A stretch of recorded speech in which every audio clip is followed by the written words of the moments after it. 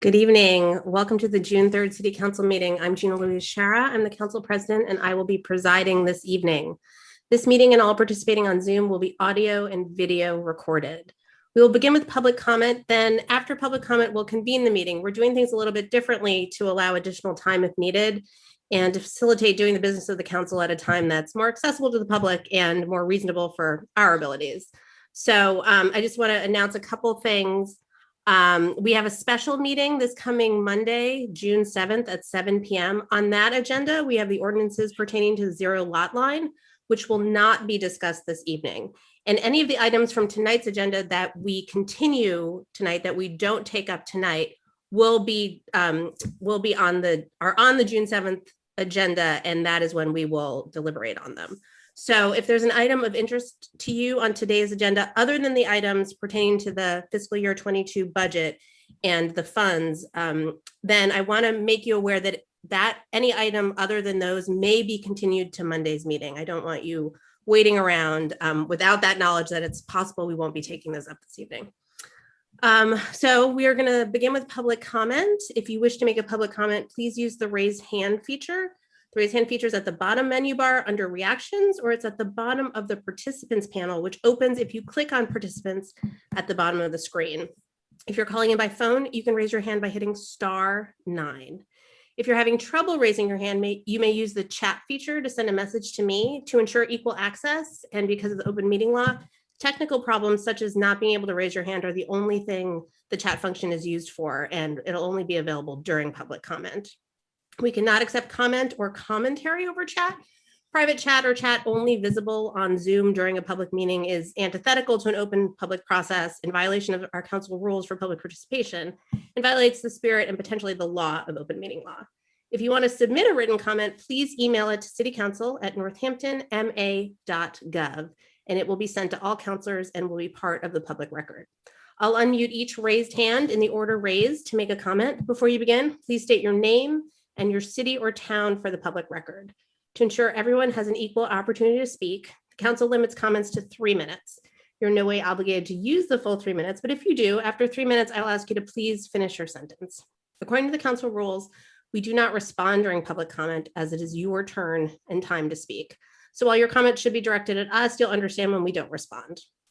Our rules also state that councilors and members of the public shall conduct themselves with civility and respect at all times. Your protected speech is a constitutional right, and one that we ask you to wield with consideration and respect for all, and with recognition that the public space that grants you that freedom is shared equally by everyone. Also, according to open meeting law, if someone is disrupting a meeting, they may be removed. You may speak on any topic. It doesn't need to be an item on the agenda. I ask that all but the council turn off your video until called upon, as comments are directed to the council.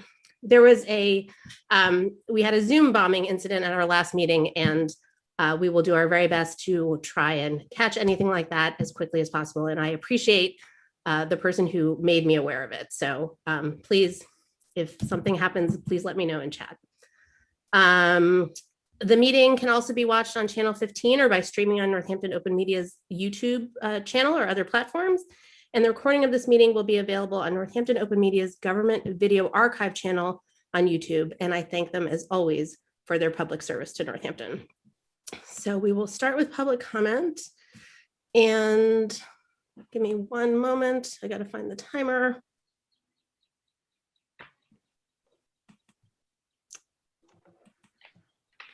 Okay. So first up for public comment is Carol Owen. Hello, I am Carol Owen. I'm a resident of Ward 6 in Florence. I'm a 40-year resident and homeowner in Northampton. I served on the Policing Review Commission. And what I wanted to emphasize tonight is the importance of closing the gap between the mayor's budget for year one, that's fiscal 2022, to begin the line item that was set up to begin the development of the Department of Community Care. And the gap between that budget item and the $880,000 recommended by the Policing Review Commission. Thus far, we have heard of the availability of $574,000 for the development of the first year development of the department. That would include $150,000 that are included in the bill sponsored by Senator Comerford that is assumed to be available to us following the State Legislative Conference Committee. I urge the mayor and the council to consider committing a portion of the American Rescue Plan money to a more adequate and realistic funding of the first year of the Department of Community Care without closing the gap between the current proposed budget and something more like $800,000 to $1 million. The new Department of Community Care would be restricted to activities like hiring 1.5 FTEs, writing a mission statement, hiring consultants, job descriptions, writing job descriptions, doing legal research, figuring out how that new department would relate to other city departments, including the NPD. And, you know, while these are all important activities, it would be more meaningful if we could also see some hiring of direct staff, an advisory board set up, and actual piloting of some of the alternative responses to non-criminal 911 calls that were anticipated in the commission report. By piloting these alternative responses and working to include both advisory positions and on-the-street positions that include people in Northampton with lived experience of responding to other people's mental health and substance abuse issues, we would learn a lot from this pilot about how the staffing resources in the new department would work in an environment where we still have a need for policing, for different kinds of responses. These developmental relationships could be worked out in the first year. In closing, I urge the mayor and the council to close the funding gap between what is being proposed in the budget so far and the strong, clear recommendation of the Northampton Policing Review Commission. Thank you for listening. Thank you. That's mine. Okay. Next is Cynthia Swopis. Can you unmute? Oh, you're muted, Cynthia. Sorry about that. Thank you. I'm Cynthia Swopis. I've lived in Northampton for 30 years. I want to thank the mayor and the city council for your willingness to listen and engage with the recommendations of the Police Review Commission to develop a Department of Community Care that is designed to address the issues outlined by the members of all our community regarding safety in Northampton. While the initial budget allocation supplemented by money from the state illustrates your commitment to the issues outlined since the George Floyd murder, I would like you to consider the following. I know you want to do this right. I know you're all committed to addressing the complications of armed responses to 911 calls. At the same time, I know how phased responses make us feel better because they take the time to analyze the problem, research solutions, establish buy-in from all the concerned parties, and provide a structure moving forward. The money allocated in the budget will largely be devoted to the hiring of 2 positions and conducting research needed to determine how to structure the staffing and infrastructure of the department. That work needs to be done, but I implore you to consider the history of asking people of color and other marginalized groups to wait until we find a solution to problems that are over 200 years old. You saw how our city responded to the COVID-19 crisis. You saw how a public health infrastructure was built in a matter of weeks under the leadership of Meredith O'Leary. You saw how we set up a homeless testing shelter and center at the high school in a matter of days. You saw how we established a vaccine clinic in our senior clinic and our senior center staffed by first responders and so many volunteers that when the list was posted every day, it filled up immediately. Tonight, I urge you and ask you to consider double the funding allocated for the Department of Community Care so we can speed this process up, so we can provide that coordinator and the staff the support that they are going to need to put us in a position next year at this time with a fully functional Department of Community Care. I know we can do it. I know we can do it in a year, and I know we can do it with some more funding allocated in our budget. Thank you so much for listening. Thank you.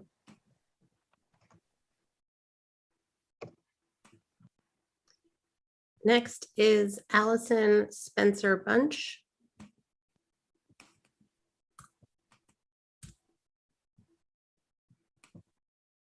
I'm Allison Spencer Bunch. I live in Ward 5, and I'm calling on the City Council to substantially cut the police budget and on the mayor to fund the Department of Community Care to at least the $882,000 suggested in the Police Review Commission report.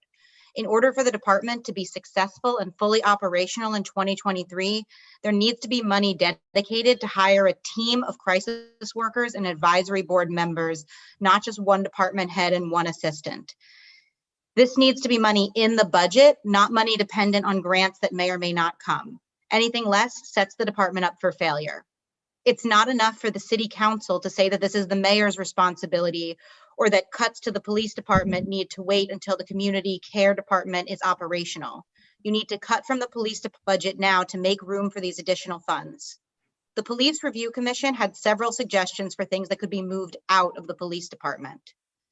City council members can also not say in good faith that Northampton police are exempt from violent white supremacy. Shoestring has a series of publications describing misconduct of NPD officers. Numerous public comments over the past year from members of communities impacted by policing describe incidents of harassment, bias, violence, and trauma caused by the police. Trust the people describing the harm the police are doing right here in Northampton. Divest from the Northampton Police Department and truly invest in community care. Thank you. Thank you.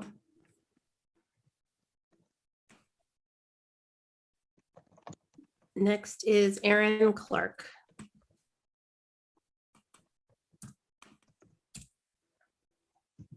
You're not muted, but I can't hear you.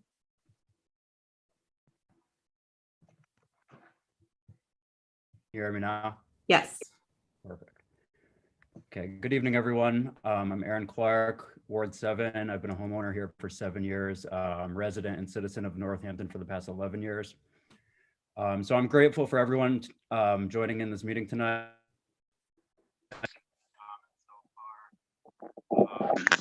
So is a moral document reflecting our values that has been.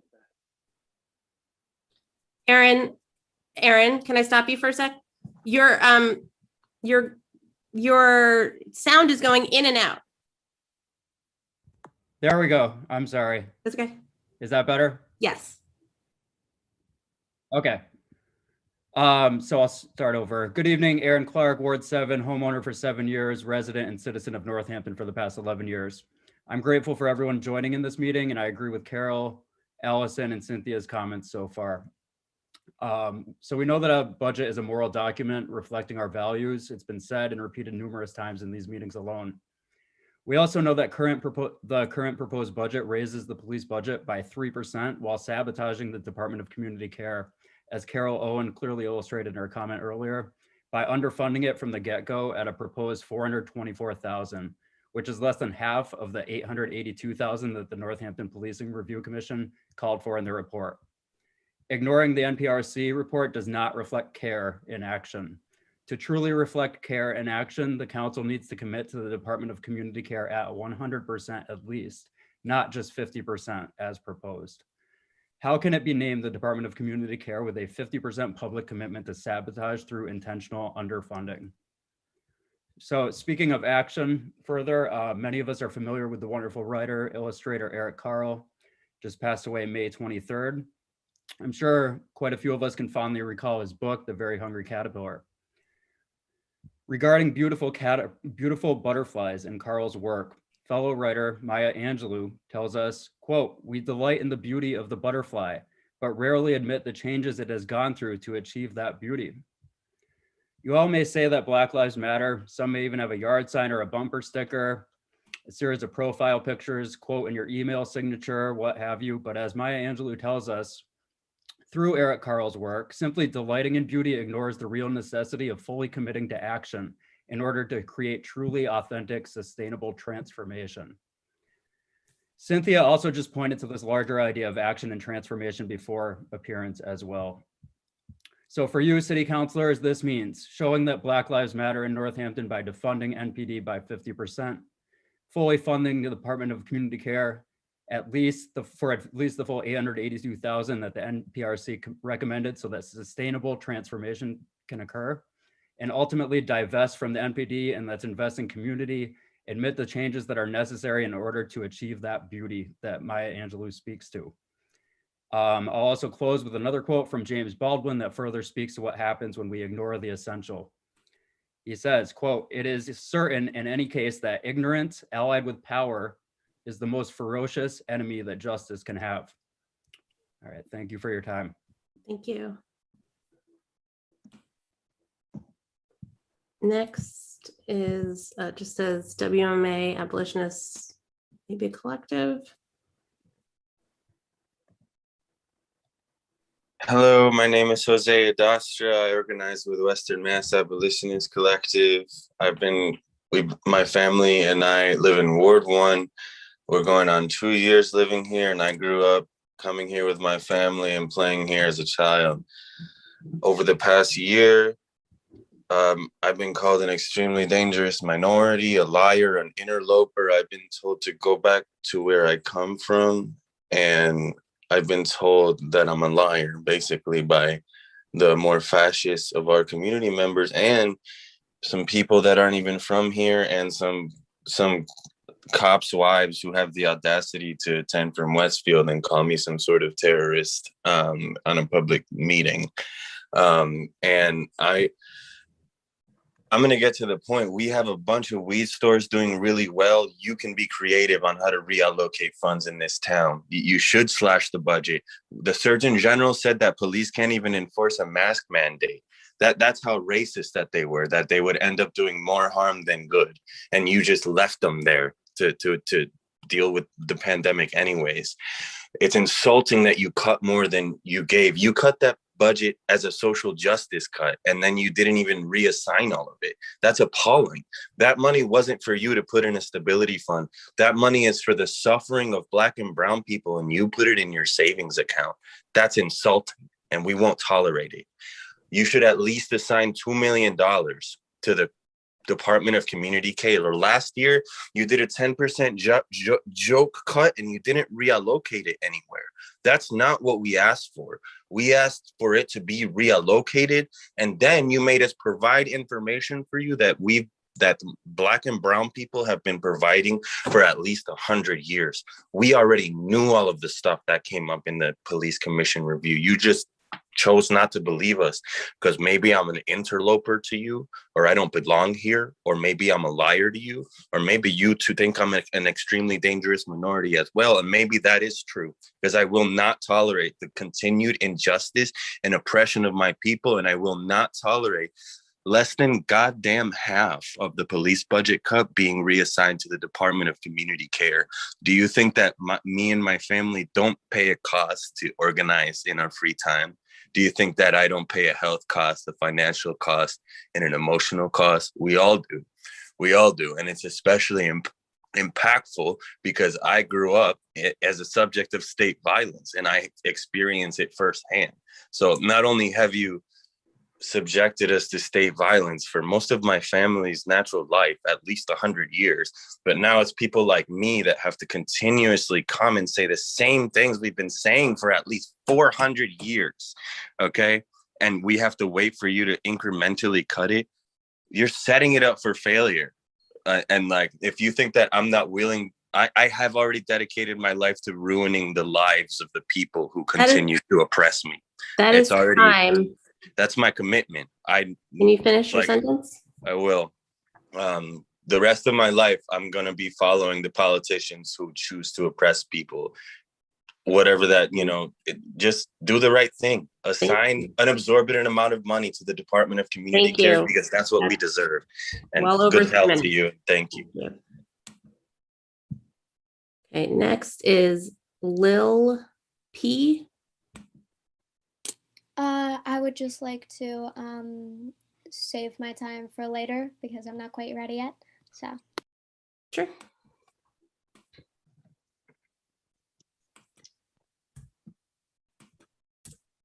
Hendrix. Hi, I'm a Northampton resident. I've been living here all of my life. I was born and raised. I'm in Ward 5. My name is Henry Morgan. I live in Florence.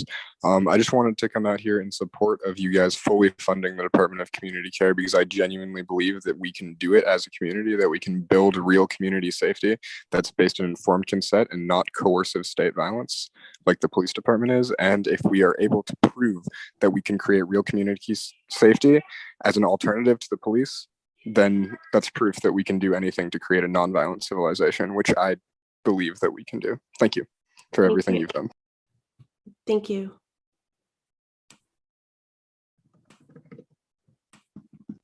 Next is Emma L.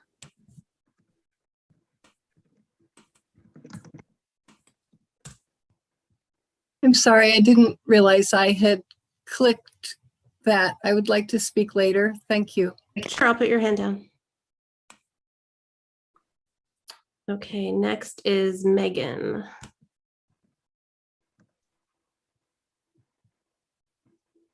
So my name is Megan. I'm a current resident of Springfield, but I lived in Northampton for a long time and worked at ServiceNet in Northampton.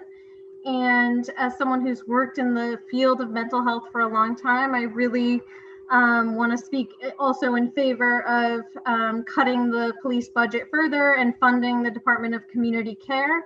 I also currently work and serve people living with Alzheimer's and dementia in the community. And I think we want to also think about other populations that are just terribly impacted by the police and who the police do not serve, including people with other types of disabilities, people with dementia, Alzheimer's, people with mental health conditions, and also, of course, people of color who are disproportionately harmed by the police.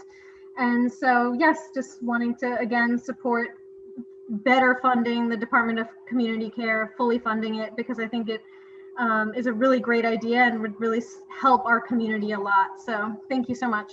Thank you. Next is Amy Olson.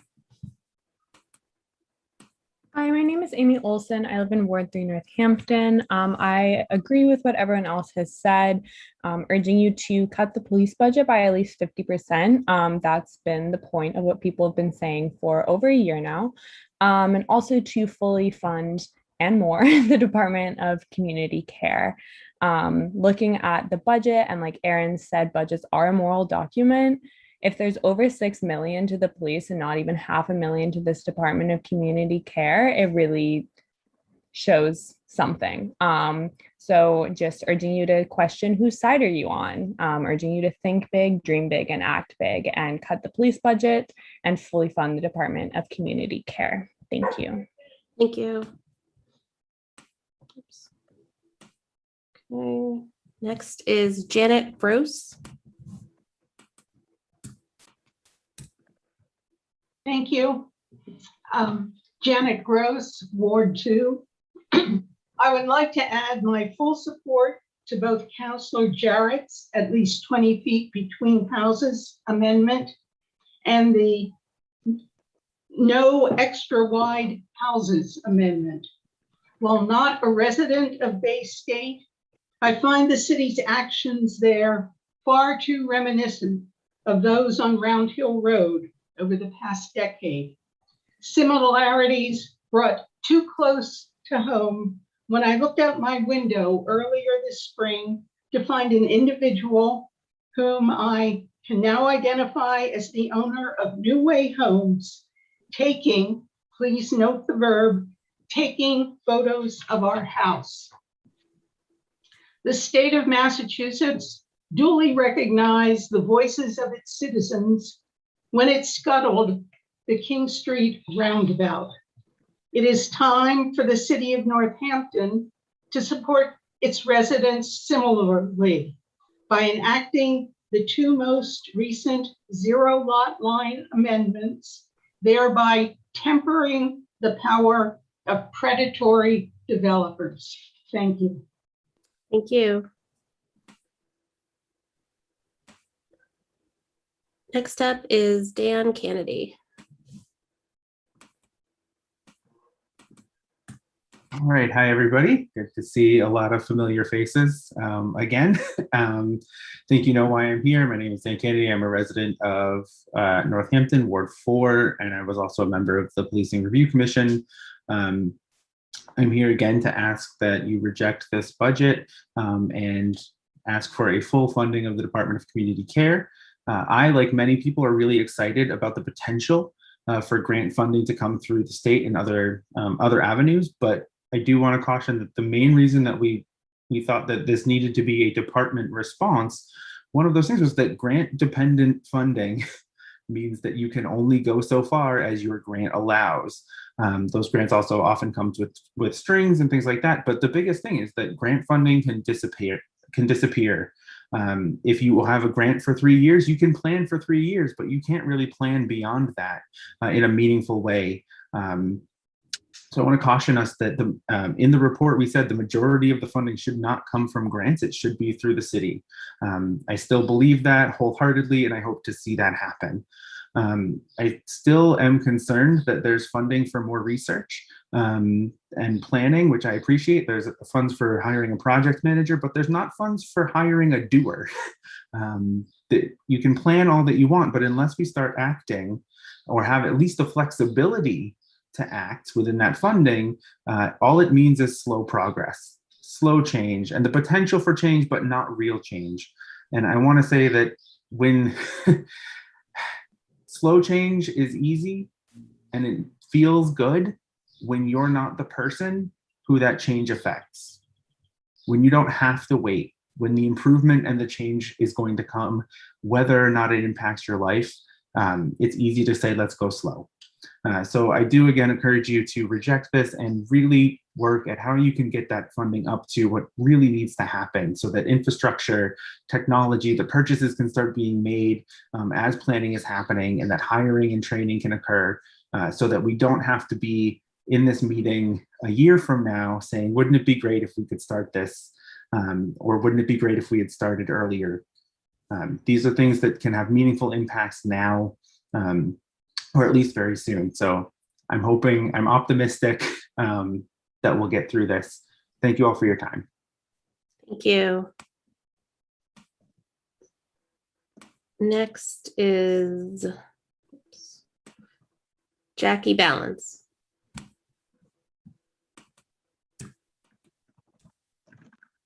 Jackie Ballance again from Bay State. Good evening.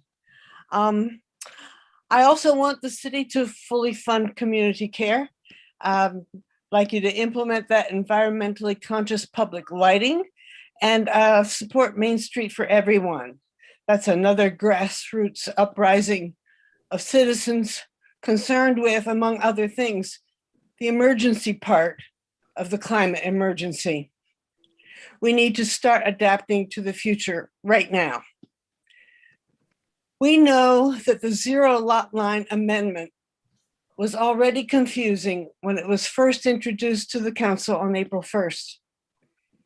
It left community resources with a unanimous neutral vote after two councilors admitted that the discussion left them with, quote, hamsters running around in my head. Legislative Matters and the Planning Board jointly, after some confusing amendments and discussion, and the discovery that not every voting member was working from the same document, punted the confusing ordinance to the whole council to fix with the blessing of the city solicitor. And you know what happened in council last meeting? When two members finally admitted, quote, I'm confused, a cleaned up version of the ordinance was requested. There's been unresolved confusion every step of the way. Councillor Jarrett gets a lot of credit for his cleanup efforts and for his helpful amendment, which is in the cleaned up version that's coming before you. It is much less confusing now. You have also received a citizen-sponsored amendment called No Extra Wide Houses that Janet just referred to a couple speakers ago. It is the capstone of the actual stated goal of the ordinance, which I will read. It is to maintain more consistent setbacks within neighborhoods. That's the whole purpose of all these revisions. Don't forget that. Alex Jarrett's amendment and Bill Ryan's amendment together make it work. Without those amendments, the proposed ordinance changes fail utterly. If that is not obvious to you, I beg you to do your homework and learn how we got here with zero lot line developments. It's a story with many elements at play, and that's why it's been so confusing. If you haven't done so yet, please read The Emperor Has No Clothes in your email. My extended comment was forwarded to each of you by the amazing Laura Kutzler. Thank you, Laura. My email includes revealing transcriptions from the evolution of zero lot line developments. Read the transcriptions and draw your own conclusions. Thank you. Thank you.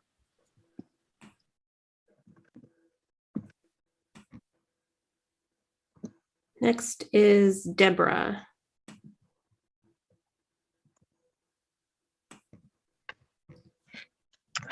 Hi, thank you. My name is Deborah Berkovitz, and I live at 41 Warner Street in Bay State Village.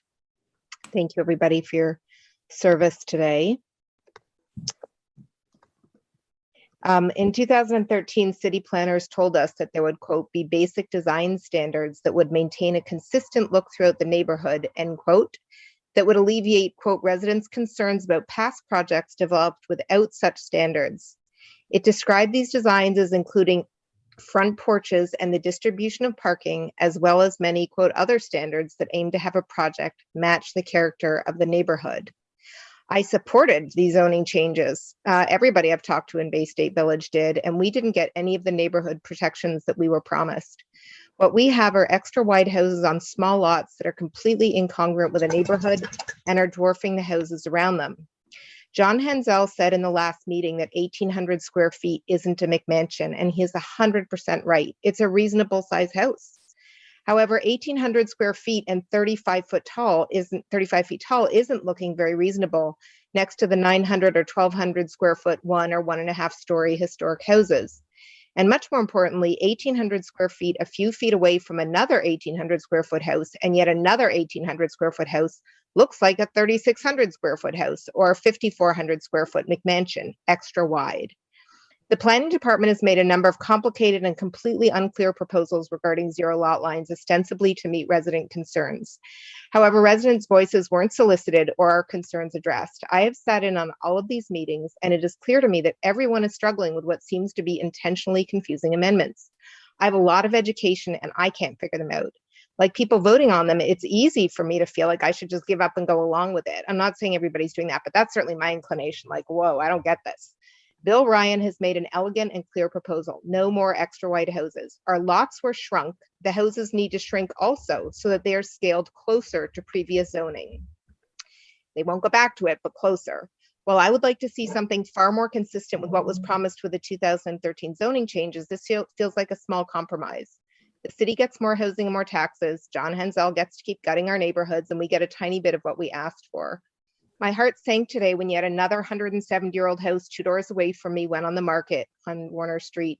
We will likely lose yet another critical house in our neighborhood and gain more New Way homes, perhaps this time taking advantage of the 2 full-size houses per lot. And our block will continue to be a large-scale subdivision being developed one house at a time, a death by 1,000 cuts. Please support no extra wide houses and Alex Jarrett's amendments. Thank you. Thank you.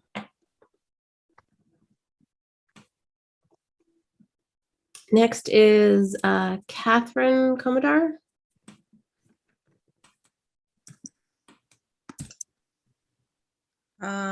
Okay, sorry, 1 second.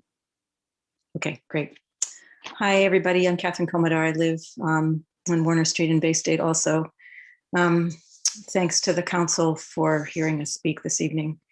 I'm also here to support 2 zoning amendments tonight. Councilor Jarrett's reduced lot line amendment to require at least 20 feet between houses in reduced lot line developments, and also the no extra wide houses amendment drafted by Bill Ryan that would limit the size of houses in reduced lot line developments to be no more than 5 feet wider than they would have been allowed standardly. I also wanted to follow up what Deborah just said. My heart was in my throat when I walked to work today, and I walked by that next house for sale on Warner Street. There was another neighbor outside also with their heart in their throats when we saw that. And I thought, well, what will our laws allow New Way Homes to do to that property? You know, is he going to tear it down as he did with 61 Warner and then replace it with 3 large houses? Or will he turn around after he's bought it and put it back on the market like he did with 290 Riverside and then build 2 large houses in the backyards? How many of those lovely old old maple trees will he cut down? And the death by 1,000 cuts was the language I would have used also. I just feel like we're bleeding here. It's very painful. And I feel like these 2 amendments are a small but important step forward in trying to balance growing Northampton with preserving what we love here. Thank you. Thank you. Next is Sarah Field. Hi there. My name is Sarah Field. I live in Ward 6. I haven't been able to make a lot of city council meetings lately, but I've had a chance to view a lot of the commentary on YouTube and appreciate you guys streaming, on Northampton TV, and appreciate so many of the comments that people have shared around the police budget and the Department of Community Care. I'm here to also advocate that you all follow the recommendations of the Police Review Commission, fully fund the Department of Community Care, and reallocate that funding from the police budget, and that you also defund the police by 50%. I want to get a little bit weird here today and talk about love in a city council meeting, because I think that we should talk about love and center love in everything that we do. And I want to talk about love and power. So love and power are often seen as oppositional, but they are actually not. You all have tremendous power right now that you can use in service of love. I want to share a quote from Martin Luther King Jr. about love and power. He said, "Power without love is reckless and abusive, and love without power is sentimental and anemic. Power at its best is love implementing the demands of justice, and justice at its best is power correcting everything that stands against love." You all have the opportunity right now to literally shift power from an organization, an entity that has a history and a present day practice of abuse and violence, of power without love, to a new seedling of an organization, of an entity, of an institution that we can co-create as a community to really manifest power as fused with love. And you can do that by moving power, which in our current world is money, is funding. So I really encourage you to think about where you want to place the power in our community. Do you want to place it in a situation that is devoid of love, or do you want to create an entity that is love backed by power? Thank you all so much, and thank you to everyone who has spoken out about this issue over the last year and beyond, and thank you all for your service. Thank you. Okay, Lil. Hello, my name is Lil. I live in, I think, Ward 6 in Northampton. I support everyone's comments previously made today. The current 2022 budget does nothing to cut from the police budget. It increases the budget by 3%, and it reallocates less than half the funding cut from the police last year to the Department of Community Care. It's been hundreds of years of violent racism and ableism through policing. Our communities hurt, and Black leaders across the country calling for policing alternatives. This summer, thousands poured out into Northampton, hundreds calling for defunding the Northampton police. Our community is telling you what we want. We have given you so much information. I have given you my own testimonial, but this budget does nothing of substance. No change, especially not quickly.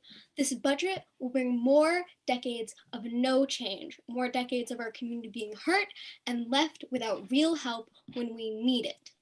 I have had mental breakdowns and domestic disputes. My own mother has threatened to call the police on me while I kept asking her not to because she didn't have or know any other alternatives to call. Underfunding the Department of Community Care means that me and possibly people more vulnerable than me, more disabled and mentally ill, or more colored than me, won't get the help they need. They won't get the care from the community that they need for another year. It needs its funding as soon as possible to start actual public safety for everyone in Northampton. I think that the Northampton Police, the budget should be defunded by 50% and to fund the Department of Community Care by at least $1 million in this year's budget. Thank you. Thank you.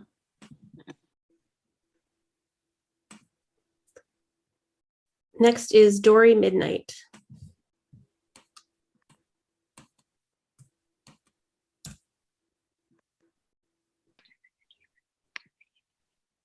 Okay, sorry about that. I'm actually Luke Midnight Woodward, Dory Midnight's partner on her Zoom account.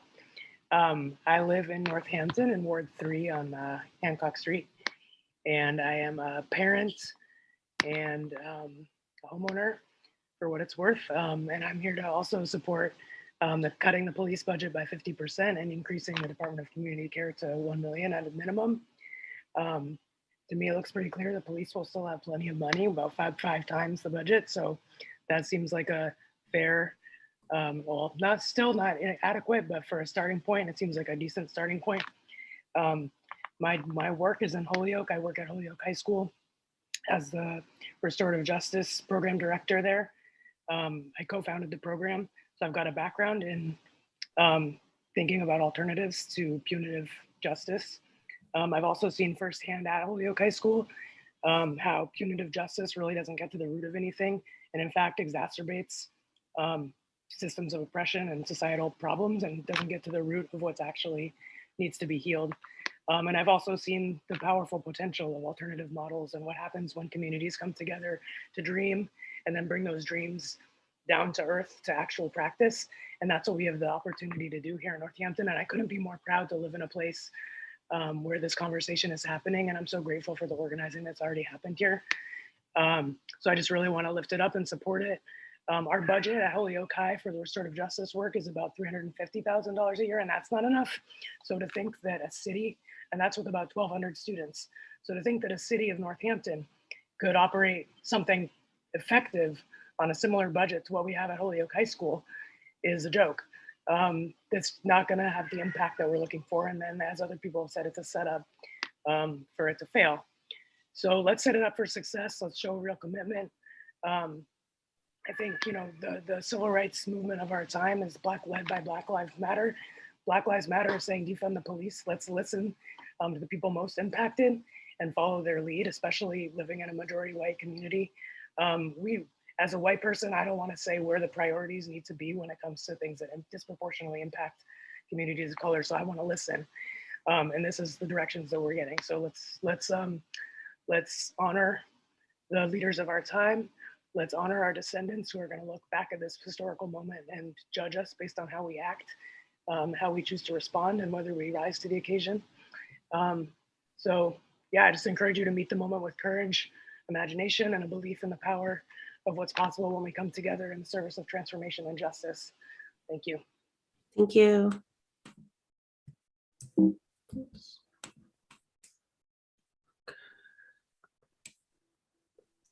Next is Amy Bookbinder. Hi, can you hear me? Yes. Okay, I'm working with a new phone, so bear with me. Okay. Amy Bookbinder, Ward 7. A few thoughts before you vote on the budget tonight. First and foremost, thank you to the hundreds of people who've called in speaking their truth to power, sharing their stories of abuse, harassment, and harm done to them by the NPD spanning years. It was painful for me to hear. Was it painful for you, counselors? I know the truth is hard to hear, but worse is to ignore it. Your votes matter. If you vote for the budget in your white skin and otherwise privileged status, you'll be ignoring the voices of the people in a classic case of white privilege and choosing conversation over action. The mayor told the Gazette, if they had requested putting it up, we could have had a conversation. He called it an art installation. No, Mayor, it was a memorial and you had it destroyed. A memorial to a person this council held a moment of silence for while condemning his murder and the racist police brutality. This council praised the Policing Review Commission's work and passed a resolution in support of its demands. More conversation. Tonight, you have an opportunity to stop talking the talk, no matter how lofty, but walk the walk. Reject the budget, which doesn't reflect your support of the Policing Review Commission's recommendations or your own commitment to defunding the police that you made months ago. And it shockingly instead requests increasing the already appalling huge police budget in a tone-deaf move by the mayor. This reminds me sadly of another tone-deaf response to calls for justice. 7 years ago, after Jonas Correa, a young Black man, was brutally arrested, not in Minneapolis, but right here in Northampton. The videotaped police brutality went viral and was seen by over 50,000 people on YouTube. The city settled. We, in Justice for Jonas, called on the mayor and the council to have an outside impartial investigation. What did the mayor do?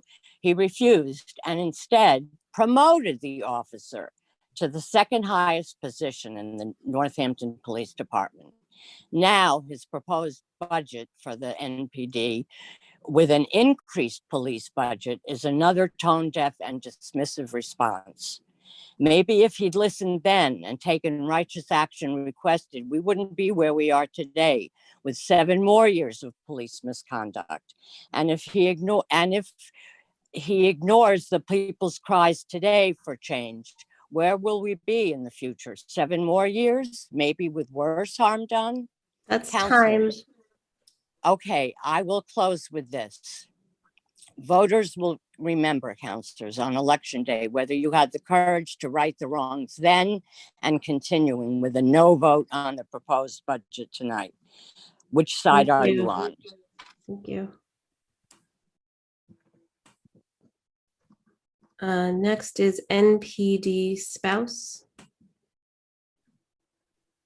Hi, yes, I am just going to go by NPD spouse and I live in Westfield. In response made against me and my participation in these meetings, it is clear that they are an attempt to intimidate those who support NPD into silence and deflect from their utter lack of defense for both their words and actions. While many here would rather I remain silent, my family and those of all the NPD officers cannot afford to be silent when just last week, 2 of our officers had their lives threatened while they were simply working a traffic detail. A man approached them unprovoked in broad daylight and told them he was going to get a gun and shoot them. My fear is real, and every time I speak to you in these meetings, it has reason after reason to grow. Sadly, counselors, you are a part of that fear. Your decision to cave under pressure last year on the budget and defund the department by 10% opened the door for everything I have spoken to you about and so much more. You made that decision without doing any research on NPD or having any empirical data to support it. Last week, when Chief Casper presented the department's budget to you, several of you voiced your support. You have my sincere gratitude for that. However, I would be remiss if I didn't point out the comment stating the decision last year was made out of expediency. I think this comment may have been the most honest one I've heard yet in these meetings, and I think it speaks to the majority of the council's motivation. I think expediency is what drove most of you to vote the way you did last year. You are willing to endanger others to alleviate the stress and attention from yourselves. This is, of course, in addition to the pain you have caused the NPD officers' families who have endured threats, smear campaigns, and uncertainty for whether they will be able to provide for their families, or even return to them. I genuinely appreciate that you have at least reflected on this decision over the past year and can only hope that you will not make that same mistake again this year or in years to come.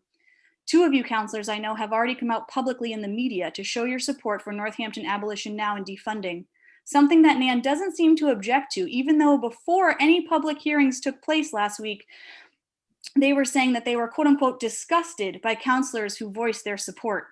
Know that Northampton is not the only town regretting its decisions last year due to its impact on public safety. Many cities across the country who too quickly defunded are now scrambling to refund after realizing the impact on public safety.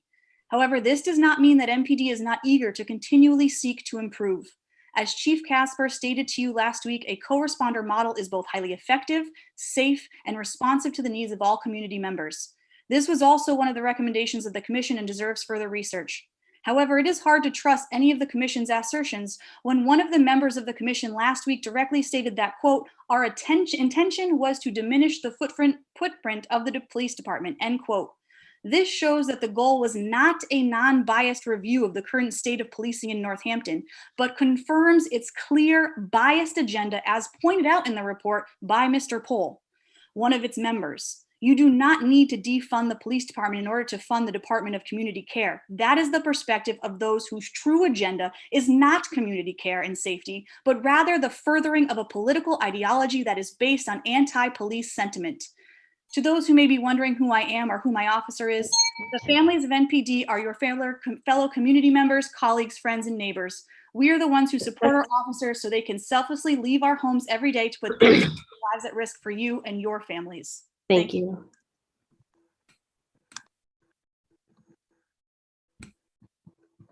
Next is Cathy McNally.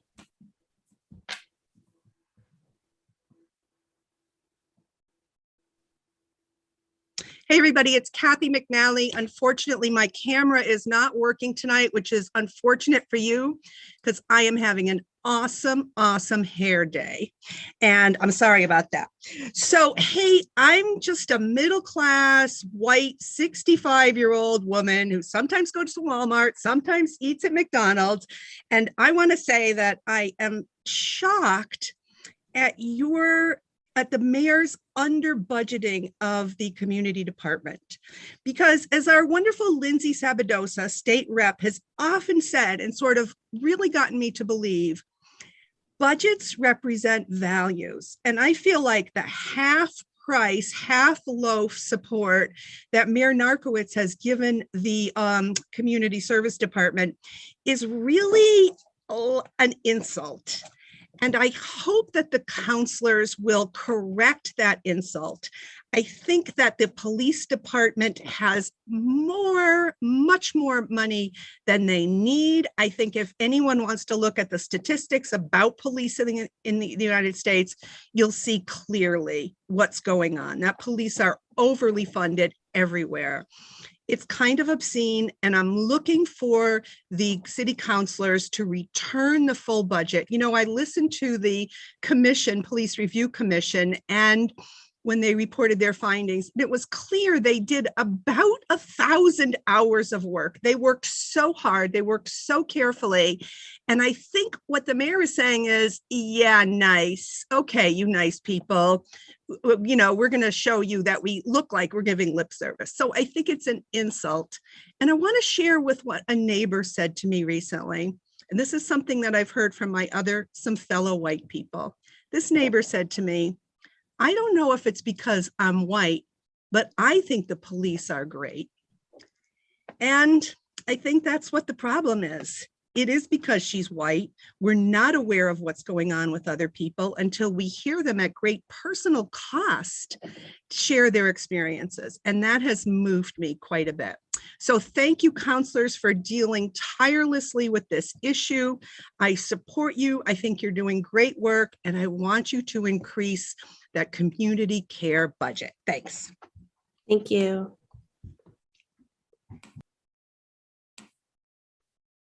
Next is Elliot. Hi, can you hear me? Yes.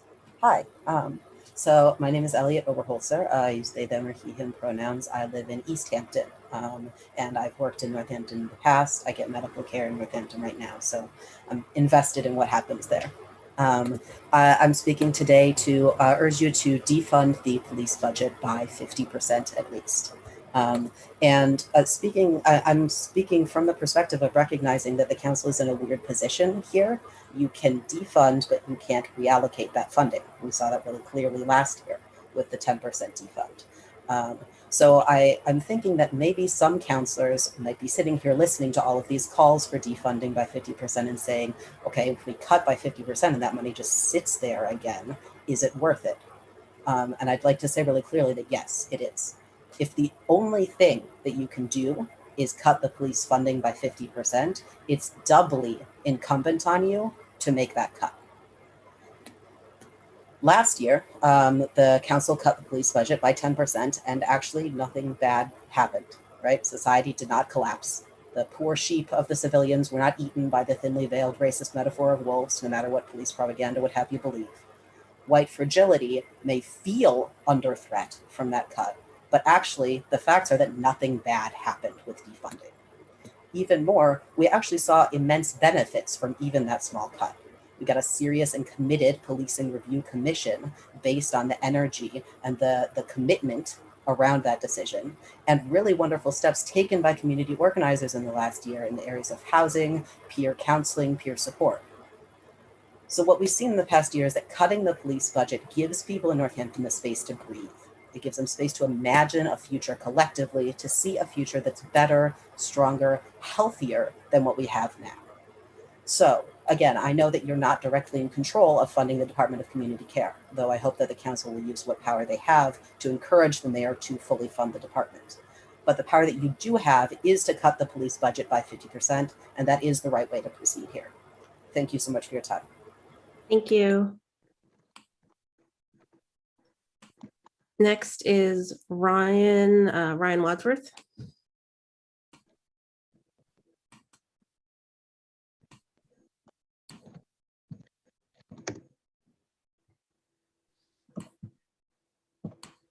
Brian, you're not unmuted.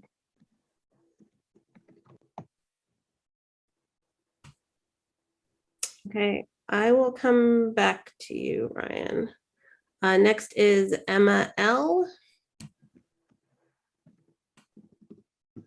Hello, I am Emma Linderman. I live in Florence. First, I just want to say I support full funding of the community care department as recommended by the commission. But I'm speaking regarding the zoning regulations that are under your consideration, the zero or reduced lot line developments. First, I want to state that I support equitable and environmentally responsible infill development that fits into a neighborhood. Recent developments have shown that this can be done well or quite badly. I urge you to support the no extra wide houses amendment.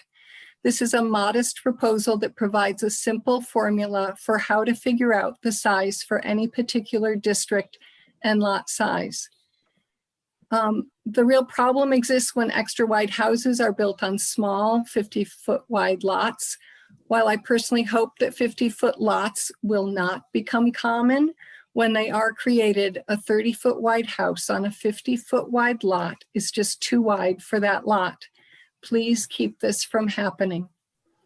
And please don't be swayed by an argument if it's given that narrower houses might require more expensive use of architects and such. This was stated by a city employee at one committee meeting, and thus be not as accessible to lower income buyers. While a developer with just 1 or 2 house plans for every lot may need to do some homework and pivot, a quick web search shows that stock plans are aplenty for 20-foot houses that are just 1 or 2 stories high, and some of them are quite lovely. I also support amendments presented by Councillor Jarrett regarding this issue. He has listened deeply to his constituents and public committee and council discussions amidst recent challenges in Bay State and I urge you to heed his recommendations. Lastly, I strongly urge you to conduct a comprehensive review of the infill zoning ordinances from 2013 forward to determine the successes and unforeseen problems and the best path forward to balance development with neighborhood preservation. And I also hope that climate change mitigation is included in this review. Thank you for considering my opinions, and thank you for your service to the city. Thank you. Okay, Ryan.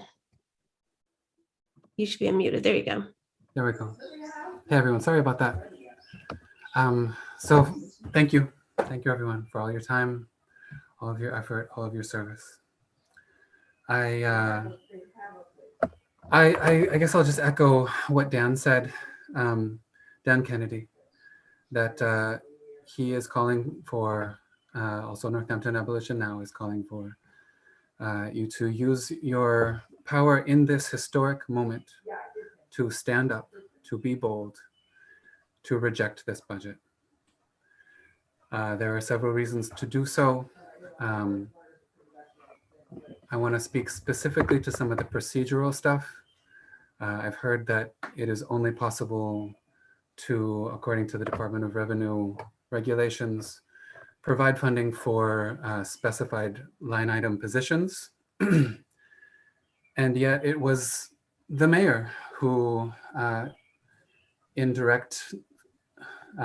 who failed basically to come up with a way to provide flexible position titles, basically, which would allow for this new department to step into its work in a way which will be, which has the hope of being actually fast enough that the immediate harm that is being done in this community can start to be addressed. And so I would urge council to use your power and use this historic moment to reject the budget, to specifically call for the demands which have been so clearly expressed over and over and over, which I apologize, going in several directions. Y'all have already heard these demands, and so thank you very much for your time. I would say that, and my last point is just that anything, any failure to take up the urgency of this moment, despite our thinking about how that may be the most politically expedient, I do not feel is going to help us in the long run. We need bold action now. Thank you. Thank you. Next up is Shauna Fishel. Hi, do you hear me? Yes. Hi, my name is Shauna Fishel. I live in Leeds, Ward 7. And I'm also here tonight to speak about policing in our city and the budget. I do want to mention that this week from the desk of Joe Comerford, she let constituent know that the Senate passed the state budget, which includes $150,000 for Northampton Community Care Initiative. And if that is what Boston is seeing that it is an initiative, then we should rise up to the occasion. First of all, be accountable and transparent about that $150,000 that is slotted to us from the state budget, as well as increase the budget that the mayor currently proposed. I'm also aware that the mayor applied for corresponder funding. I'm not sure if it's the same 150,000, but I would like to have more transparency about what application the mayor applied for the corresponder funding and how that the city will be transparent with the use of that funding if approved. And I want to respond to the NPD spouse, saying that while I am saddened to hear that someone threatened her spouse with a gun, Police can always take off the blue uniform and walk around a civilian. The people that are not listened to thoroughly are the people that live in their skin, where they're often oppressed. And she also lives in Westfield. So that means that our tax money go to salaries and then leave our cities. Currently, we do not have a police residency requirement. Most of our police are not our neighbors. So actually, we do want to have our neighbors be the one that care for the other neighbors. And thinking about everything that's transpired in the city council lately, I can envision our city stepping to be a very white gated city with new developments, with armed police forces, limited access to our land, and an increase in zones of exclusion. I do not think that that is the vision that we want for Northampton. I don't think that is the morals or the values that Northamptonites hold. So I really urge the council to do in your power to rely on the hours and hours of testimony of individuals that have really put their heart forward to share the impact. And most of the people that support the police are white, and they do not have lived this experience. It's time to listen to the lived experience and support, not a co-responder network, but a peer support network. I'm done for the time. Thank you very much. Thank you.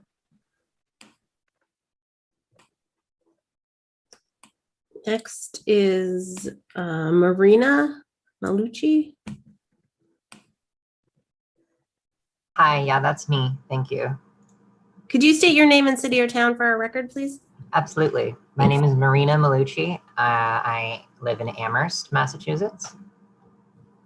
Go ahead. Thank you. It's my perspective and the perspective of many that defunding and divesting from the police is not just a part of the movement of Black Lives Matter, but a absolute necessity for the saving of people's lives. It is crucial that this decision is made because if it is not by the council, people will die. Black lives will be lost if the police are not defunded and the demands of the Black Lives Matter movement are not listened to. The community centers need funding, and we as a community of people can support each other. In situations where mental health crises are found within communities and individuals, people with armed guns and legal power over individuals owned by private institutions cannot be the solution. Thank you. Thank you.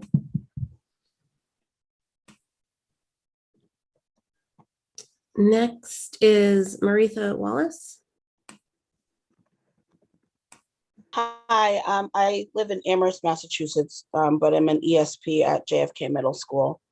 I have been to several of these meetings, and I have to say, you know, I've fought really hard. I've given all of my words, and I have to say, I don't have much hope that you will do the right thing. And I have to say, in all honesty, I'm tired of begging. And to be honest, I have said all the words, please help us do this. Many other people have said, please help us do this. But from what I'm seeing is you're not really interested in helping at all. You have your way set. There is not one thing that I can tell you or any other person of color that can tell you that is going to change your mind.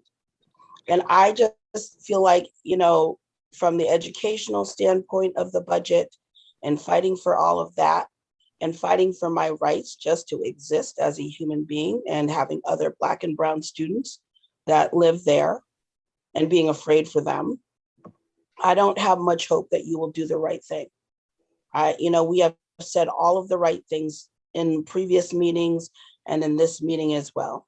But I feel like that is something that is not important, nor is it respected, because you're going to do what you want to do. And that is not to protect Black and brown people who look like me. And I get it. That's not your job. You don't want to do it. So, okay, I accept that. But that is, I'm so tired of fighting and fighting and fighting and literally having what I need and what people look like me need fall on deaf ears. So I don't have any hope that you will do the right thing, which is to defund the police, listen to what we are asking for, and give this money so that we can improve together. But I don't think that you're going to do that, because I don't think you care. I don't think you care because you don't look like me, and you don't walk around in society with my skin on. Because I think if you did, you might vote differently. Thank you, and have a good night. Thank you.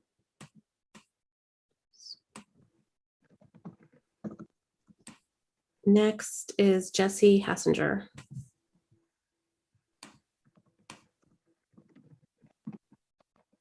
Thank you. Jesse Hassinger, Ward 4. I wrote a lengthy email to all counselors the other day, and I'm going to read a truncated version of this letter tonight. I've been thinking back on the past year, and there is one haunting question that is only just now beginning to be answered. How will people's involvement change once the momentum of the 2020 social justice protests have subsided? These protests, marches, and calls for equality that erupted last summer in the wake of George Floyd's death were amazing to see, especially when thinking about the incredible number of white people and other non-Black accomplices who stood in comradeship. We cannot remain deaf any longer. We cannot remain complacent any longer. We cannot remain white liberals who all too easily forget the terror that our white skin inflicts due to our ancestors' single-minded fight for white supremacy. Calling ourselves allies and doing nothing isn't going to cut it. Author Roxane Gay wrote in her article on Making Black Lives Matter, "Black people do not need allies. We need," she writes, "people to stand up and take on the problems born of oppression as their own, without remove or distance. We need people to do this even if they cannot fully understand what it's like to be oppressed for their race or ethnicity, gender, sexuality, ability, class, religion, or other marker of identity. We need people to use common sense to figure out how to participate in social justice. We as a community must go beyond the idea of allyship towards concrete comradeship. We cannot even consider calling ourselves allies if all we do is write a position paper on how heinous systemic racism is, and then we don't do a damn thing to change it. It is more than time to start trying to make additions onto the house of white supremacy and start figuring out how we can deconstruct it for a more equitable and just city. Let those who have been living in its shadow direct that deconstruction. They are the ones most affected by our decisions. Let them lead how we move forward. Last year, what was begun in good faith by starting to divest in policing must continue by fully investing in the community. So far this year, what we have seen is a reflection of the worst of white liberal complacency, a turning of the back to the voices of the BIPOC communities who we have actively asked to teach us what to do. Now that we have their answer, it is utter hubris to ignore it. I entreat you to hear what our community is saying and step away from the ease of white complacency. The budget as it currently stands does not reflect what the community wants. Do not vote for this budget as it is written.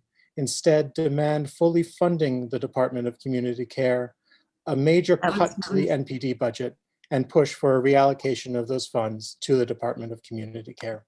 That was time. Thanks. All right, I apologize. I don't know why the timer is sometimes dinging once and sometimes dinging multiple times. I can't figure it out, but I will tell you once it's ended because I know that it's really difficult to hear. Next is Amy Francis.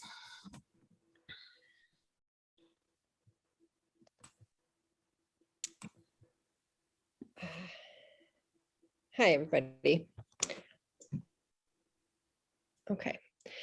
I wrote a whole thing tonight. I wrote a whole thing, right? And I don't think I can say anything better than what Dan Kennedy and Elliot, I'm going to kill your last name right now, Elliot, I'm so sorry, Obenholzer and Marthea Wallace and my wonderful partner in life, Jesse Hessinger, who just went. I don't think I can say anything better than what they've said, than what Jose said, than what Amy Bookbinder said. So instead, in my pure lividness of this being any sort of discussion and pleading with you of what we as a community want, I give you hope by singing this song. It's time to play the music. It's time to light the lights. It's time to meet the Muppets on the Muppet Show tonight. It's time to put on makeup. It's time to dress up right.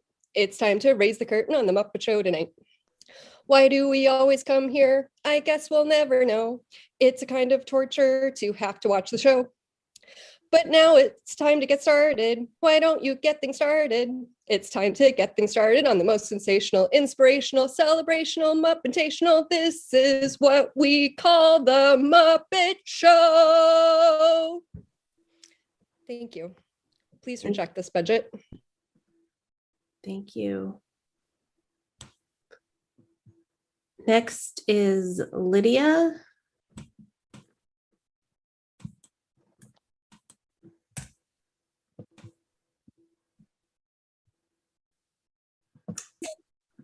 Hi there, can you hear me? Yes.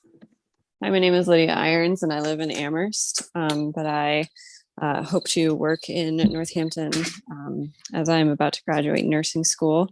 I have many people who live there, and I agree with the amazing person who just sang the Muppet Show song that everything that's been said tonight is well-spoken, well said, with a perfect outline of how you all can move forward. And what I'd like to bring to this conversation is that the other towns around you are doing it. I am part of the defund movement here in Amherst, and we have had a significant move towards the creation of a community safety working group and a community crisis response team that will be funded. And we've frozen police positions, and it can be done, and it's happening around you. And if you can't wake up and see that you have the ability to be on the right side of history, then you are wasting everybody's time, including your own. You can reject your budget. You can make a 1-month budget. There are many ways that you can get around these things in the laws of this state and in the laws of your town.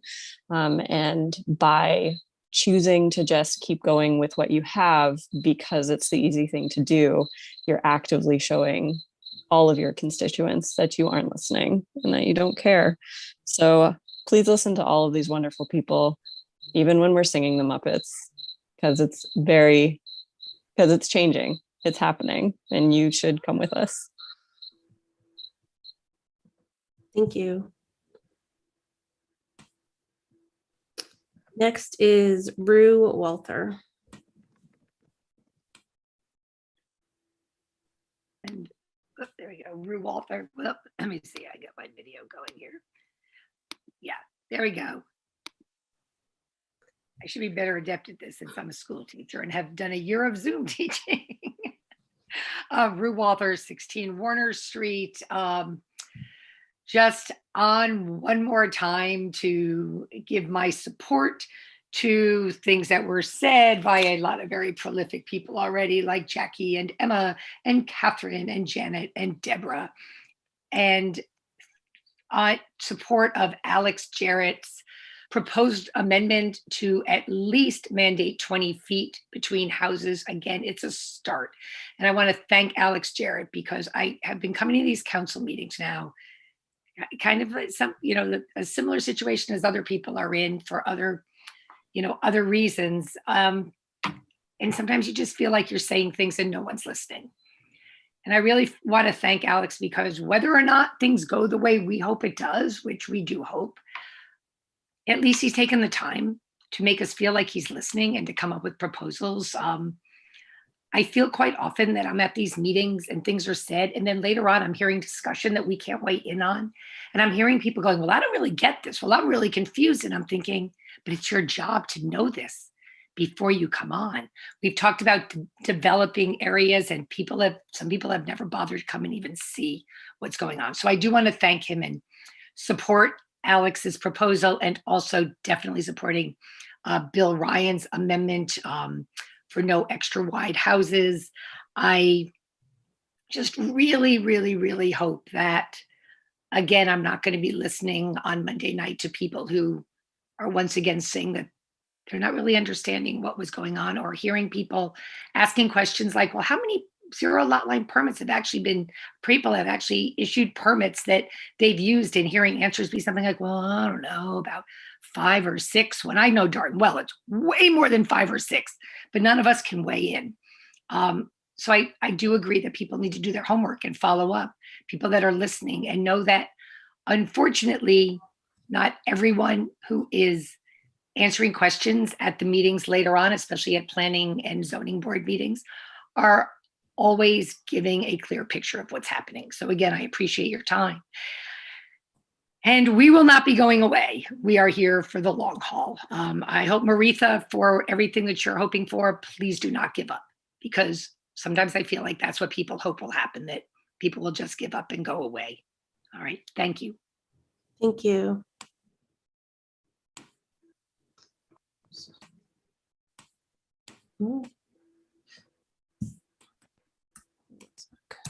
Okay, next is Bennett Sambrook.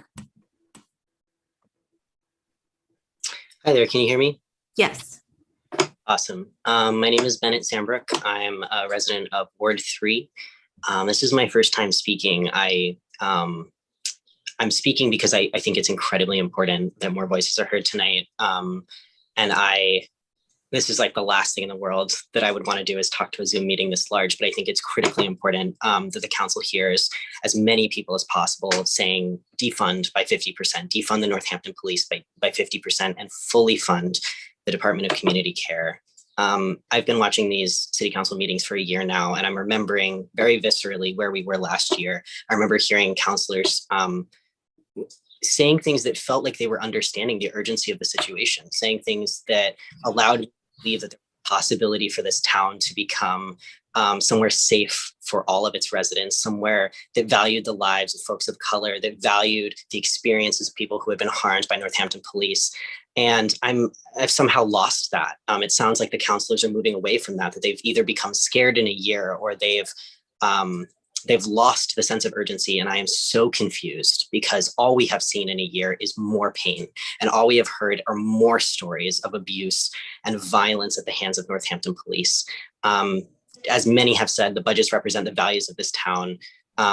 If you believe that Black Lives Matter, and if you believe the stories that people are sharing, that means defund the police. That means take actual real steps towards defunding the police, and to a real presented opportunity.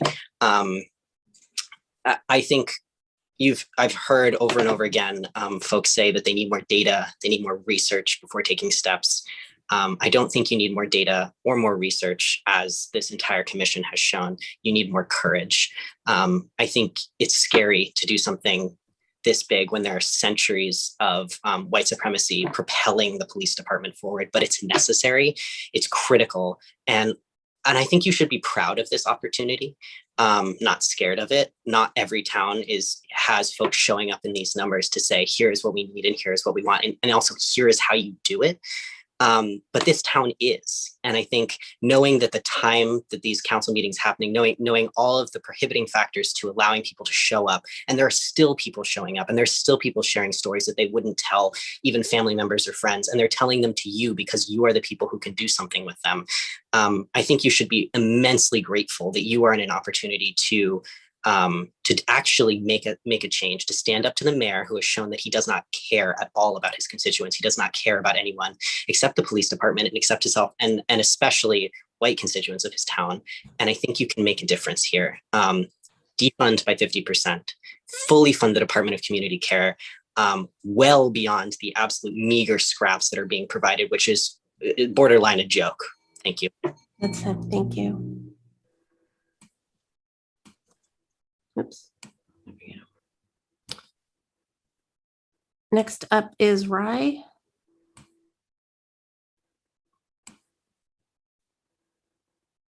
Hello, my name is Rye Buckley, and I live in Ward 3 of Northampton.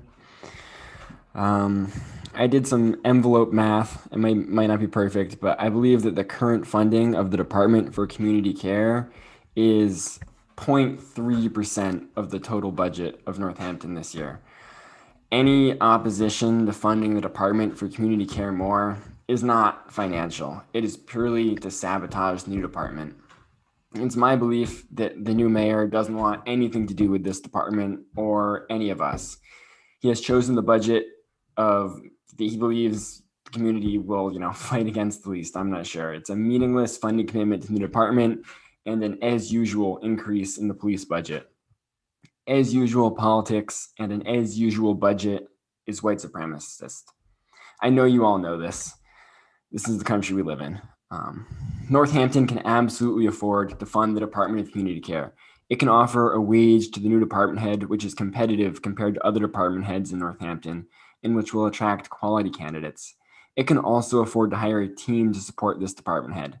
Funding for a team will make the position of department head more attractive, and also teams are well known to be much more effective than 1 or 2 employees working on their own.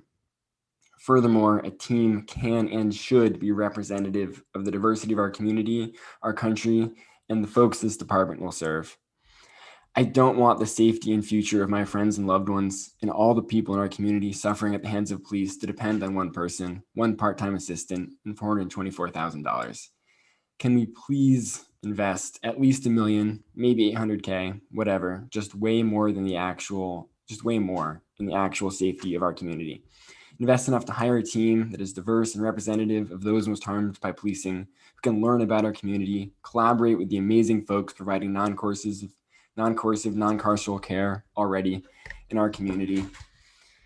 I know Northampton can afford this. I know that another 0.3% of our budget will not empty our coffers. I know that the only reasons to not fund this department, I don't know what they are. But I know we can afford it, and I don't know, just please do it. Please, please, please. Thank you. Good night. Thanks. Next is Allie Cup. Can you hear me? Yes. I'm Allie Kipe. I live in Northampton. Like Bennett, who just spoke recently, I've been to many of these meetings over the past year, but this is my first time speaking because I believe this is really important. I want to urge you all to reject this budget and to fully fund the Department of Community Care. Thank you. Thank you.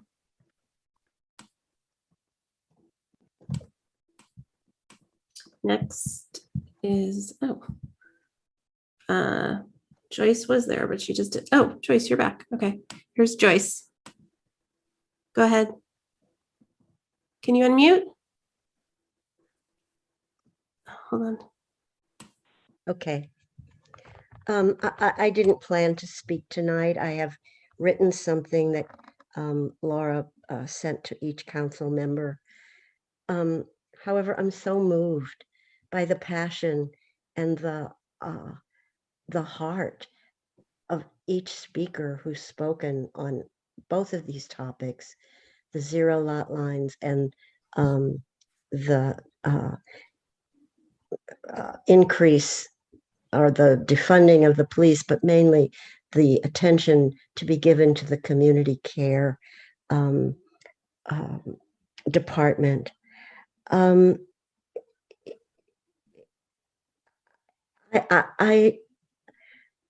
The balance that someone spoke about between love and power, I think is so little taken into consideration in our world. And I urge all of us to be fearless and choose love and listen to each other. And all of these matters that we're speaking of tonight come circling around social justice, to have space and air between our homes and to have homes that are affordable and take into consideration the needs to protect our planet and to care for each other through all of the social services. So this may not be my best effort at speaking, but I'm so moved by what I'm hearing tonight. And I urge, I guess I urge the council to have open hearts. Thank you. Thank you.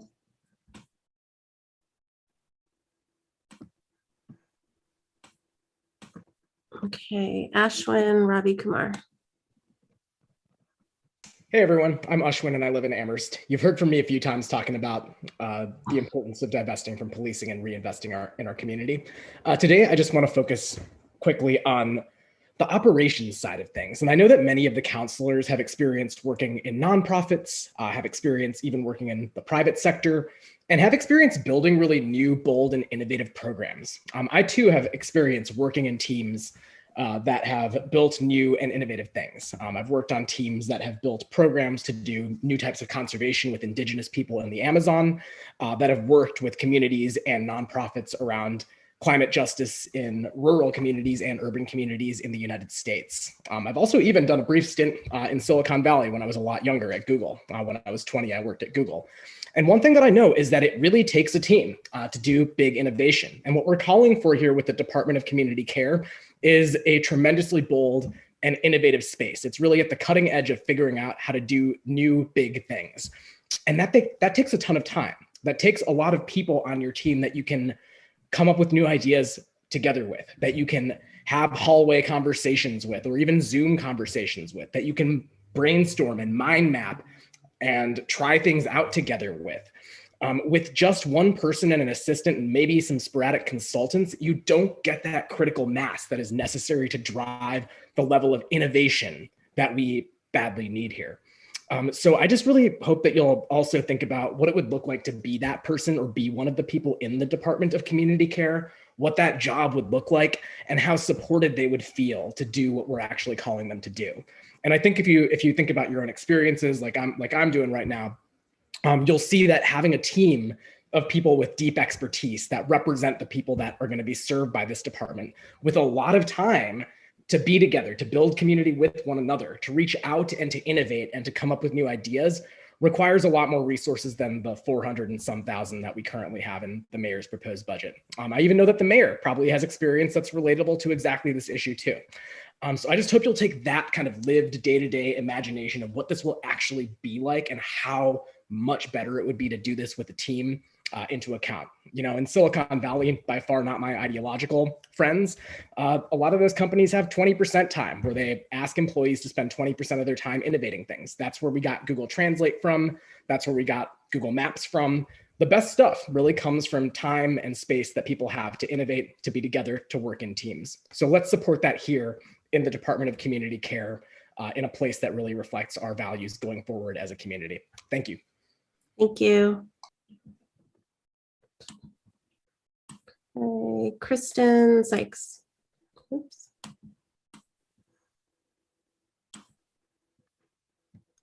Can you unmute? Great. Can you hear me? Super. Thank you so much. My name is Kristen Sykes. I'm the president of the Mass Pike Connecticut River Valley chapter, and I'm also. Kristen, we're losing your audio. Can't hear you. Kristen, we can't hear you at all. I'm not sure you can hear me. Uh-oh. Hold on. Kristen.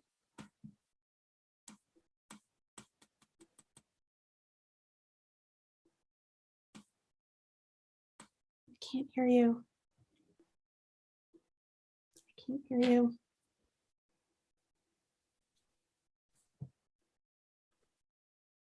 All right, I think she's getting the message.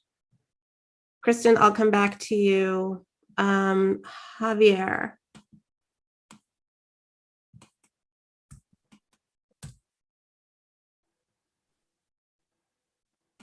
Can you hear me? Yep, I don't have my regular setup, so I don't know how this is sounding. Thanks for letting me talk, Council President Chara.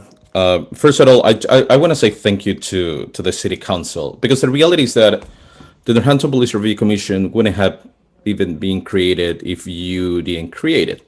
That's a sort of a given. And I know how hard the City Council President and the Mayor worked on the process of appointing us, because I was part of the Northampton Police Review Commission. I was able to serve next to Carol Owen that you heard earlier during the public hearing. I was able to serve with Booker Bush, with Cynthia Suppoys, with Dan Kennedy, with Joyce Rosales, with Elizabeth Barajar Roman, with Alex Jarrett and Michael Quinlan. 7 months after that, we came out with a pretty concise report of what we thought was important. The essential, the key part of that report was the creation of the Department of Community Care. Significantly funded, that answers to those that it serves, the most vulnerable. And that also has a diverse advisory board with people from criminalized and over-policed communities. I appreciate that every single City Council member has been really open to talk about this one-to-one, over the phone. And I want to say that right now, how the budget looks like is not enough. One of the things that Dan Kennedy mentioned was that another really specific direction that the Northampton Police Review Commission gave was that because it has to be a city department, because it has to be accountable to the people of the city, from our community, has to be the foundational amount of money given to the department has to come from the city, not from grants. We're in Northampton. I don't need to explain why grants can be really useful, but when you are attached to a grant cycle, I feel that the matters that we are talking about should not be attached to a grant cycle. That's important because that's who we are. I really appreciate Joyce Rosenfeld for all what she said. I think it's really important to recenter the conversation where we are and who we are. The department has to be well-funded. The department has to give, and the city has to give the open option to the new director to be able to do his or her work. Without real funding, as Dan Kennedy said, you don't have doers. You have management level people. That's necessary. It's from the point of view, I work for the ACLU of Massachusetts, as you already know. That's essential. Thank you. Hopefully today your conversation is going to center on this issue, and you will send a message to the mayor in relationship to have between $800,000 to $1 million funded to the community care department. Thank you. Okay, Kristen, let's give this a go. Okay. Sorry, and I didn't articulate your gesticulating that you couldn't hear me. So hopefully you can hear me now. Yes. I'm trying to be on my phone in the kitchen. So I'm Kristen Sykes, and I'm the chapter president of the Mass Bike Connecticut River Valley chapter. I also own a farm in Northampton, Pie in the Sky Berry Farm. And I'm also part of a group called Main Street for Everyone. And I just wanted to thank City Council President Ciara, Councilors Jarrett, Nash, and Foster for attending the most recent Bike and Pedestrian Committee meeting, where we had an opportunity to speak with Tool Design about the downtown. We're really excited that Mayor Narkowitz has chosen option 3, and we look forward to working with the mayor and the rest of the city council to go even beyond alternative 3 to make sure that we have a downtown that is safe for everyone, so that it's safe for bikers, walkers, folks that are driving and want to spend the day downtown, and just to express the city council's support for this. And we look forward to working with you all moving forward to to make sure that downtown can be as great as possible. So thank you so much for all you do, and thanks for your time. Thank you. Next is Ezekiel Baskin. Hi, Ezekiel Baskin, Northampton. I just wanted to echo what a lot of other people have said tonight, particularly the members of the Policing Review Commission who've spoken tonight. $400,000, 1.5 staff people is not enough to do what needs to be done this year. There has to be more funding from the city's budget, not from grants. And without that, we are not going to be where we need to be at this time next year. It's possible to do this within the budget. Please make it happen. Thank you so much. Thank you for everything you're all putting in here. Thanks.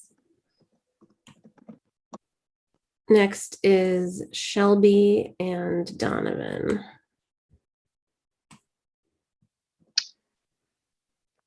Hi, can you hear me? My computer's being a little strange. Okay. Yes, I think so.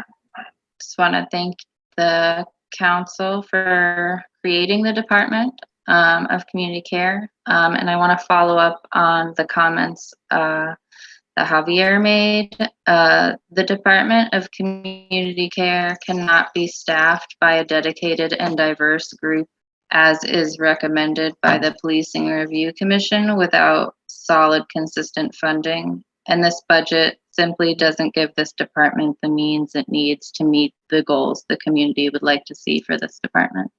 Thank you. Thank you.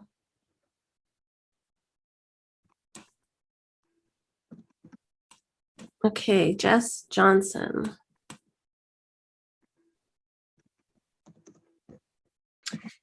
You have the opportunity to do one of two things tonight. You have the opportunity to do one of two things tonight.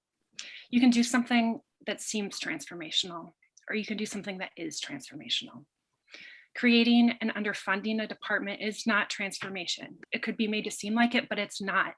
It's not what we're here for. It's not what you're here for. We know it's not, and we look forward to you doing more. Thank you. Thank you.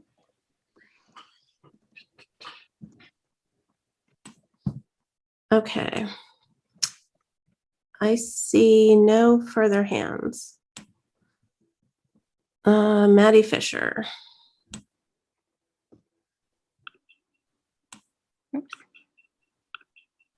Oops, sorry. Yeah, my name is Maddie. I live in Ward 3 and I go to school here in Northampton. And I, similar to a lot of others who have spoken tonight, have been to a lot of these hearings, but haven't spoken at any of them. But I wanted to speak briefly tonight just to make sure the council hears the voices of the community, asking them to please defund the NPD by 50% and fully fund the Department of Community Care. All that I believe and know has already been stated really eloquently by other community members. The police don't make us safer and cause a lot of harm. But I think we have a really incredible opportunity to create a peer-led and run crisis response team as laid out by the commission that you created. And yeah, we're all counting on you as council members to do what is right and make this happen. And we know it's possible. So please use your power to do so. Thank you. Thank you. Emma Ryan.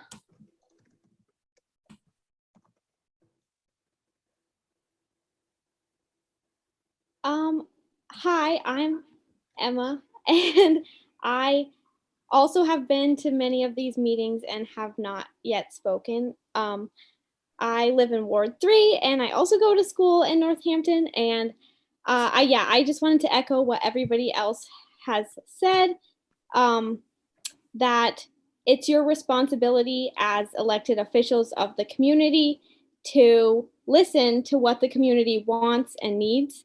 And the Policing Review Commission has laid out a very comprehensive plan for meeting the community's needs, and not heeding those recommendations is not serving the community. And the only reason to not heed those recommendations is that you don't believe in our community and you don't value the time and energy and stories of those community members who have taken so many hours of their lives to really fight for what they believe in and what we believe Northampton can be. And if you don't have faith and trust in this community, then this isn't the job for you. And if you don't have the courage to act on what you believe in, and if what you believe in is our community, it seems clear to me and to many other community members that defunding the Northampton Police by at least 50% and fully funding the Department of Community Care is the clear path. So please use your power and this time to make the right choice and really give your whole self to the community. That's what's asked of you as an elected official, and that's what I believe that you and we all can do for our community. So yeah, that's all. Thanks. Thank you. Holly and Michael.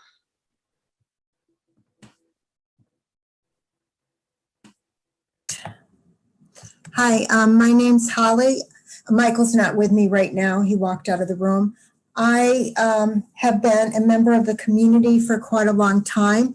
Maybe 50 years ago, I would have been in support and said defund the police, probably when I would have been protesting the Vietnam War, but not the vets. But as I aged, I'm looking and I'm thinking the defunding of the police is not the way to go. But I do believe supporting the community-based program certainly needs more support also. My second issue is I'd like to say that I support Alex Jarrett's zero, not the zero lot line, and giving at least 20 feet in between, and then what Bill Ryan was also supporting. Thank you. Thank you.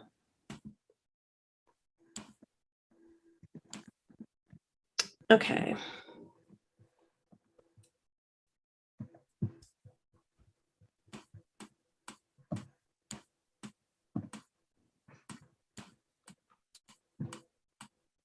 I see no further hands up. Danielle Amadeo. Hi there. Can you all hear me? Yes. Okay, sorry. I'm actually at Salon 241 in Ward 3, Danielle Amadeo, Ward 3 here, getting a haircut for the first time, and found a way to get on Wi-Fi to call in because that's just how important I think it is that City Council really, really strongly advocate for defunding NPD by as much as possible, if not 50%, as much as possible. Again, I'm requesting that we not kneecap the Department of Community Care because at current funding levels, you're setting it up for failure. So if you actually believe that the Department of Community Care and what the Department of Community Care is advocating for is worthwhile in our city, as so many people do, then please fund it fully and fund it adequately. If you don't, you're setting it up for failure. It is malintentioned. And that's how history will remember that decision. Finally, I got an email from my counselor, Counselor Nash, saying that so many people in Ward 3 are opposed to defunding NPD's budget. And I'm curious about that because, and Counselor Nash, I hope we can follow up. I know I owe you an email, but I'm curious about that. And I'm wondering if city councilors might either be able to speak to in this context or in the future and release the actual numbers of how many people have showed up to calls advocating for defunding NPD and how many people have showed up not, or how many emails you're getting from your constituents advocating for defunding versus not. Because I think it's important to make that data transparent. It seems there's overwhelming public support for defunding NPD and for funding fully the Department of Community Care. And I think that if my perception is skewed, then I'd really like to see transparent data about that. And again, encourage you all to be brave and know that the community is here to support you in making the decision to cut NPD budget, not keeping it flat, and really fully fund Department of Community Care. Sorry, this wasn't the most eloquent comment, but thank you for listening and thank you for your time. Thank you. Okay. Seeing no further comment, Laura, will you please take the roll? Right. Oh, wait, hold. I apologize, counselors. Hold on. Counselor Dwight, can you unmute? Done it. I'm here. Counselor Foster. Here. Counselor Jarrett. Hold. All right, give me 1 second, everybody, so I can find the council. And Counselor Jarrett, there you are. Here. Counselor Labarge. Hold on, Counselor Labarge. 1 moment. There you go. Here. Okay. Counselor Maori. Here. Counselor Nash. Here. Counselor Quinlan. I see his hand raised. Wait, there he is. Hold on. Uh, There you go. I'm here. Counselor Shara Here. and Counselor Thorpe. Oh, 1 sec, 1 sec. Oh, you should be able to unmute, yes? No? Can you hear me? Yes. Yeah, here. I lost my screen. That's why. Madam President, you have quorum. Okay, thank you. Give me 1 moment while I just make sure that I've got everyone so that they are able to unmute themselves. And okay, hopefully I do. All right. So apologies, I've got 2 screens working this meeting. So give me a moment. Okay, so now that we've convened, I have to announce 2 public hearings for June 17th to meet legal requirements. And then after that, my goal is for us to recess for the Finance Committee and take up the general fund budget and the enterprise and the revolving funds. So first up is an announcement of public hearing on package of National Grid Verizon poll petitions 21.257, 21.258, and 21.259 to install a total of 3 poles on Finn Street, King Street, and Myrtle Street in connection with the Mass DOT King Street reconstruction project. That's petition number 24881246. Per Mass General Law, Chapter 166, Section 22, the City Council will hold a public hearing on Thursday, June 17, 2021 at 7:05 p.m. on the joint petitions National Grid, Verizon New England, and the sole petition of National Grid to install a total of 3 poles upon, along, under, or across 1 or more public ways, Finn Street, King Street, and Myrtle Street. Instructions for accessing the hearing may be found on the June 17th, 2021 City Council agenda to be posted at www.northamptonma.gov no later than 48 hours prior to the meeting. The City Council will hear all persons who wish to be heard thereon. Then second public hearing, announcement of public hearing on 21.279 National Grid Verizon poll petition for Pine Street. This is petition number 30336314. Per Mass General Law, Chapter 166, Section 22, the Northampton City Council will hold a public hearing on Thursday, June 17, 2021 at 7:15 p.m. on National Grid Verizon New England's petition to install 1 jointly owned pole on Pine Street. Instructions for accessing the hearing may be found on the June 17, 2021 City Council agenda to be posted on the City website, northamptonma.gov. At least 48 hours prior to the meeting, the City Council will hear all persons who wish to be heard thereon. Okay. Before we recess for finance, I will just quickly see if there are any chair announcements or updates from committee chairs. Or how about 1-minute announcements? Okay. Seeing none, Then we are going to skip down to the finance agenda and we will recess for finance.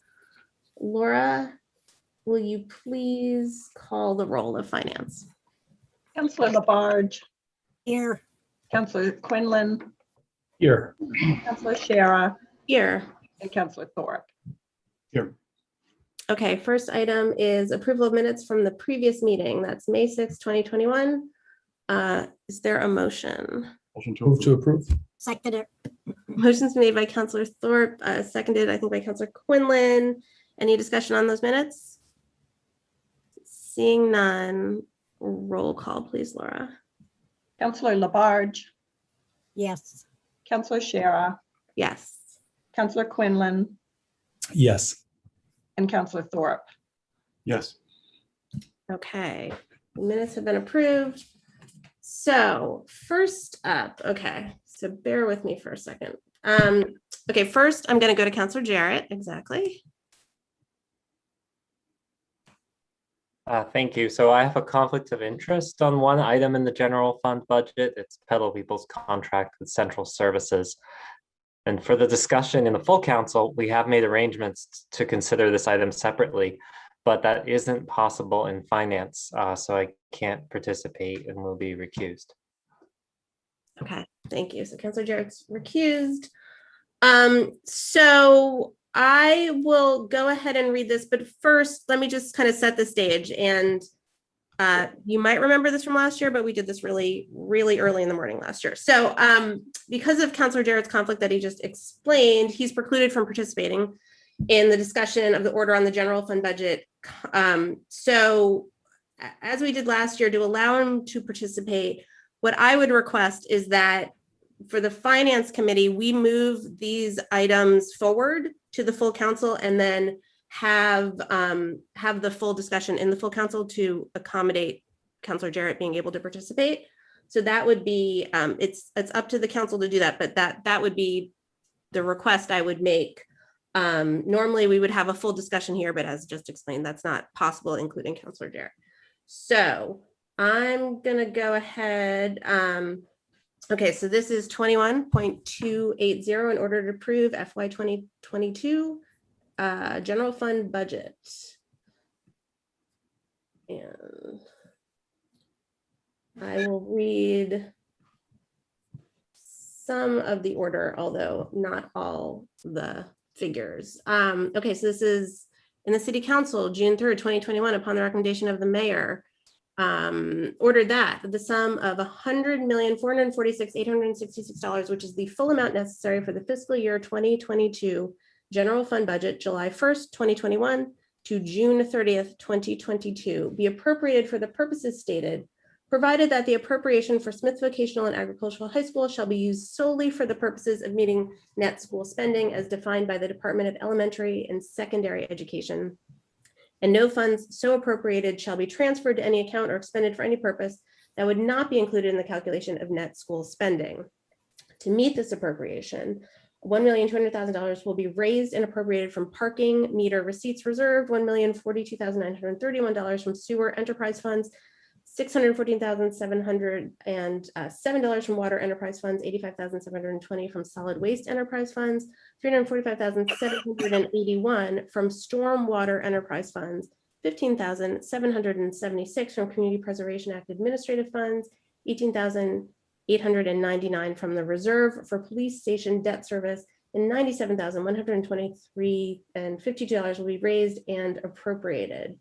So, and then if you scroll down, these are the different departments and their PS, personnel services, operating maintenance, and other than ordinary maintenance amounts.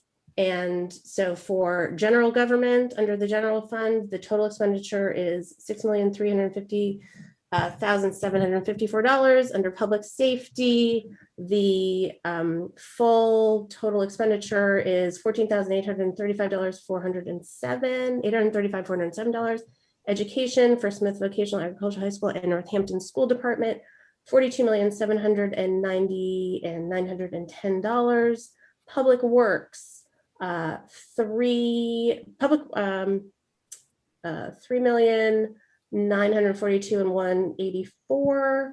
Health and Human Services, 2,209,594.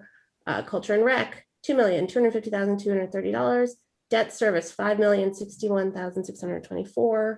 Employee benefits, 21,421,693. Capital projects, 1,584,470. For a total general fund appropriation, $100,446,866. Total budget general fund, $105,921,808. Okay. Move a positive recommendation. Second. Motion's made by Councillor Quinlan and seconded by Councillor Thorpe. Sorry, hold on. Mayor Narkowitz, did you want to say something?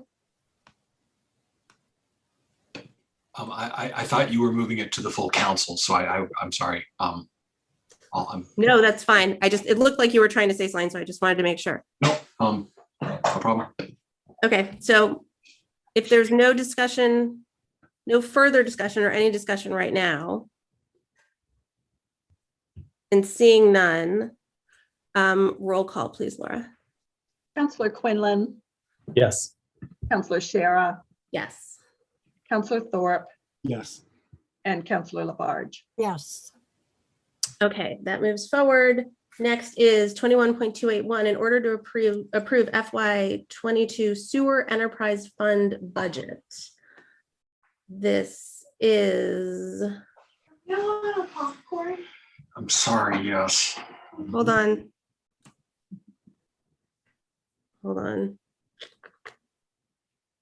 Everybody. All right.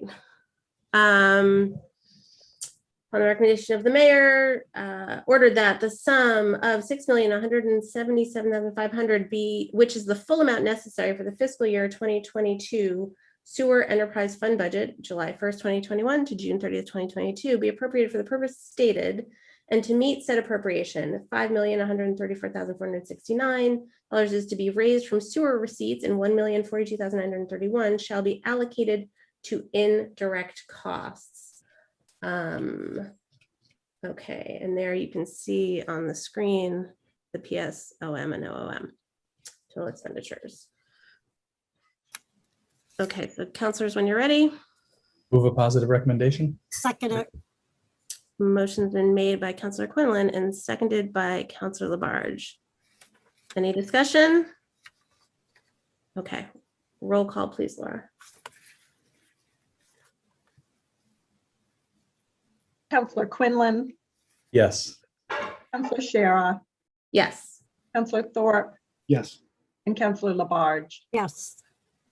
Okay, that moves forward. Next is 21.282, in order to approve FY 2022 Water Enterprise Fund budget. Upon the recommendation of the mayor, ordered that the sum of $6,945,000, which is the full amount necessary for the fiscal year 2022 Water Enterprise Fund budget, July 1st, 2021 to June 30th, 2022, be appropriated for the purposes stated, and to meet said appropriation. That's $6,330,293 is to be raised from water receipts, and $614,707 shall be allocated to indirect costs. And there is, again, the PS, OM, and OOM getting to that total appropriation. Yep. Move with a positive recommendation to full city council. Second. Motion was made by Councilor Labarge, seconded by Councilor Thorpe. Any discussion? Seeing none, roll call, please. Councillor Shara, Yes. Councillor Thorpe, Yes. Councillor Labarge, Yes. and Councillor Quinlan. Yes. Okay, that was just water enterprise, yes? Yes. Yes. Okay. Next up is 21.283, in order to approve FY 2022 Solid Waste Enterprise Fund. Councilor Jarrett. Sorry. Okay. So again, so Pedal People has an extensive business relationship with the Locust Street Transfer Center, so I will be recusing myself from this item, both in finance and in the full council. Okay, thanks. I'm hearing that I'm freezing up. Can you guys hear me? Mhm. That's the Mets? Okay. I hate to do this, but let me try turning this off and tell me if that improves, okay? Okay, so 21.283, in order to approve FY 2022 solid waste enterprise fund budget. Ordered that the sum of $665,045, which is the full amount necessary for the fiscal year 2022 solid waste enterprise fund budget, July 1st, 2021 to June 30th, 2022, be appropriated for the purposes stated and to meet said appropriation. $423,840 is to be raised from solid waste receipts. $85,720 shall be allocated to indirect costs, and $155,485 will be made available from the retained earnings balance of the solid waste enterprise fund. And there again on the screen is the PS, OM, and OOM total expenditures. Motion to move this forward to the full city council with a positive recommendation. Second. Okay, motion was made by Councilor Thorpe and seconded by Councilor Labarge. Any discussion? Seeing none, roll call, please, Laura. Councilor Thorpe, Yes. Councilor Labarge, Yes. Councilor Quinlan, Yes. and Councilor Shara. Yes. Did turning off my camera improve things? Yes. Yes, okay, thank you. Next is 21.284, in order to approve FY 2022 stormwater and flood control enterprise fund budget. Upon the recommendation of the mayor, ordered that the sum of $1,996,486, which is the full amount necessary for the fiscal year 2022 stormwater and flood control enterprise fund budget, July 1st, 2021 to June 30th, 2022, be appropriated for the purposes stated and to meet said appropriation. $1,647,705 is to be raised from stormwater and flood control receipts, and $345,781 shall be allocated to indirect costs. And there on the screen is the PS, OM, and OOM for that total appropriation. I make a full recommendation to city council. Second. Motion is made by Councilor Labarge and seconded, I think, by Councilor Thorpe. Any discussion? Okay, seeing none, roll call, please, Laura. Councilor Labarge, Yes.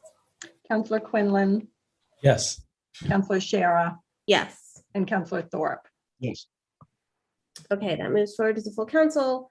And we are at 21.285, in order to approve FY 2022 revolving funds. This is upon the recommendation of the mayor. Ordered that in accordance with Mass General Law, Chapter 44, Section 53E.5, the city shall vote the limit on the total amount that may be expended from each revolving fund established by Chapter 16 of the city ordinances.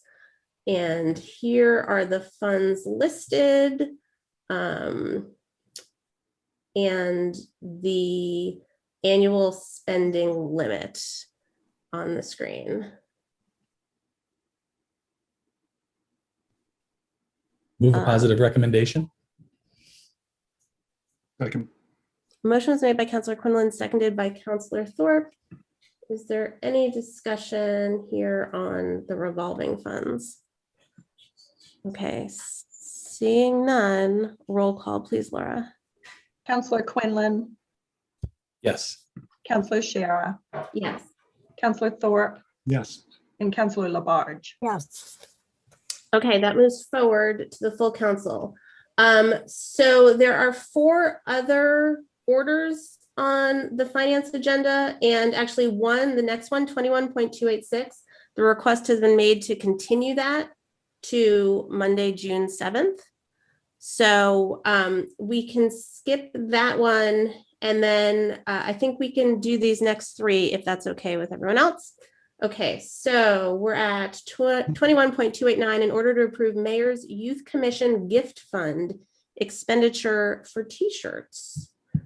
And this is upon the recommendation of the mayor ordered that the Northampton City Council, in accordance with the Massachusetts General Law, Chapter 44, Section 53A, Grants and Gifts, Acceptance and Expenditure, authorizes the expenditure of up to $258 from the Mayor's Youth Commission Gift Fund, Fund 2514, to be used to purchase T-shirts by the Youth Commission.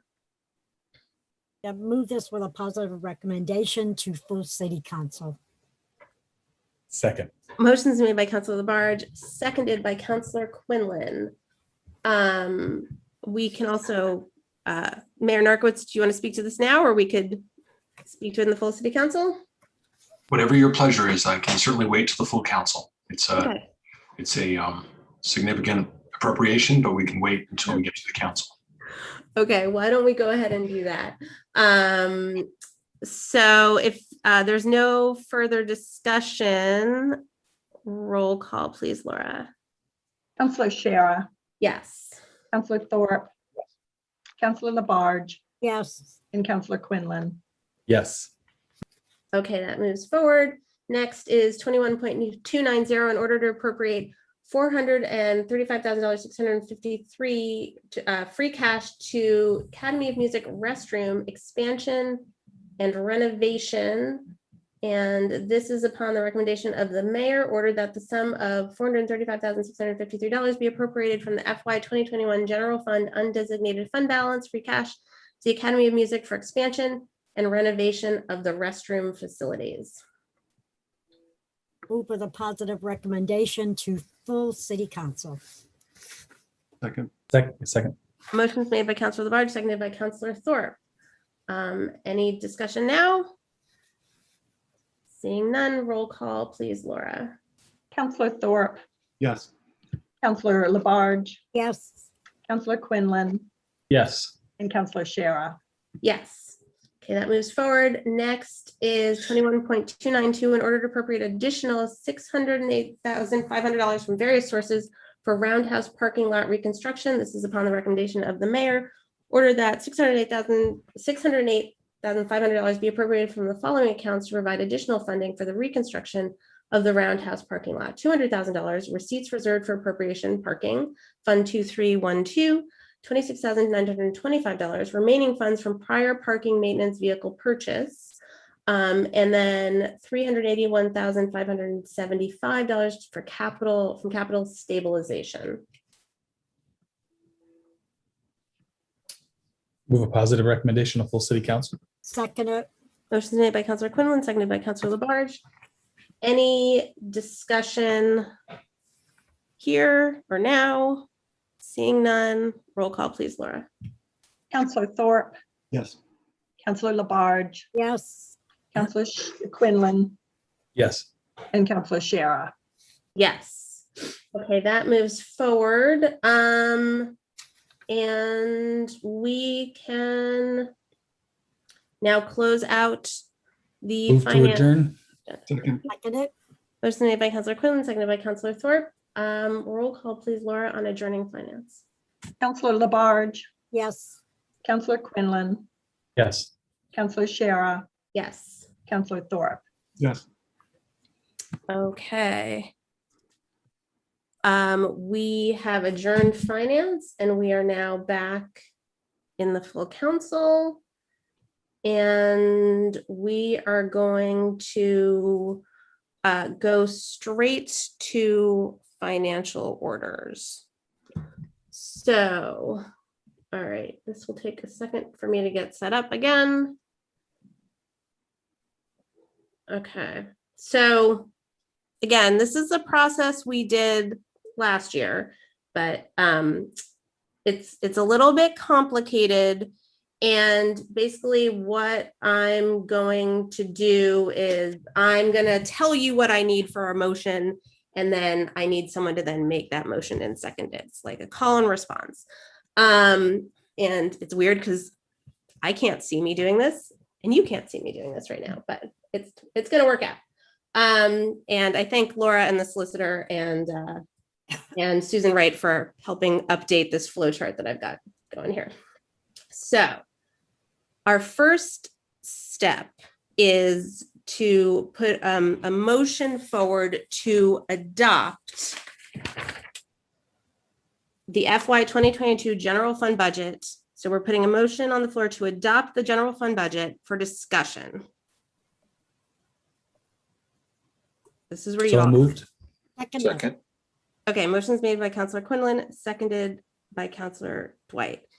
Now, I need a motion to divide the question to separately consider the $40,000 line item in the central services parking maintenance budget for the Pedal People contract. I move that we separate the question about the line item that contains the pedal. Line item. Right. Yeah, thank you. For purposes of discussion. Okay. Second. Motion's been made by Councilor Dwight and seconded by Councilor Maori to divide the question to separately consider the $40,000 line item in central services parking maintenance budget for the Pedal People contract. So is there any discussion on dividing this question? So the original question is a motion to adopt. Okay, so seeing no discussion, roll call please, Laura, on dividing the question. Councilor Dwight, Yes. Councilor Foster. Yes. So Councilor Jarrett is yeah. used. Okay. Councilor Labarge. Yes. Councilor Maori. Yes. Councilor Nash. Oh, yeah. Hold on. What's going on with Councilor Nash? He must have got booted out. Here you go. Councilor Nash. Yes. Thank you. Okay. Councilor Quinlan. Yes. Councilor Shara. Yes. And Councilor Thorpe. Yes. Okay, so the question is now divided. We can invite Councilor Jarrett back. And so we are now going to deliberate and vote on the adoption of the FY 2022 general fund budget with the $40,000 line item removed. That's where we are right now. Okay.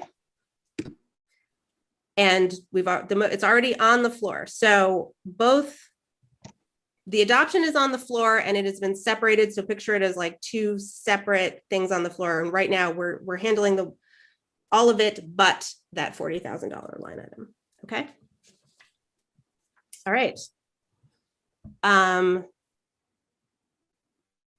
Discussion. Mayor Narkowitz, would you like to join us? I'm going to turn this back on and see if it works. Tell me if it doesn't, but it's weird not being in the netherworld.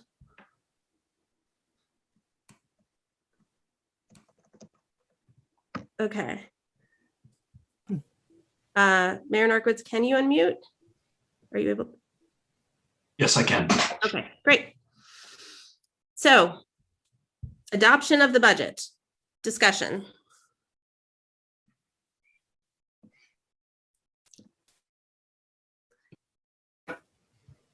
Was that a hand, Councilor Maori, then Councilor Jarrett?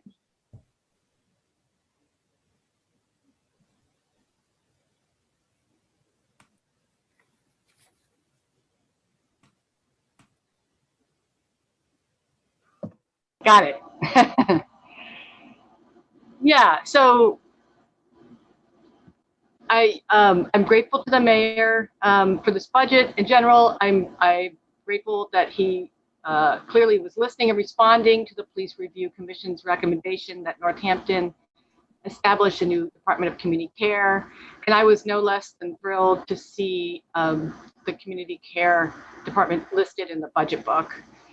I'm also grateful to the mayor and Senator Joe Comerford for pursuing the $150,000 state grant to supplement the Department of the Community Care's budget. So I'm looking at the numbers. So that puts us at, so there's 423,955 is listed in the budget, I believe, for the Department of Community Care, plus the $150,000 state grant, puts us at 573,955 at this point. So what I'm seeing is 308,647 more needed to meet the minimal funding recommended by the Policing Review Commission. to assure the viability of our investment in this department and in the safety of all of our residents. We have an agenda item tonight for our approval of a slightly higher amount, $435,653 for the Academy of Music's bathrooms. I consider the Academy of Music in Northampton like a treasure, a Northampton treasure, and I plan to vote to approve the funding for that. But I want to illustrate how on the municipal level, the missing $308,647 is less than a bathroom renovation. The $882,602 proposed that was cut last year. It seemed like the mayor had been willing to spend that amount on public safety in our last budget during a struggling financial time. So I ask, why not this year?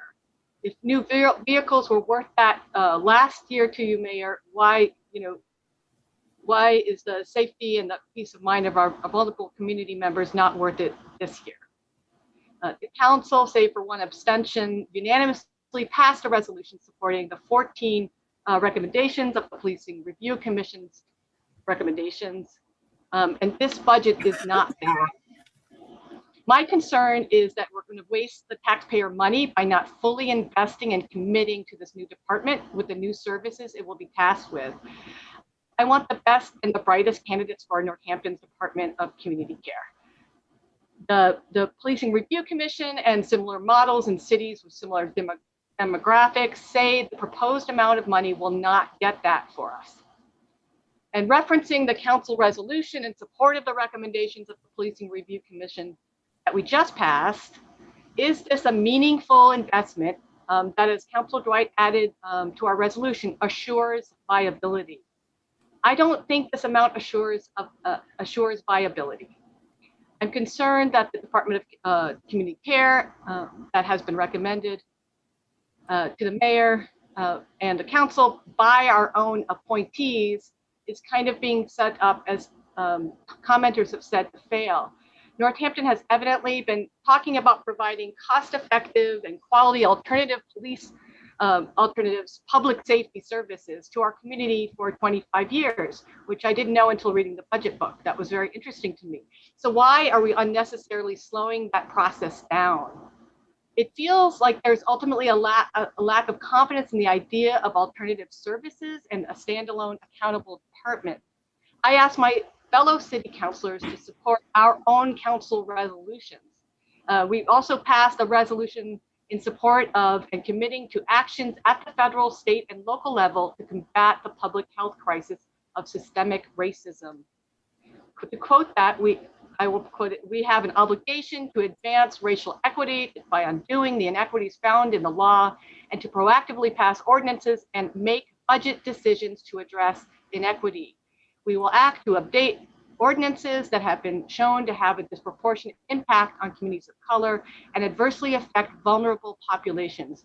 We also consider these impacts during our annual budget process as financial orders are brought to the council.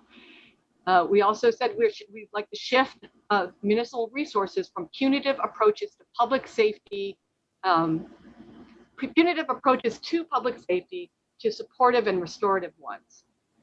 Also from that resolution, we support the work of the Northampton Policing Review Commission created on July 9, 2020 to study and make informed recommendations for the change to the city's approach to policing. I truly appreciate the start, but I think we can do better. Not next year, now. I will support this budget if the Department of Community Care is funded at the level recommended by the Policing Review Commission or higher. Thank you. Thank you. Mayor Narcoitz? Yes, thank you very much. Thank you, councilors, and thank you, Councilor Maori, for your comments and your questions. I guess first of all, I would just, with regard to the capital order related to the Academy of Music, clearly we have many capital projects that are more expensive than just general operating revenue. And so, from paving to, so there's plenty of examples. I think the real comparison would be to look at, where this department would fit relative to other departments. And again, this is sort of the initial phased budget for those departments. I don't know if I'd be allowed to share my screen, Council President, but I just have. I'd like to just be able to show a chart that we've developed. So this is actually the 2022 budget, general fund budget. Someone had shown a chart in a previous meeting that isolated the police department. And so I wanted to isolate the Department of Community Care as proposed.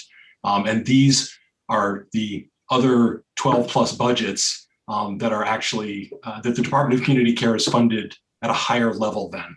And that includes our senior services, senior center, that includes the auditor, that includes Parks and Rec, that includes Lilly Library, includes the city clerk, it includes our HR department, it includes the assessor's office, it includes one of our major divisions of the DPW, it includes the city council and city solicitor, it includes parking enforcement, and it includes our arts and culture department. So I think it's important to put it in context from an operating budget to operating budget, because we can certainly show capital projects that are in excess of many of our operating budgets because it's the difference between capital and operating. So I guess I would just start with that as a starting point. In terms of the recommendations, I am extremely grateful to the Northampton Policing Review Commission for the work they did and the recommendations that they made. And I have done my best in this budget to come up with what I believe is a meaningful first allocation of funding. It is important, though, for me to just again say that the commission provided a very broad overview of what it wanted. It obviously looked at examples of other models around the country and pointed to other communities that were doing this work. And then it arrived at a very specific model and asked the city to pursue that. And so we had a good discussion about it. We had a good discussion with commissioners about the pluses and minuses of that approach, and obviously other successful models that don't follow that approach. But I took it away from that joint meeting that we all had, that the commission and the council felt very strongly that we wanted to create a model that somewhat unique, but was what folks wanted for Northampton. So that was sort of my starting point. In terms of the budget, again, we've had long discussions about the $880,000 as a number.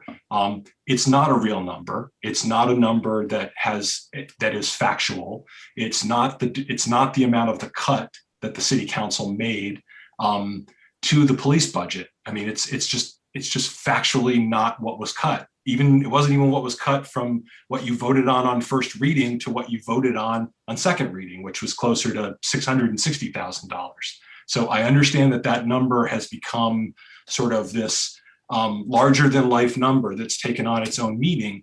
But no matter what the number is, the way we create budgets is not, and even so then we go into the report, and the report says explore reinvestment opportunities. And it essentially references that $882 number and says that our interpretation of the budget cut by the city council is that it was made in the spirit of reinvestment in our community. And so that is where the recommendation came from. But it did not provide I've heard in public comment and in other places that they provided a clear, detailed first budget or what was needed to fund this department. And there is no detail. And again, I understand the commission was asked to do a really large project and to make up sort of larger recommendations. And then the understanding is that the governmental body of the city that has fiduciary responsibility, the mayor and the city council, would then take those recommendations and actually try to translate them into action through the budget. So where my starting point was, what is the best way to get this, to get this department formed and get it started and get it up and running in a way that it could then be fully expanded, hopefully by the FY 2023 budget. I would also say that, I've heard a lot of concerns about grants, and tonight, or the grant that I requested, the earmark basically that I requested through Senator Comerford, the NPRC also went on to say we encourage the city as part of the establishment of the department to include securing grant funding in addition to funds allocated by the city to supplement the costs of building new programs and services. So the approach I've taken, I've looked at what other communities have done. I've looked at how many of the other communities that are cited in the report and the approaches they've taken. I'd also, you mentioned, I've cited Northampton's own experience with the evolution of the way we've approached public safety with a very similar model of converting our dispatch from uniformed officers and firefighters to civilian dispatchers. And I believe that what we need to do is we need to put somebody in charge of this, a senior level staff person who is now going to take these very broad recommendations and actually then try to make them actionable. And I've tried to provide them with staff. I've tried to provide significant funding for any of the additional studies that may need to be done. And it may just be that we need to do some of the data analysis that even the co-chairs mentioned when we had our joint meeting, that there were some data analysis that the commission didn't have the time or expertise to try to further evaluate. So that is the approach that I put forward. And the goal of it is, again, not based on a number, but what's based on what I believe will get the department, this new department, off to a strong start and get the work underway. And again, that includes developing, you know, how much staffing do we need? How much staffing would we need? How many community responders would we need? What would those job descriptions look like? What training or qualifications or certifications would be necessary? What about the coordination with the other public safety departments, dispatch, all the things that are mentioned in the report? And so that's really what I believe the work will be over the next several months, just like it was when we made a decision when a report was issued that we want to move away from having police officers and uniformed firefighters doing our emergency dispatch, that we wanted to move to civilian.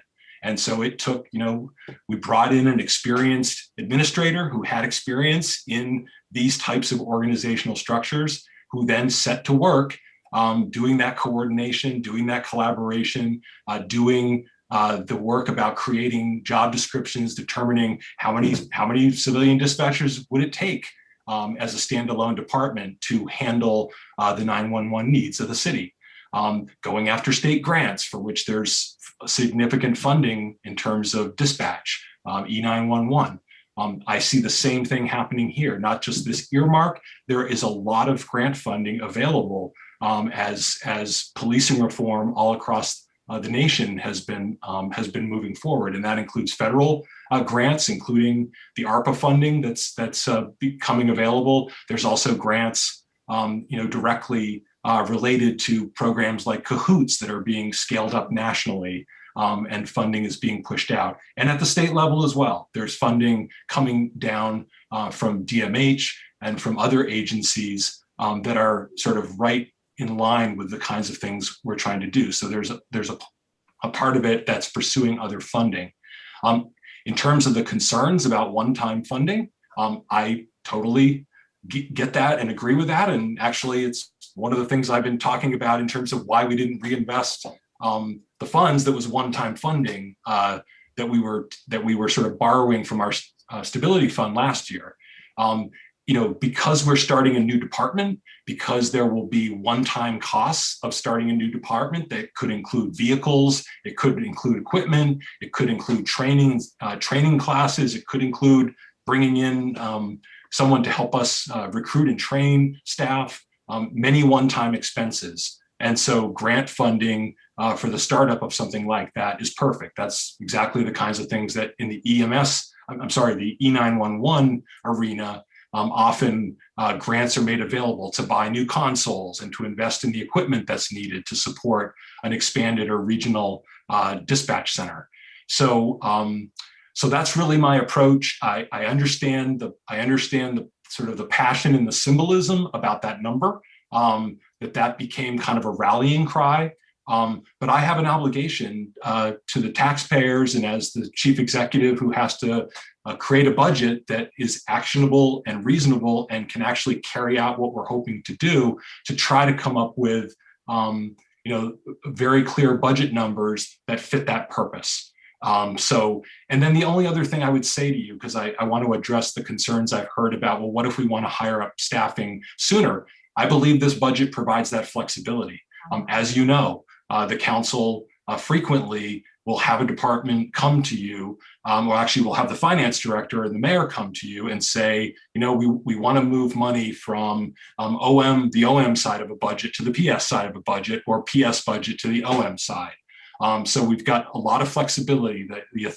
When I put that $300,000 into the OM side of that budget, that's a number that is not really. It's a suspiciously round number, as folks often refer to in budgeting sometimes, because I wanted to put a significant amount of funding in there that could then be transferred into PS mid-budget year if we needed to. And I mean, already that $150,000 that we're receiving could easily offset OM funds that would be one-time spending. So that would free up $150 in OM that could move over to PS. Again, we don't know how many staff we would need for this. We don't know how many staff we would need to do a daytime pilot, and then to ramp it up into an overnight operation. But you could imagine that would be the type of funding that could be available to move over to higher staffing. And then, of course, obviously, the council, mid-year, we frequently come to the council if we do need additional money to expand a department or create a position that was unforeseen when we started the fiscal year. And again, grants are also part of that in terms of, this whole budget is filled with examples of how we needed to add staff urgently during the middle of the budget year to address COVID. Thankfully, there was grant funding to pay for it, but that happens all the time. So I believe that this is a significant investment in the Department of Community Care. I believe that, again, this will be a senior level staff person who will report directly to the mayor and is on an equal footing with other department heads. And will have the full authority to advance this project. I also think that you're going to need to this individual is going to also need to put together an advisory group. If this is truly going to be a department that seeks the input of end users and stakeholders and the folks to be served, it's going to require that as well. And that's a very common model when I look around at what other communities are doing. So I wanted to make sure we had administrative staff to support such a group and to be able to help with grant writing and to be able to help with any of the other issues. So,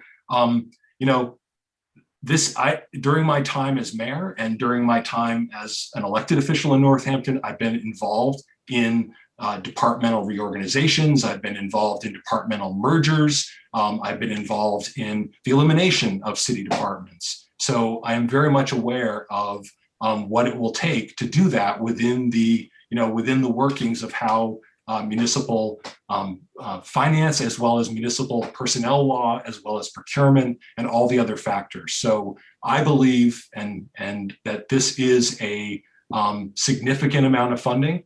I think even if you look at some of the other initiatives that are happening in other places, when you look at proposed budgets for what the city of Ithaca in its first year proposes, it's in line with what they're estimating for their budget in the opening year of a process, again, where they're bringing in someone as a coordinator, as a project manager, to try to take the recommendations there. It's 19 recommendations and move them from recommendations to action.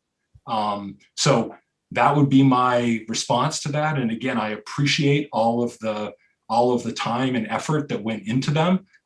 But when you put together a commission, they make recommendations with the understanding that then those recommendations must be taken by the governmental leaders of the city who actually have fiscal authority and fiscal responsibility. And then we have to turn it into what we believe will work to carry out those objectives. So that would be my statement in terms of what this number represents. Councilor Mayor, did you want to respond? Yeah. Yeah, thank you, Mayor. And I do really appreciate, I'm aware that there was a pivot in response to what the community to create a unique model. And I appreciate that you were responsive to that. You know, I think Dan Kennedy spoke very eloquently about the grant funding problem. And I just want to say that, you know, this 800 number it actually happens to be the number.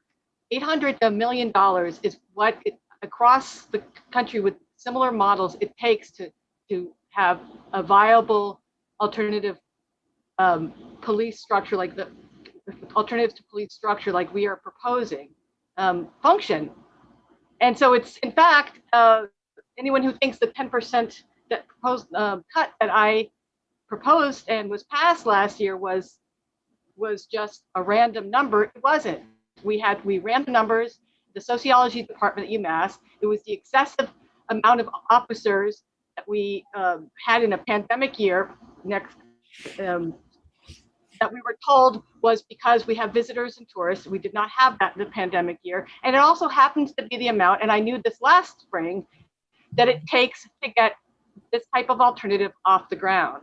So it doesn't have to be 880,000, it can be $1 million, but I don't think it's enough. And I don't think we'll regret adding $300,000 to this budget. And I think we'll attract better candidates. And I'll let other councilors speak. Mayor Narkowitz. I guess what I would say is I was at those meetings, Counselor, and I do not recall you ever saying any of that, making that justification. I don't remember that number. We showed the grant. We showed those graphs, and I would like to see the graph of the police department's budget next to the community care department. And so you knew this time last year that there would be a proposed Department of Community Care. No, I knew how much it took. Proposed by a commission that had yet been unformed that you didn't vote for? No, I knew what Cahoots, I was looking at Cahoots. I was looking at all those programs last spring, and I knew how much it took to get them off the ground. And I also knew how much excess of officers we had in a pandemic year for a city that was shut down. Well, Cahoots is off the ground for 30 years, and it's at 800,000. How it's operating now. Okay, we're not going to talk over each other, people. Okay.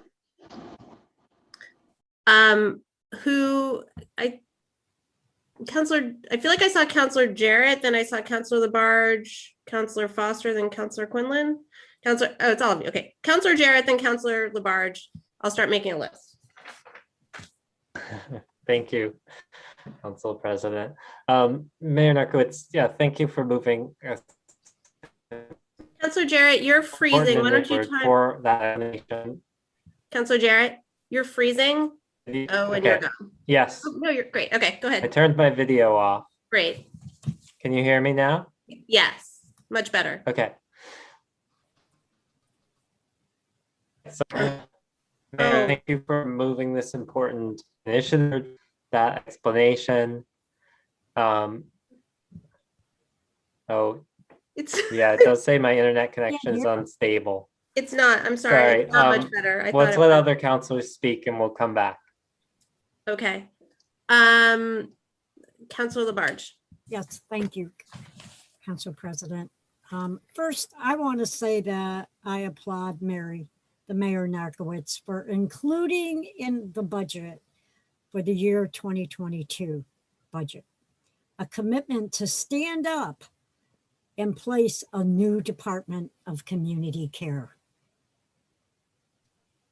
This is critically important because it says the mayor has heard loudly and clear the central recommendations of the re-imaging safety report of the Northampton Police Review Commission.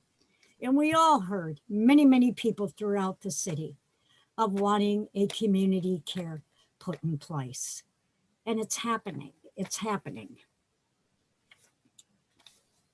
I wrote this up because I had a lot of thinking to do about this. The budgeted amount, approximately around $424,000, when increased by the $150,000. And I want to thank Senator Joe Comfort for working with the mayor and helping us get that 150,000. Grants are very, very valuable. And I have to say, I did hear some remarks about grants, and I disagree with that. Our Board of Health gets a tremendous amount of grants, and also in the mayor's office. Anyways, you tally this up and we're looking close to $574,000. And yes, I want to thank Councilor Rachel Muir about that 880,000. I really think a lot of people actually thought that was the amount of money that we had to fund the police with. And I think the mayor explained it very thoroughly. I also questioned too about the Academy of Music, but looking at the budget and what is needed for it, I understood that. I have another problem too with the hub that's being put in place, and we're doing the parking lot there, but it's needed because of the sewer system down the line. So that's my thoughts about that. Anyways, I just want to say why this is not comparable to the 880,000 originally proposed by the commission is indeed a start. The mayor is there a possibility of examining the American Rescue Plan, especially the funding there for state and local physical recovery and for cities' capital projects to support new program development called for by the Policing Review Commission. And I'm just asking you that, Mayor, if you could answer to that, please. Yes, most definitely, Councilor. My staff has been spending most of its days on webinars, like many municipal staffs and county staffs around the nation, learning more about the American Recovery Act, or ARPA as it's sometimes called. The interim final regulations were released about a week ago. And yes, I really said interim final regulations because they're not the final ones. And so we are scouring that document, and we are working to go through those regulations, and again, working with MMA and the National League of Cities. But those funds are designed for pandemic recovery. And certainly housing and houselessness and those types of issues related that have become exacerbated by the pandemic, I believe will be eligible. As is with any of these grants, the devil is in the details, but that would be my expectation, and we'll be coming to the council with more details about the entire ARPA program, and working with the council, I hope, to put together, to get some advice and to set up a process for how we're going to work to get these funds out into the community. I also want to say that in that same state budget, that the same FY22 state budget, there's also language that Senator Comerford's been involved in relative to uses of DMH funding. Then there's language that's been added to state law in an outside section that again speaks to these kinds of alternative programs that are being looked at, not just here in the Valley with Amherst and Northampton and other communities, but also all across the Commonwealth. So there's going to be additional state funding as well, or grant opportunities that are being sort of shifted toward this model. There's also the recommendations of the NPRC also talks about the co-responder model as one of, there's peer responders, co-responders, and civilian advocates is sort of the full bullets of the staffing, potential staffing. And there are co-responder grants which are currently available that communities around us are looking at. And so that is something that the city of Northampton is also looking at. And again, that would be something I would plan to bring to the city council to get feedback on as well. So there's a lot, this is obviously a field where there's a lot of interest right now because of the reform efforts that are happening all across the country.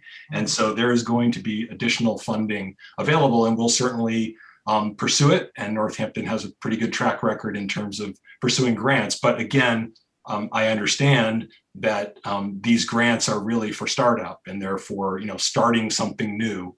And so that's really how we would use them and how we would pursue them. And so the goal would be, so again, like take this budget, for example, by way of example. So 300,000 of my proposed budget for this first year is O&M, basically for one-time studies. Okay, so one-time studies. So so that means next year, without increasing the budget for it, that 300,000 can immediately be shifted to PS if it doesn't happen in the middle of the year. So again, $300,000 for staffing that does not require an additional budget increase, because these are one-time sort of startup funding in the first year that may not even use all 300,000 of it. We may not need it, and we may be able to shift some of that immediately to PS. And for those watching at home, the budget is broken down into two state DOR categories: OM for operations and maintenance, and PS for personal services. One is the sort of the people side of the budget, salaries and benefits. The other is anything that's not the cost for equipment, or the cost for utilities, or cost for any of those other non-personnel related things. And by state law, when you pass a budget tonight, you'll be voting on budgets that provide a PS and an OM. And by state law, the departments cannot move money between PS and OM without coming back to the city council on a passed budget. And the counselors know that, Finance Director Wright frequently comes to you at the end of the year, and she's asking to move money from PS to OM to fill shortages because of changes or other issues. So there is the flexibility to do that in this budget. And again, that's not even talking about the potential of appropriating additional funds to the budget. So again, I feel very confident that this gives us the resources. And again, I say this in the context of we're trying to create a balanced budget. We're also trying to renew a fiscal stability plan and without having to tap into any of those fiscal stability funds in the first year, so that we're able to extend our sort of budget stability for funding all of our services for 5 years. I know we're focused on this one particular budget, but I do want you to understand that the full context in which we're trying to make these investments. What I wanted to ask you, Mayor, on the American Rescue Plan, do you know possibly what they're looking at for each city or town to get? Yes, so they're publishing numbers for all communities based on a number of factors. And so with one of the biggest metrics they're using is our community development block grant allocation. And so there's a number that's assigned to Northampton and all other communities that's related to CDBG. So I believe that number right now is looking like $16 million. And so that is, and again, there's regulations attached to it, sort of 4 main areas that it can be used for. It must be spent for COVID-related recovery. It must be spent, or allocated within 2 years, and it must be fully expended within, I think, a total of 5 years. But what we're, again, broad brushes at this point, and we're trying to better understand, what that can be used for. There's sort of 4 overarching categories that they've outlined, that were outlined in the original law. That includes COVID recovery for individuals and for businesses. That's one big piece of it. There's also replacement of local revenue, lost local revenue. So, all of the shortfalls that so many communities experienced in parking and meals tax and other shortfalls that affected so many budgets. There's One of the four provisions is for that. There's also in a water, sewer, stormwater, and broadband infrastructure is one of the other categories. And then the final category is for hazard pay for employees during COVID. So those are kind of the four large categories that we were talking about for months after it passed, because that's all we knew. Now we've got a little more detail, and so now there's a massive sort of Q&A going on between cities and towns across the country and the Treasury Department in terms of trying to suss out what it can really be used for and what the process will be for how it gets spent and how it gets approved for spending. I can tell you, having just come out of the COVID process where we were using FEMA money and CARES money, the regulations were very complicated and changing, seemingly shifting all the time. When we were told something was allowable, then suddenly 6 months later, it was not. So we very purposely did not build this budget with ARPA funds, because we didn't actually, they weren't fully sort of distributed at the time we were writing the budget. And we also feel that, this is a very specific sort of one-time pot of money that's not really for funding operations of the city. It's really for COVID recovery.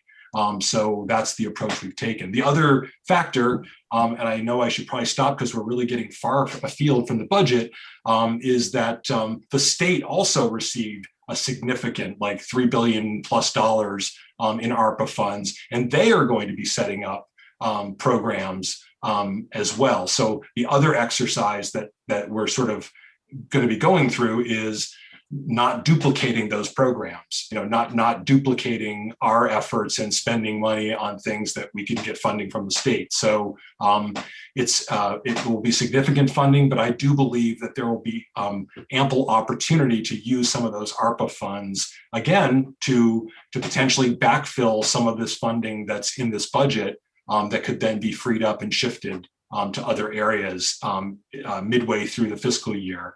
So yes, that's what I can tell you at this point. We're hoping to be able to come back to the council later this summer to talk a little bit more in detail about ARPA and the way that we're looking at it.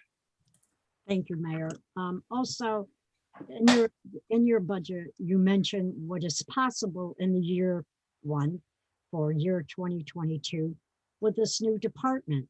It will support the hiring of a project manager, an administrative assistant, and technical consultation from others who have direct program development experience in creating their own city's alternatives to armed policing for 911 calls that don't involve violence.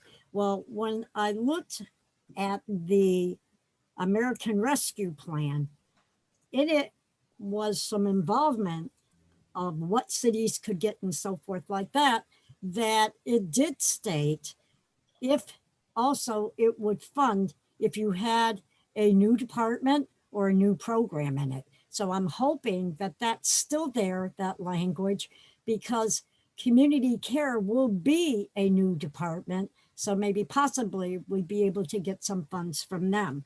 Now also too, this first year budget also supports a more thorough community needs assessment than was possible for all our volunteer police and review commission to conduct. Funding a needs assessment is very, very important. And I know people who've worked through DMH, I have worked with people with disabilities all my life. It's extremely, extremely important.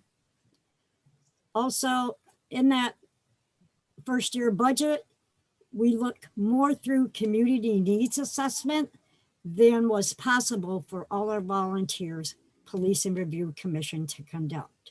And we know that the funding assessment is very important. Everyone that I have talked with in Northampton, people that I just talked with Tuesday night, and this is what I am hearing. whether they feel that safety means leaving the police budget as it provides funding level, or whether they feel that safety means having non-criminal social need, calls rooted to a separate department. The truth is that the city of Northampton needs to try to bring all residents, and I'm talking about all residents, along with the development of this new department. All residents deserve to see how the new department will work with other city departments, including the NPD. All residents deserve to feel safe. And as a counselor, and I know all the counselors, we want everybody to feel safe in our city. And also to feel safe and to know that respect for them as human beings will be protected. And that is very, very valuable to me as a city council, that all is being treated as human beings with being protected. In closing, I want to say, Mayor, and to the city councilors, that I strongly believe the city needs an advisory committee to guide this first year process in the initial development of the Department of Community Care. We have so many talented residents in this city, and I have two special residents, qualified social workers, one who was on the police commission and was very knowledgeable, which both of them are. But I know many, many caseworkers throughout the city. I feel that there are so many residents who could lead and lend their expertise to guide the new project manager and administrative assistant in writing a mission statement, developing job descriptions, and figuring how the new department relates to the other city departments, which we just heard the mayor talking about that also. So I want to thank you, Mayor, for listening, and the city councilors and the residents in the city. Thank you. Thank you, Councilor Labarge. Mayor Narkowitz, did you want to respond? Yes, thank you, Councilor. I wanted to quickly, though, just amend slightly what I said about ARPA, because the 16 million refers to the direct appropriation to the city. There's actually an additional 5 million that we believe the city will have access to, that was actually allocated to all the counties across the United States, and including in Massachusetts. But for counties like ours that no longer have county government, the act calls for apportioning the funds out to all of the communities in that former county. So with the additional approximately 5 million, it actually brings us up to 22.5 million, I think, is the total between our direct and county allocation. And then in terms of, you were citing language from CAHOOTS, or rather from the ARPA Act related to this type of work. And there is actually funding that was outlined in ARPA.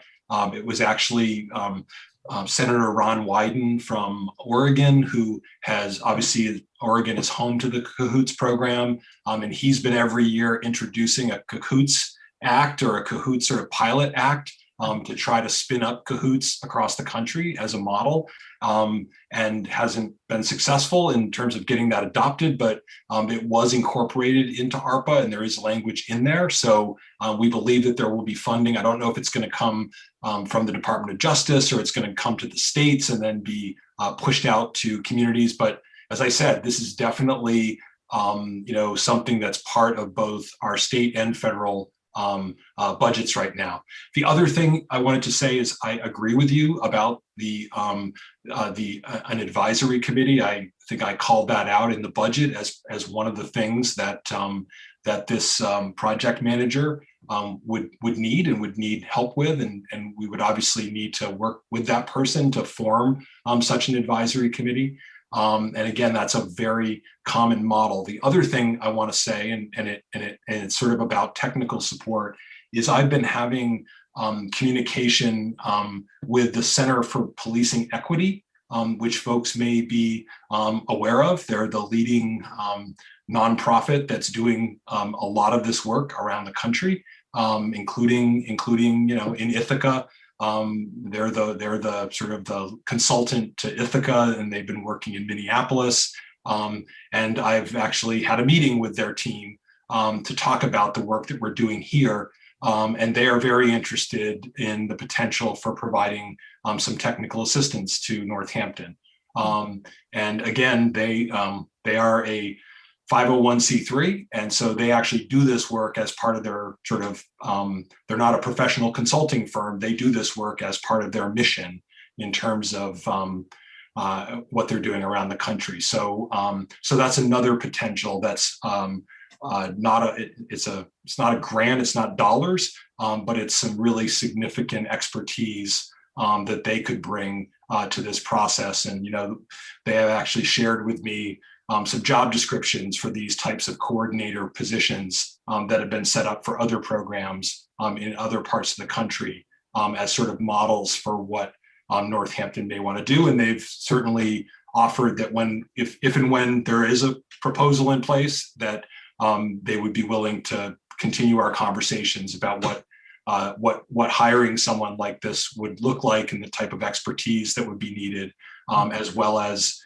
any other advice. So we are, you know, I am taking this recommendation very seriously, and you know, I think I've said this last year when I expressed my frustrations about the process as it unfolded last year, that, you know, I am someone that you know, takes this work of public policy and of our municipal governance very seriously.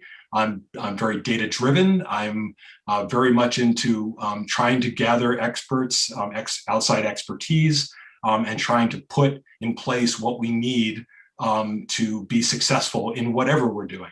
And so, you know, now we are in a position, I think, where we have a recommendation, and I want us to then further explore and build out that recommendation, and hopefully put it in a position so that when you and when the next council and the next mayor are looking at a budget for FY 2023, that there will actually be a much clearer blueprint for what this could look like as a fully operational department.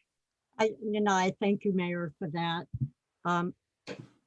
I have to agree. I've heard tonight again, the urgency. Once you go ahead and hire, Mayor, the 2 employees, I am urging you, Mayor, to please put in place the advisory committee that is in dire need to work with those 2 people. Thank you. Okay, so Councillor Jarrett, let's go. All right, can you hear me now? Yes, but it's already a little hinky. Oh my gosh, I know, it immediately says your internet connection is unstable. I'm so sorry. Well, try turning I'll off the camera. Yeah, I'll turn off the camera and you can let me know if it's too bad. Okay. Like maybe I can figure out how to call in if that's the case. So, Mayor, thank you for moving this important initiative forward, for all your explanations there. I think they were very helpful, and I'm glad to have that clearer picture. Do you have a sense of the ongoing budget amounts? I mean, I know part of this is all about doing the research this year to determine that. But if we look at if you're looking at what other programs are out there, and wanting that to be ongoing, non-grant funded in the longer term, and I guess my concern is, you know, if we have now filled out this budget, allocated money to other areas of the budget, even because in this year we need to get that we don't expect to spend as much as we would perhaps once it's all established, or we would be getting more money from grants to do that work. But won't we have to just take money from other areas of the budget to then fund an ongoing stable budget for this? Thank you, Councillor Jarrett. in terms of the way I look at this, there's going to be a lot of one-time costs that will not be repeated in coming fiscal years.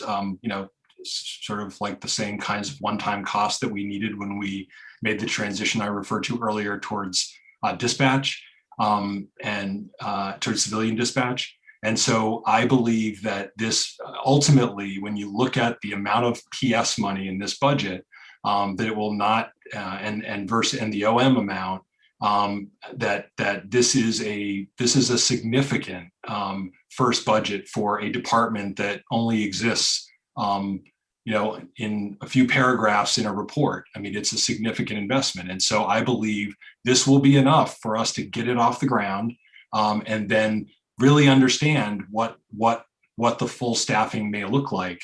But again, compare it to other standing departments that I showed you earlier. Like these are other standing departments with multiple staff and significant operations. So this is not a small amount of money. And as we move forward into future years, there will be choices just like we have to make in every department as to if there are additional positions that need to be added and how we will pay for them.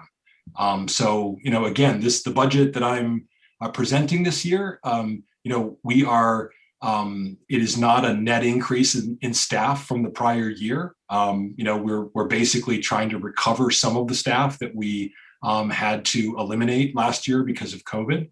And, it's the same evaluation that will take place every year. But I believe this is a significant amount of funding. And I believe that, as I said, the 300,000, we don't know what, again, the request is that we have a city department. So for example, the project coordinator is going to have to develop job descriptions and he's going to have to run them through our HR process. And they're going to have to go through our HR grading process, which is in accordance with, our collective bargaining agreements for how how positions get graded. And then we'll have a better understanding of what the salary range will be.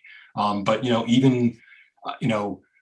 don't even want to venture a guess, but really you also have to understand that in a departmental budget, we are only covering salary. So, I'm not sure when you look at other departments in other places, including Cahoots, where there's a contract price that basically covers, salary, benefits, and OM and everything.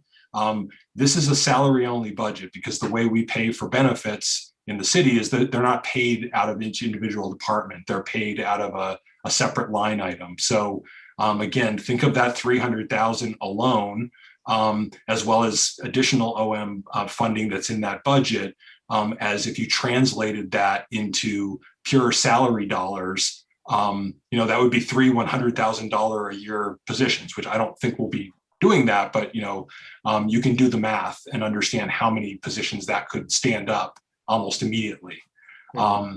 And again, this will take time, and this will, I understand the urgency. There's also, as I said, the co-responder piece of this. There's sort of the peer responder. There's also the co-responder that's listed in your report. In the NPRC report that you will remember of.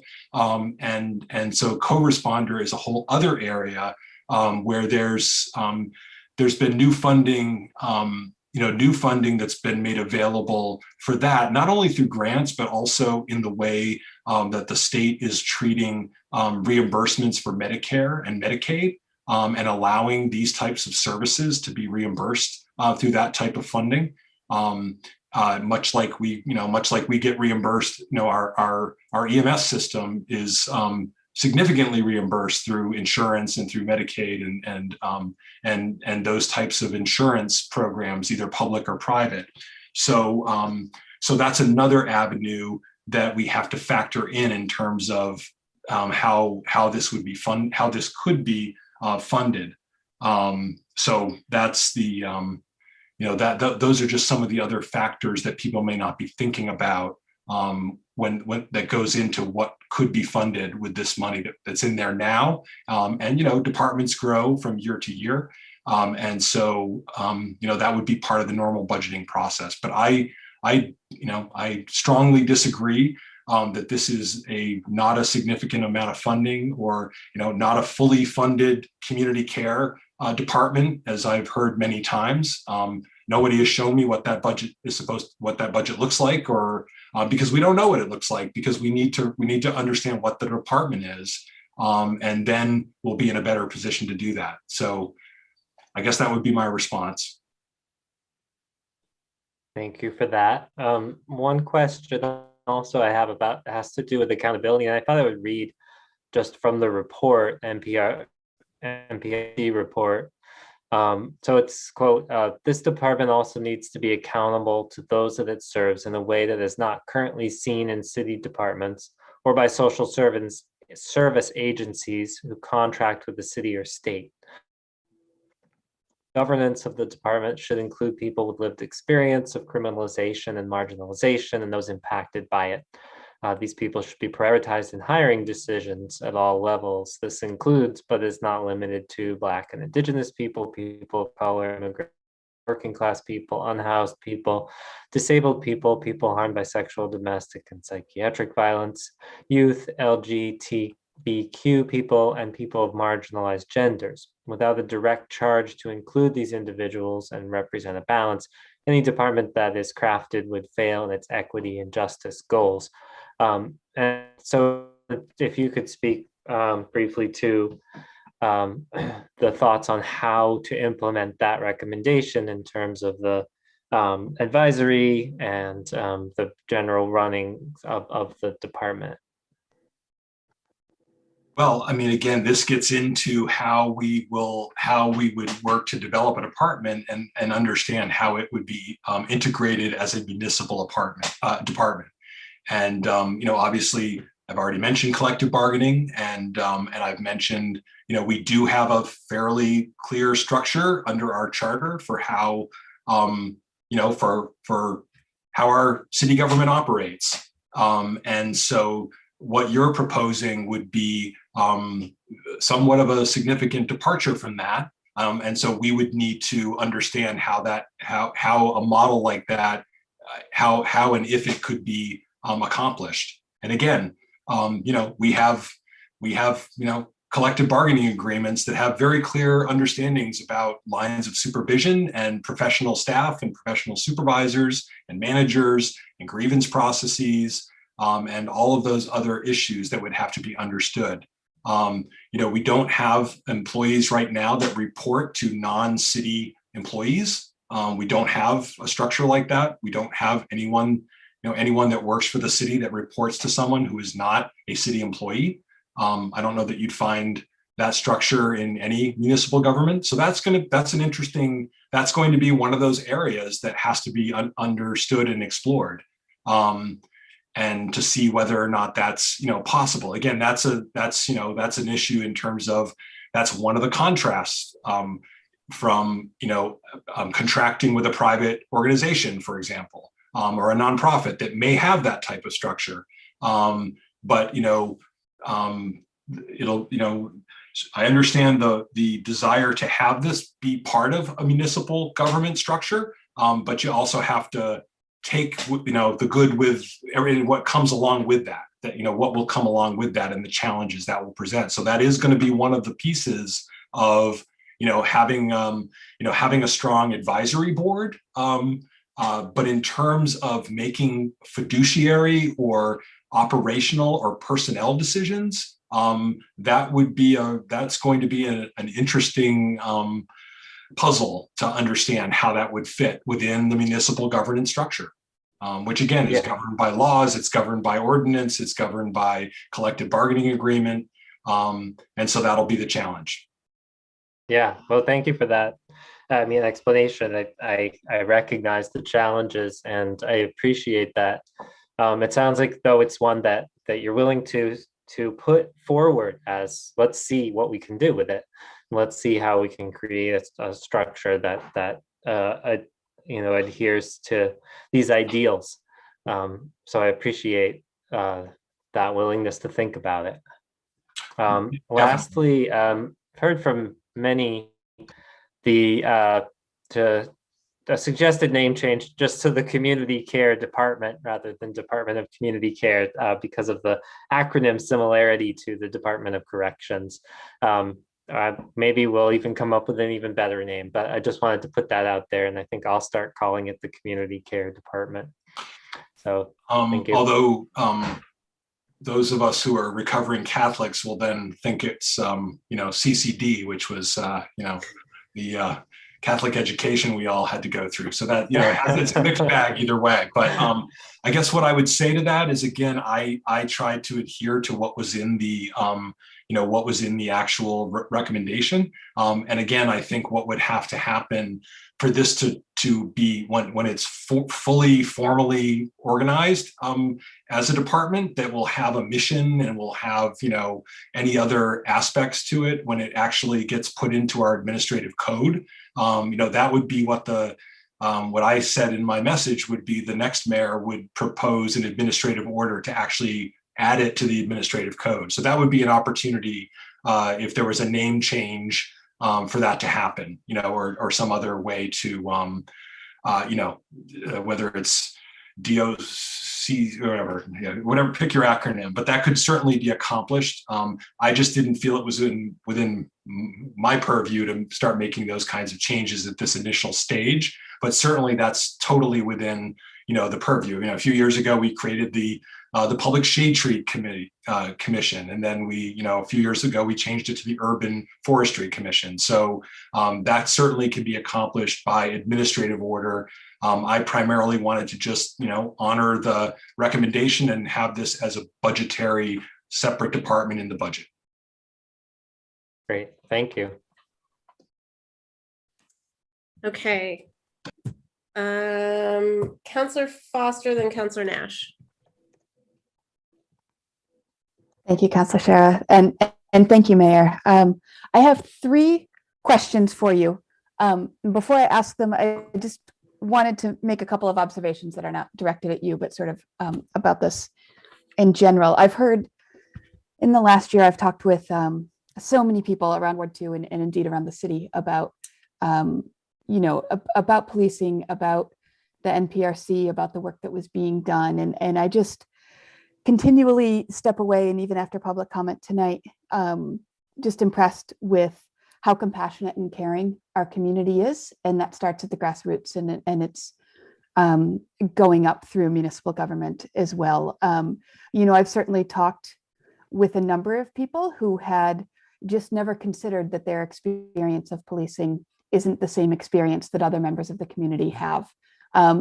But I've noticed that through those conversations and through bringing in, many of the comments, that we've been hearing through this process from people who have spoken up and shared their stories, by sharing that with other folks in the community who had just not considered this, there's a tremendous amount of support throughout the city for this idea of approaching issues right now that we've handed to policing, because the police are there, they're working 24 hours a day, they're willing, and they've taken these concerns on. But there's also tremendous community support and a lot of compassion for, oh yeah, that mental health issue, or this issue that's coming out of homelessness, or all of these really needs that we see in our community that need to be addressed. There's quite a bit of support for addressing them through a new Department of Community Care. And that's just something that conversations that I've loved having, and I'm really grateful to NPRC for their very hard work, throughout the last year, and for the report that they've issued. And, I want to express my very, very strong support that a new department be a municipal department. And I understand that, as you mentioned, around hiring processes and collective bargaining and all of those things, you do take the good with the challenges.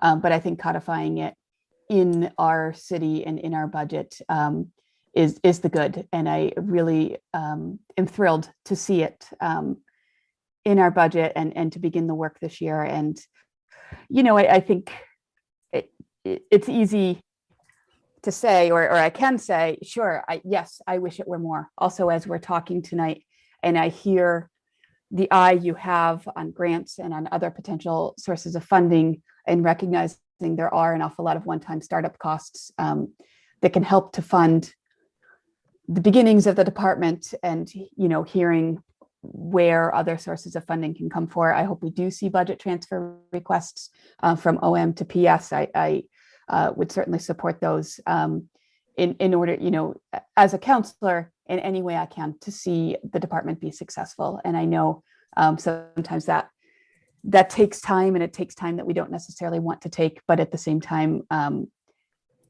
I understand we need to have those things in place in order for the long-term success of this department, and I appreciate that. So now I will ask you my 3 questions. The first is, you had brought it up when you were talking before, and it was a question I was going to ask you, because fringe benefits and employee benefits are not included in the salary line of any of the departments. So I was going to note that does actually increase from our municipal budget, what is heading toward this department. But that led me examining more carefully as well, on page 159, the employee benefits line. I noticed a huge jump in workers in unemployment compensation from fiscal year 20 to fiscal year 21. And I can give you a second to get there. I'm sorry, I sort of jumped from the department to this really specific question, but I do want to have it answered while we're talking about the budget. You're muted. Okay. Could you repeat the page, Counselor? Yeah. Yep. Page 159. Okay. It's the employees. I'm actually going to also ask our finance director to be part of this conversation too, because she's much more well versed in the workers' comp and those line items. Great.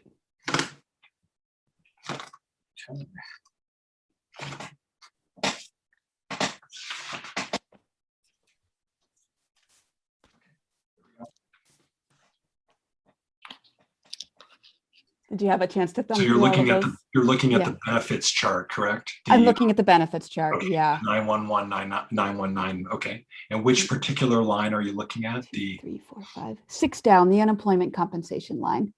yes. Okay. So from FY20 to FY21, that it just jumped at a number that really surprised me, and I'm assuming it's pandemic related. But it jumped from $14,076 to $103,935. And I was wondering if you had a sense, or I'm sure Susan does, close to the actual number for FY21, and then if that projected FY22, that 100,000, if you anticipate that going up and down, and if any of the rescue funds may be used to help offset that. I'll let you go ahead, Susan. I mean, we are looking at a chart that's comparing actuals to budgeted, so that may explain some of the disparity. But go ahead, Susan. That is correct, Mayor. We typically budget about $100,000 or $110,000 for unemployment. We have 2 lines. One is the actual unemployment, because we're self-employed for unemployment. So if someone Self-insured. Self-insured unemployment, we pay the cost 100%. So if you look at the 2018, the 2019, and the 2020 in the budget, those were what we actually spent. The 2021 column and the 2022 are what we budgeted. And we did not spend a whole lot in 2020 because the CARES Act, we were allowed to use CARES Act funds to cover unemployment costs. So we did lay off a fair number of employees in multiple departments. I can think of some, the senior center, because the senior center was closing down during COVID. And all of those unemployment costs were picked up in the CARES Act. And we will not spend a lot in 2021 either. One thing I will note is, the unemployment claims are not always necessarily for an employee that we might have laid off. An employee can leave the employee of the city, go work somewhere else, and perhaps get laid off or let go. And because we are the employer in a period of time from the time that they file for benefits, they go back a certain period.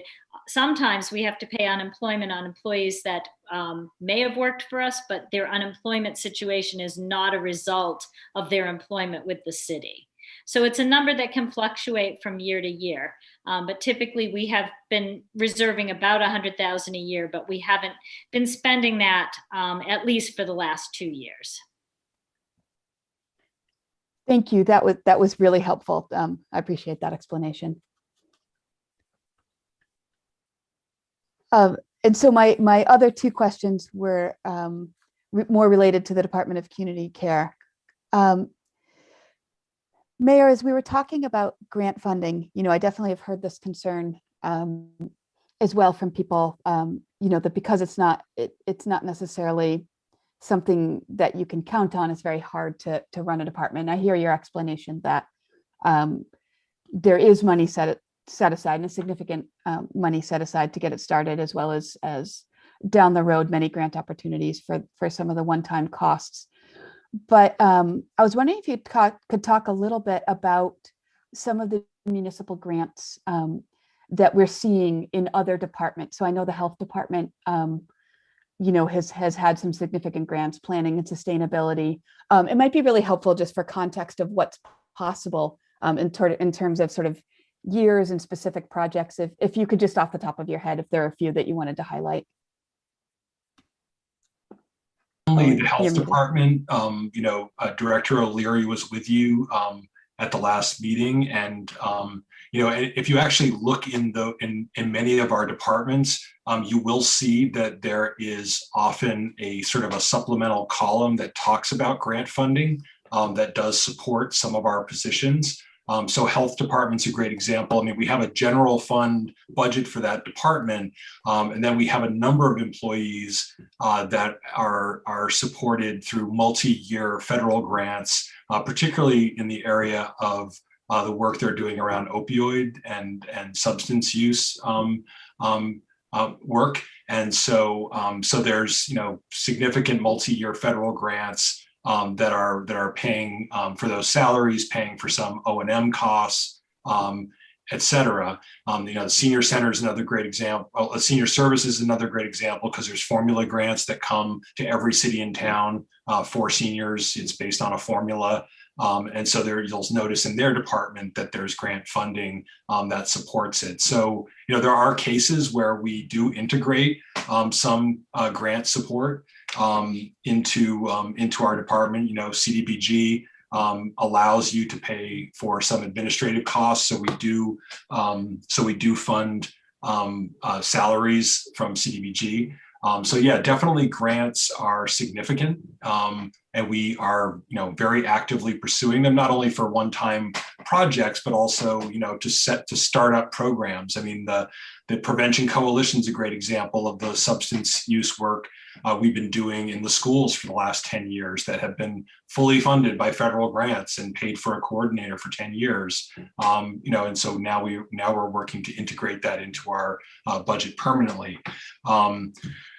Clean energy grants, the green community grants, you can pretty much go across the board. And, there are many grants that are helping to support important parts of our city mission every year, Chapter 90 for paving projects in the DPW.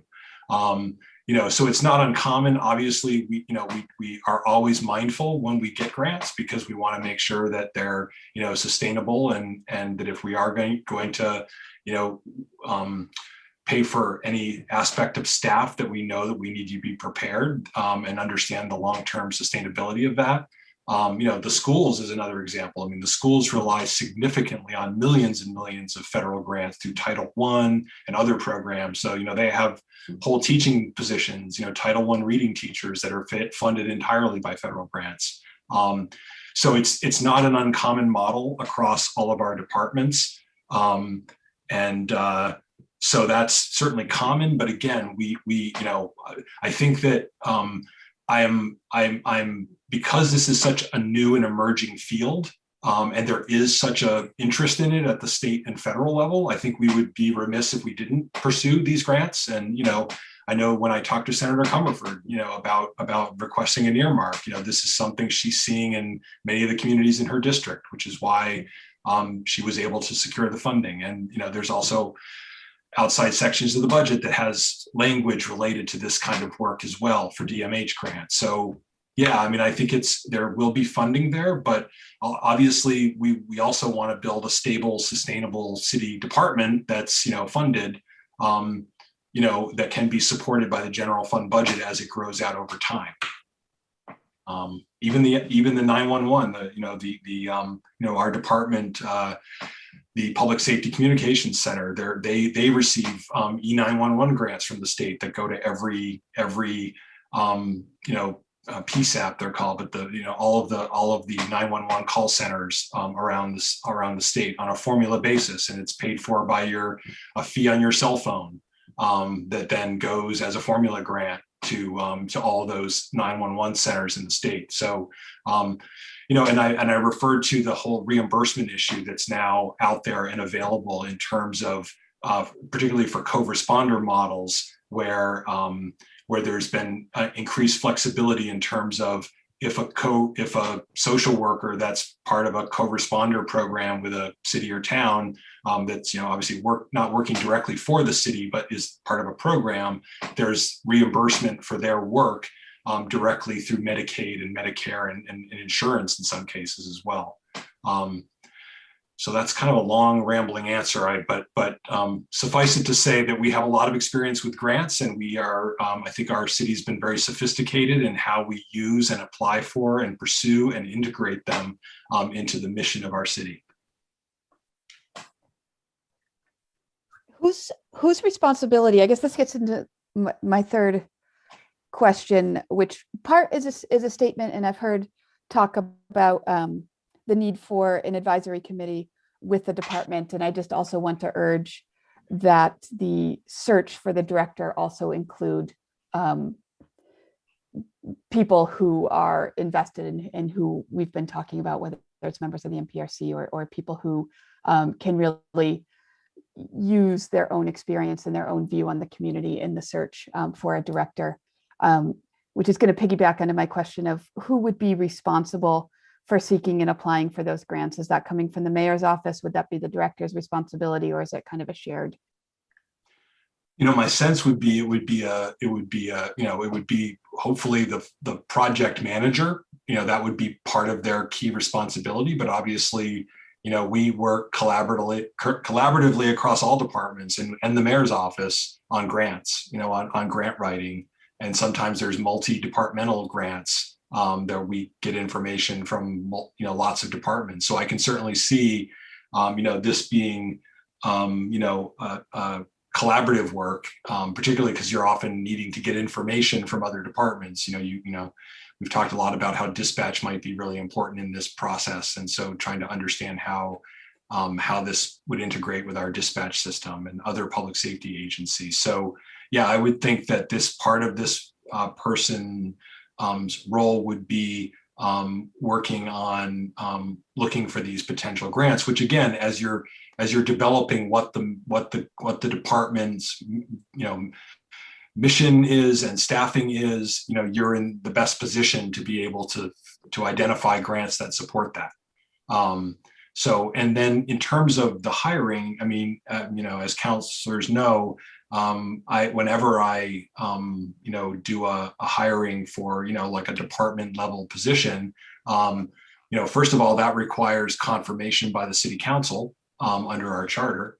And so I have a long record of putting together a screening committee that includes, typically some city employees. It includes city council and other stakeholders or people with expertise. So I can certainly see that putting together a screening committee for this type of a hire would be, would require a screening committee. And former NPRC members out there listening, don't be surprised, be careful what you ask for, because you'll probably get a call. Some of you will get a call to serve on this screening committee and other community members as well. So so that's how I would approach that. And then really, I think I wouldn't want to, I think it would be, I wouldn't want to form an advisory committee for a department without having this person in place first. I feel like that would be, that would be too sort of top down in terms of, that person, really, work, help being at the ground floor of forming that advisory committee and being part of that process. So, so I see the first step obviously is the, if this budget is approved and if the funding is available, then, developing, the job description and putting together a screening committee to work on that first piece. And then really the next piece would be to get this advisory committee in place as well. I mean, again, advisory to this department, not, obviously we've had a commission that studied these larger issues and made recommendations. And now we have, and again, this is not uncommon, with what's happened in other communities. I keep using Ithaca as an example. I mean, they got started long before us. And theirs was in response to a state mandate that came down, from state government, that all municipalities in New York State had to go through this process and submit a blueprint for what they were doing in the area of police reform. So they were at it before many other folks, but they're still in a process. I mean, they're still in a process of doing additional stakeholder input and putting in place what they think is necessary, coming up with budget estimates, and trying to understand what their revised Department of Public Safety, or I forget what the terminology will be, but sort of this combined civilian and police department that they are moving toward. So again, we do have some other examples that we can look at for guidance in how this process has worked. And that's where I think that that's really where I think that an organization like Center for Policing Equity will be really helpful advisors as well, because they've been working with so many other communities in this work, and they're really seen as among the leaders in this effort. Thank you. That was all my questions. Appreciate it. Okay. Councillor Nash. Thank you, Council President. Well, I just want to do hats off to my colleagues for asking all sorts of great questions. You've pretty much asked all of my questions, except for one, and that is, Mayor, in terms of this new department and how it relates to the Resilience Hub. I look at I can't help but see lots of overlap there. And do you see that as well? Is there going to be, go ahead. What do you see for overlap there? Well, to be clear, the Resilience Hub has been a project that we've been working on for much longer than this effort. And obviously, as I said before, when we had our joint meeting, I'm grateful to the NPRC for acknowledging it and calling out its importance. And obviously, that's going to be the Resilience Hub, is a facility at this point that we're working to develop, and then on a separate track we're working to develop the services that will be co-located in that particular hub. I don't see at this point I see them as two separate initiatives, and there may be obviously there may be some coordination and overlap of services at some point, but I really view them as two separate, distinct initiatives, and that we're focused on. And but obviously, you can understand that there'll need to be coordination among those same stakeholders and service providers that may be involved in the Resilience Hub.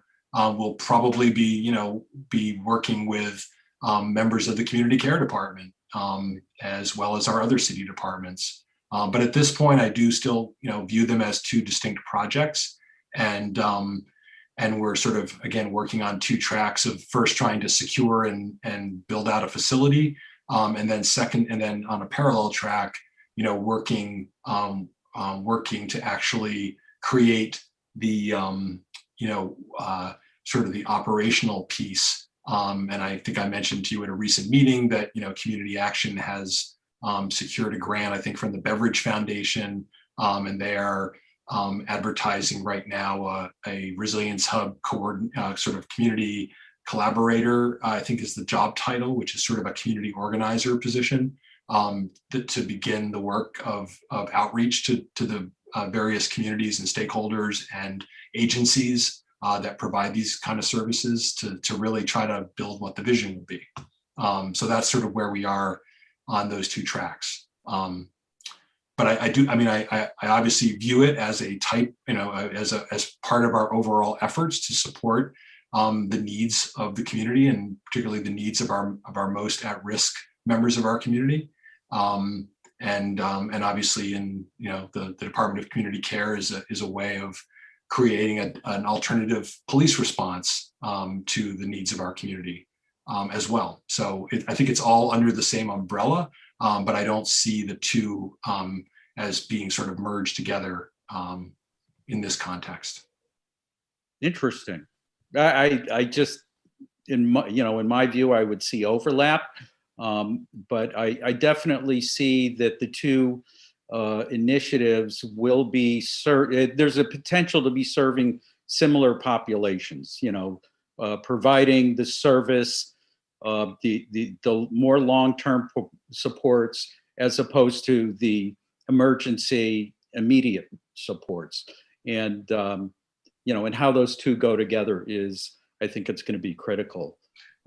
Yeah, and no doubt, one of the goals of the Resilience Hub is to try to help provide, support and shelter and services to people, so they don't get to the point of crisis where a community care worker from the Department of Community Care or Community Care Department, whatever the proper title will be, does not have to respond to someone in crisis, because we're working to serve their needs and before they get into a crisis situation. So I think they'll be both working towards similar missions, but obviously more complementary, I think, of the work.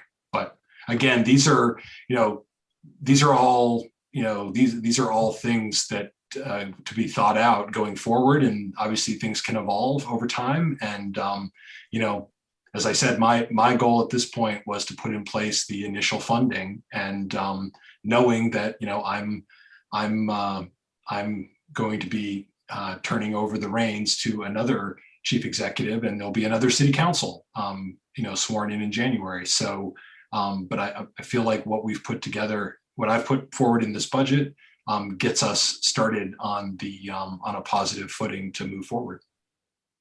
Yeah, and I really appreciate that, Mayor. That the Department of Community Care, the Resilience Hub, the looking for co-responders, the outreach with community action to help,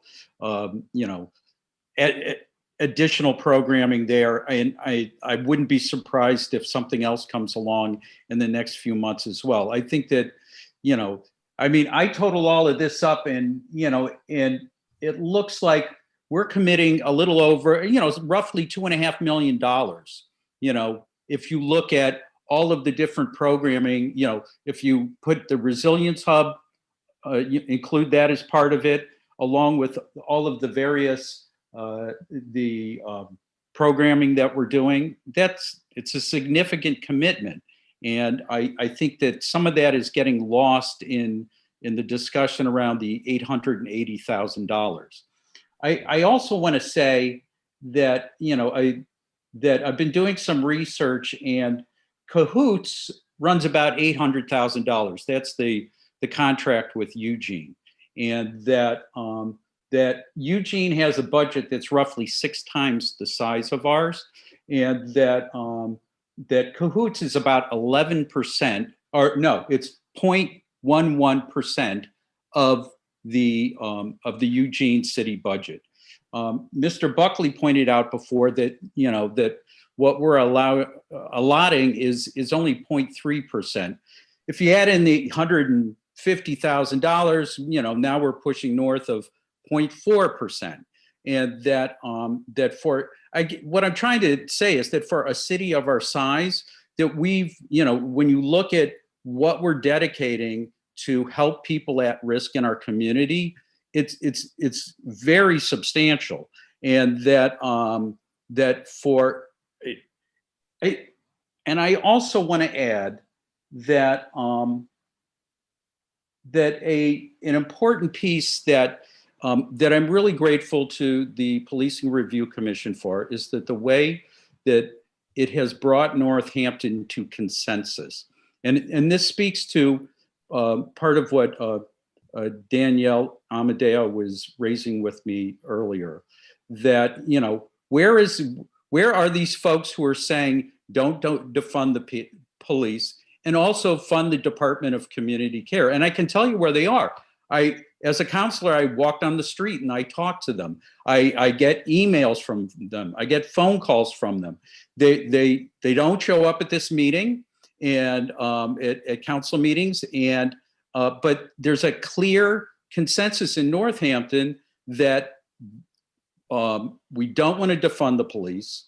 And people are firmly behind this idea of a Department of Community Care, that we need these types of services, just as Councillor Foster was pointing earlier.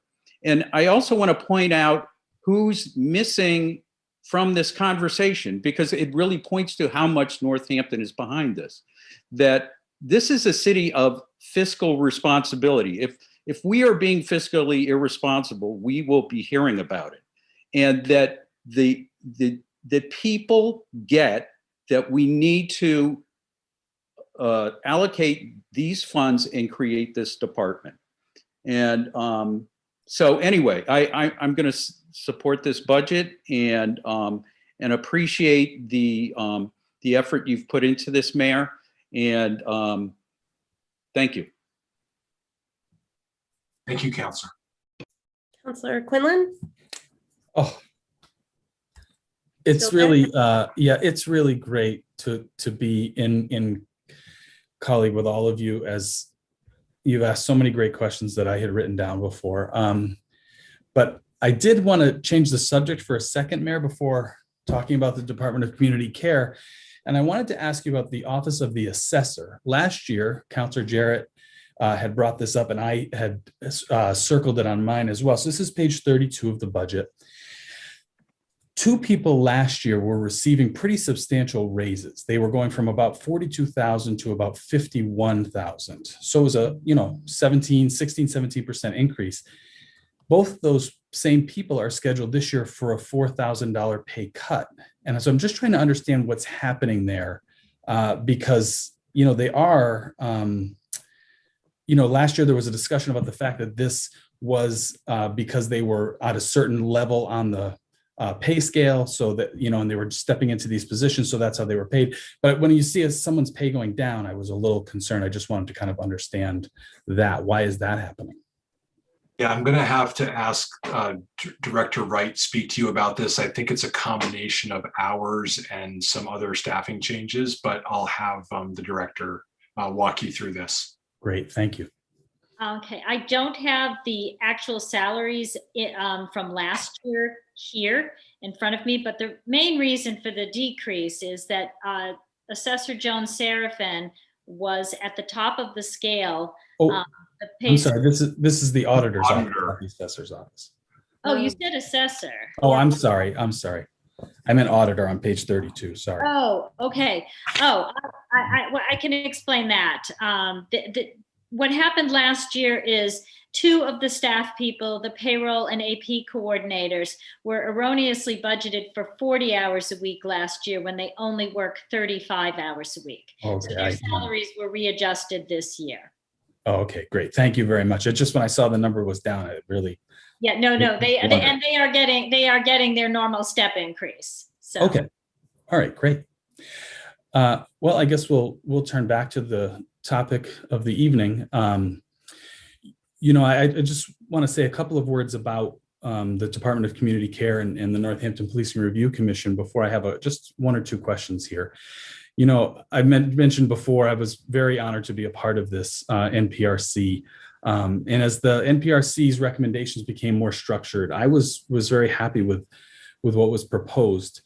I really appreciated Councillor Nash just talking a little bit about the consensus that he feels we see, and Councillor Foster mentioned it earlier as well, because I've been honestly a little worn down sometimes by reading people pitting the health of our community against the safety of our community. It's, you know, it's been difficult. And so to be here tonight and listen to my fellow counselors and the mayor talk so positively about where we're headed with all of this, it's really making me feel great. You know, I noted that in the report on page 11, you know, I'll quote it, the new department will be established and funded in 22 and then fully operational in 23. You know, and I think that's really important to kind of think about, you know, but I want to make sure that we're characterizing the $882,000 request correctly, because this was presented to us on May 18th and the police department was budgeted at one number. And then when the final order was approved, it was $882,000 less. The number is a real number. It was presented, and then it was, you know, and then it was $882,000 less when it was approved. So I just wanted to mention that, because I think it's important to characterize that correctly for people listening. You know, I just want to get into why this is important to me. I mentioned the other night when we were talking to Chief Casper, and I was kind of rambling a little bit, even worse than I am now.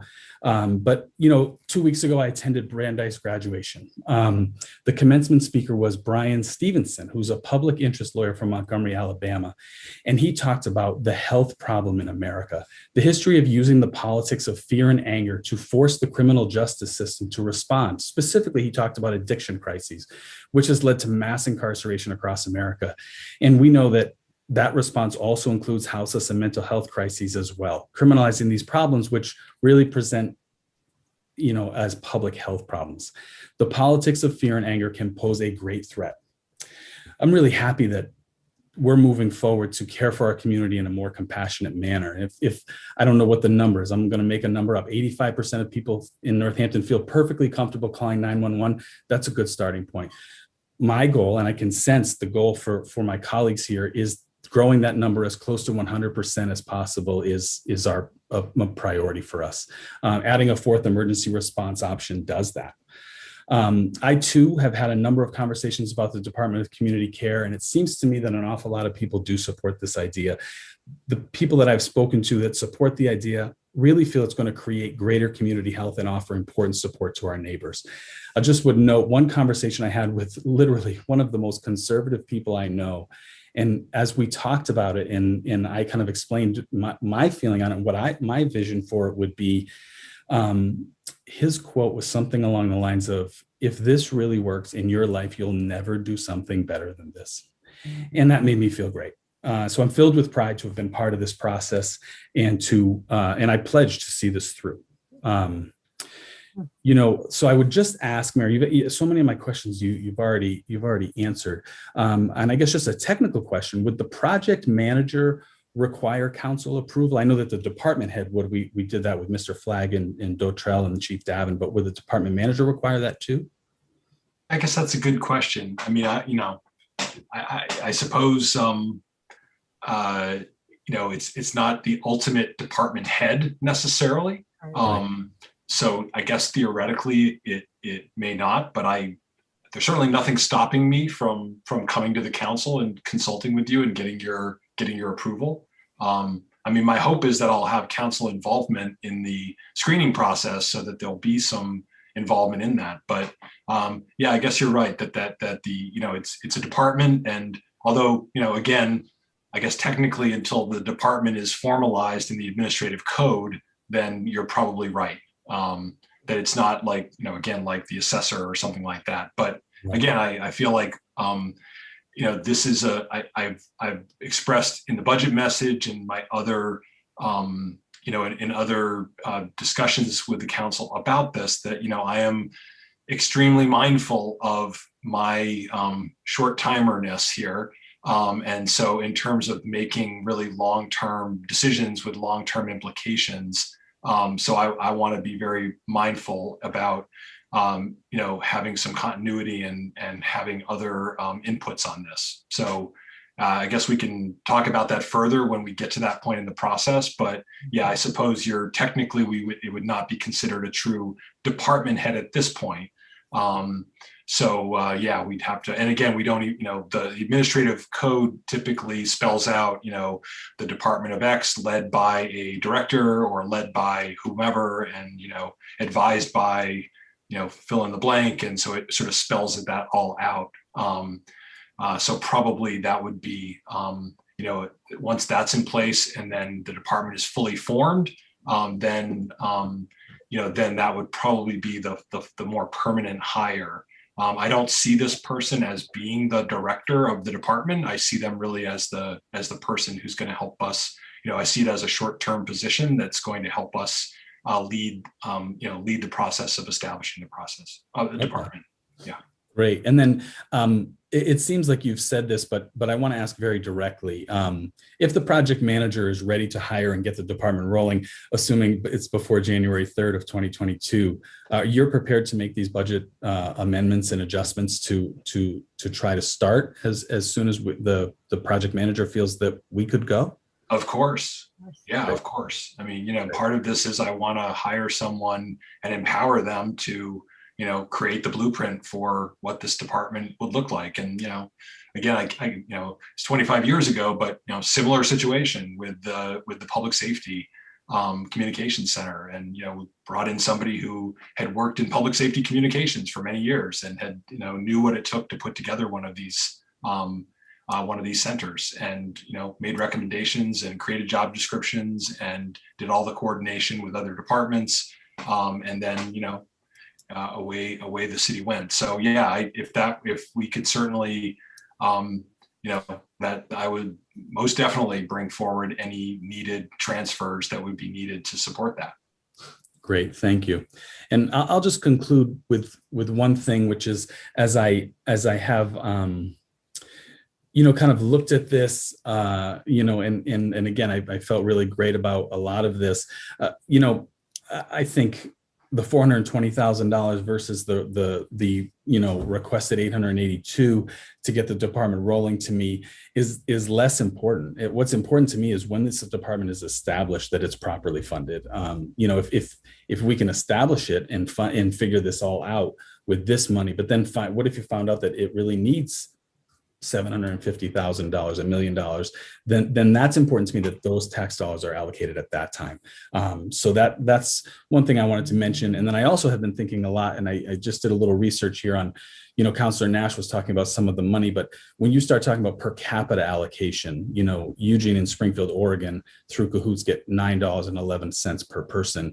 And this $425,000 is over $15 per person here. So I'm grateful for that. And lastly, I just want to thank you, Mayor, for this budget. You've answered all my questions, very comfortable with this. And I just wanted to reemphasize what you state in your budget message, which is that you're hoping we can work with a spirit of shared purpose and collaboration among all stakeholders. I'm hopeful for that too. I think we as the council are counting on all city departments, especially our first responders and dispatch, to help make Northampton safer and healthier. And I invite all of you to join me in that cooperation. Thank you, Counselor. And I can tell you that, when I put out my budget message, I got calls from all those public safety departments saying, I hope we're going to be part of this process, right? I mean, they want to be part of this process because I think they understand, how complex this will be. And they already work together very closely, in terms of responding to the 911 calls. So, we're, as we talk about adding another response department to that, there definitely needs to be clear coordination, because it's, as you all know, and I think even as the report acknowledges that, there's the dispatchers have a challenging role in terms of understanding what resources need to be dispatched when a 911 call comes in. So, even just developing those protocols for how the dispatch, they have. If you've ever been in there, they've got, huge binders full of all the protocols for the various types of calls that come in. And so this is a whole other set of protocols that they'll need to develop for when a community responder would be dispatched. And who, would it be dispatched with a paramedic? Would they be dispatched with, a police officer if there was some violence potential? All those kinds of things I think will have to be worked out. Yeah, that'll be the work, and there's going to have to be a lot of teamwork. But I'm confident we have a really well-functioning public safety team now, and I have no doubt that Northampton will be able to create something that every resident can be proud of. It'll be a heck of a flow chart. Yeah. Are there counselors who have yet to speak who would like to? Counselor Thorpe. You're muted.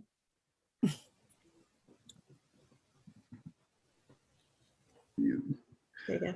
I want to thank everyone for what they've mentioned here this evening. And I just want to say to everyone, I appreciate what you've said. And I want to thank the mayor for his what he's presented in his budget proposal, and realizing that not only the police department, but all the departments should be engaged in critical analysis and revision of structures, policies, and practices that confer safety for all people. So with that, I will be supporting the mayor's budget as is. Thank you. Thank you. Councillor Dwight. I guess by process of elimination, that leaves me. I am traditionally long-winded and rambly, and I'm going to spare all of you that, because actually, as other colleagues have acknowledged, that despite what some people may judge, wisdom has been expressed and displayed tonight, and the discussion, a very complicated discussion. And the urgency, of course, is what's driving the urgency, besides the very obvious, which is a long-held tradition in this country of systemic racism, and as it manifests through our institutions that have been developed over time, and the dismantling of that is the objective. But one of the other bigger drivers is, of course, that compels the urgency. But another thing that compels the urgency is the energy that was invested maybe by the community at large, but particularly the BIPOC community after the Floyd lynching and all the other associated murders that occurred that year, of the extrajudicial killings of Black and brown people. And there is a concern that energy, we're losing that moment, that we are not riding the wave, if you will, in a way that would be realized on the ground in a very distinct and real way. And I've had a number of conversations with representatives from NAN. Have we ever actually learned how to pronounce NAN besides NAN? NAN? I don't know. Northampton Abolition Now. Also with other community members. And what I've said is essentially what happens is you take vision, you take courage, you take courageous aspirations, and then you crush them in the prosaic process of municipal governance. But at the same time, change is realized, the progress is made, the ratchet effect occurs. And as the culture, hopefully, and I believe actually in my heart that it is in process, hasn't been in continual process of changing, particularly as it pertains to inequalities across the board. And we are very, very, very far from ever saying that we've achieved something there. But,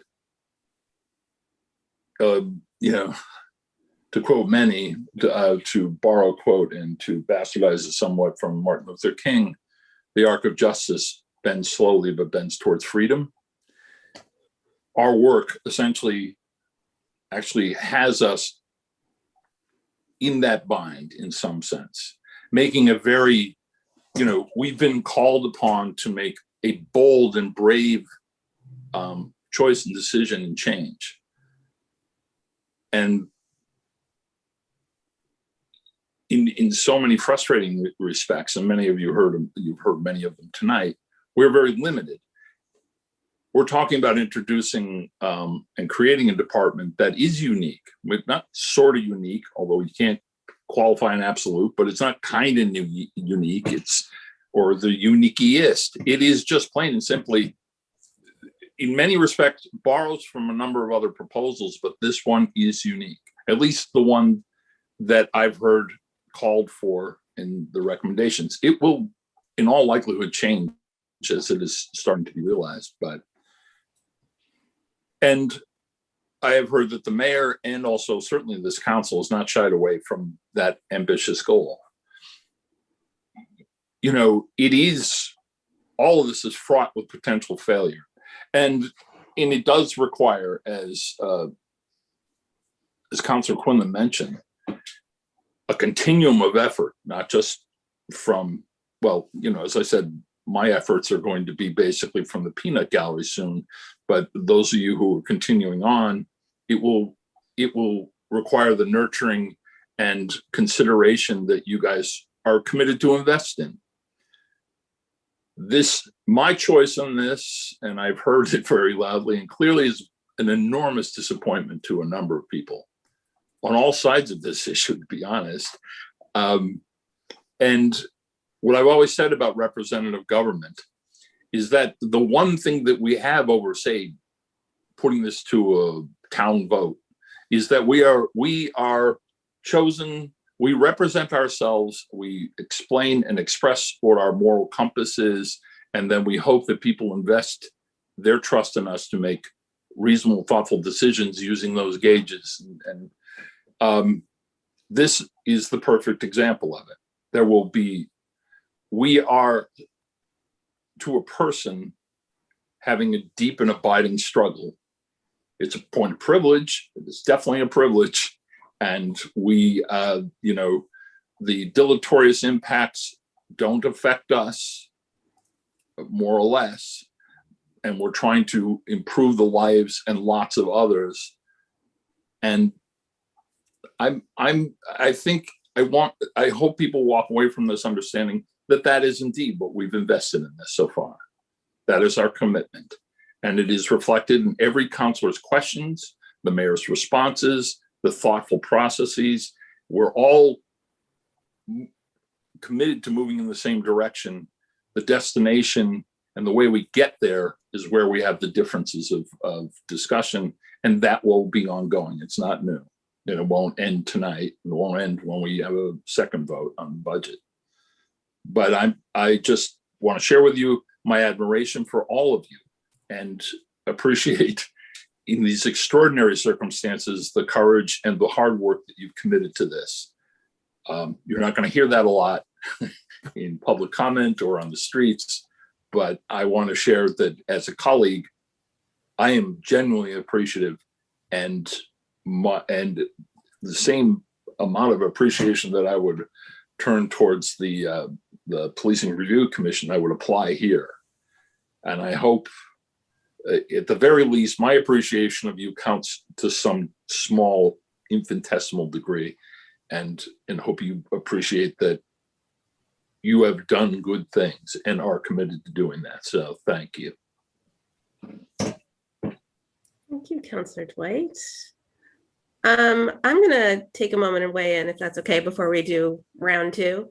I met with many of the members of the Northampton Policing Review Commission individually after they presented to us their report. And one of the questions that I asked each of them was, what's the most important first concrete step that needs to be taken? You've given us these recommendations, but as you've said, you haven't really laid out for us how it's going to be done, because you recognize that there are many factors. And so, but like, in your opinion, what's the first step? And many of them told me that they felt like the first key step was to bring on, and they said a project manager or a coordinator or a director, but the idea was to bring on someone with energy and talent who could really start to lay out how the department will function, and what is needed for that department. So I was extremely grateful to see what's called here a project manager in this budget, and at a department head salary plus, plus additional part-time staff, and then the OM funds. And I'm very thankful to Mayor Narkowitz for working with Senator Comerford to get that $150,000 earmark for Northampton. That is a huge addition for this. And just hearing the potential federal and state funds that I know I've been following for the last few, couple months or so, and that we talked about tonight, just feel very hopeful. So, Mayor, I want to thank you for, the work that you are doing on this process. Some of it, I think, we're hearing for the first time tonight. And, the outreach and the research that you've been doing to start the department, and for, engaging with the Center for Policing Equity and the other work that you're kind of doing behind the scenes to sort of set up for this fiscal year, the creation of this department. You compared this first budget to some other departments on that chart that you showed us, but those include those departments' full operational budgets. This fiscal year's budget for the Department of Community Care is not full operational costs, which, I certainly understand. And I think I hope we all are, as we've talked about it tonight, have come to understand that those costs are yet to be determined. As we said tonight, there aren't job descriptions, scales, need for vehicle isn't determined yet, equipment, what kind of training dispatch will need. There are many things that would go into building an actual operational budget for this department. And some of them will be one-time costs, like training. And I think some of that will happen this year, and then we may have to build more in there. So, I really thank you, Mayor, for outlining the flexibility that you see in this first budget for the department, and for the possibility of additional funding. And, I understand that grants are important, but not permanent. And as we've talked about, in this year's general fund budget, we have this example of the Prevention Coalition, which for 10 years had been grant funded, and that ended. But we incorporated it into our city budget. So, the end of a grant doesn't necessarily mean that all that came from it is lost or that it disappears, but it does mean that a really conscious choice has to be made to continue that or figure that out if a grant does disappear. So you have to be, it's always important to get that funding whenever you can, but you have to be mindful that you don't rely on it too much. So what else do I want to say? I also want to add that, of course, the $882,000 is a real number. Like, that's a number. It's an actual number. But, my real concern about it becoming a symbolic number is that it wasn't based on a transfer of specific services. So it doesn't equal what this new department is meant to be. And so I worry if we become too mired in it and cling to this symbolism of it, that I want to be very careful that we don't limit our vision for this department by holding on to this number from the past that doesn't relate to actually what we need this department to accomplish. And, I just want to talk to some of the people we heard from tonight, that we've heard from this past year. I really heard that some really feel that more is needed for this fiscal year, and that none of this is enough. I do hear that. And I wish those folks felt the same hope and honestly excitement that I feel about this start. And I think I'm hearing from all of you, and I really appreciate hearing that from you. I think Councilor Quinlan just said it really eloquently.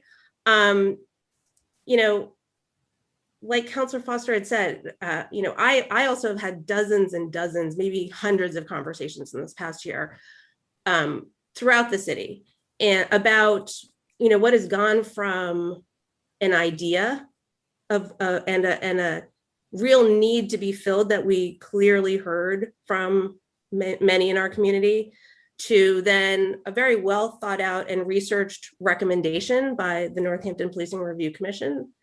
And we're eternally grateful for that, and has now moved to beginning funding that we are voting on tonight. And that feels like progress to me, and it fills me with a lot of hope. And I know that for some, it feels like slow and maybe small progress.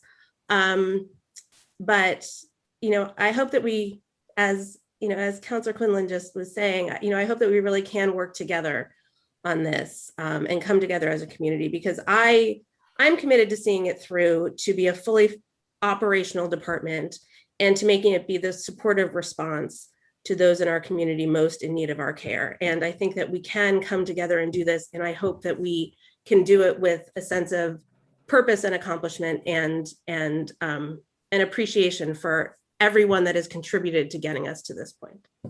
So thank you all for this discussion this evening. Okay, Councillor Maori, I saw your hand, yes? Yeah, thank you to all my fellow councilors for your thoughts. I just wanted to go back to a few points. Because I was interrupted, I want to clarify that, yes, when I proposed a 10% budget and when we asked for it to be reinvested, we wanted it to be reinvested because we knew that was a meaningful amount to be reinvested. And so when we're comparing with the graph, the other departments, this is supposed to be a 24/7 department. It's not the senior center. I would rather it be other 24/7 departments if we're going to kind of look at it that way. And so I just, I guess I don't see this brave. I do think we will come together as a community. We have a wonderful community and everyone works really hard and is really engaged. I'm not understanding why we want to slow that down. And that's what I think this is doing. I think every single counselor here knows that we're going to need much more than $300,000 more to this department. And so adding $300,000 right now, I don't understand why we are not. I don't understand why we are not doing that. And I think what people wanted to feel with the reinvestment of that symbolic number was that they were being heard. And I just don't think, it's symbolic, but it's real. And I'm not understanding why we don't want to just start there. This is very precise training. When I talk to the more conservative folks in my ward, their biggest concern is, well, how will that look like? I'm worried about those responders, or will they get hurt? And I don't want to set this, this department up for failure. This is a very involved funding project. If it's going to be a unique model, it's going to take a lot of resources. And I guess I just really I'm not understanding why we're starting with a figure we know, every single one of us knows is too low. Thank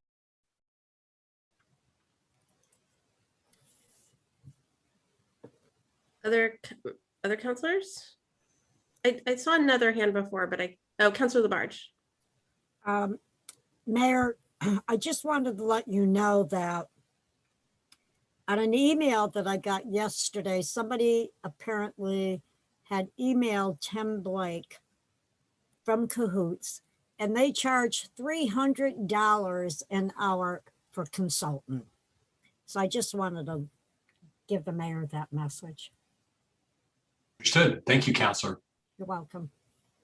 Obviously, we're not building a Cahoots model in Northampton, but obviously some of the same skills and experience would definitely be important. So they're definitely someone that we're a model that so many people are looking at around the country. But obviously, we've made the commission made a conscious decision that was not a model that we would go with, that we would build a municipal department, and obviously, with a some different emphasis. But that's definitely, they would be among the folks in nationwide who have so much experience, and I'm sure they're getting lots of people knocking down their door right now for assistance. Thank you. Councilor Jarrett and Councilor Maori. Yeah, I just wanted to say a couple more notes before we moved off of the community.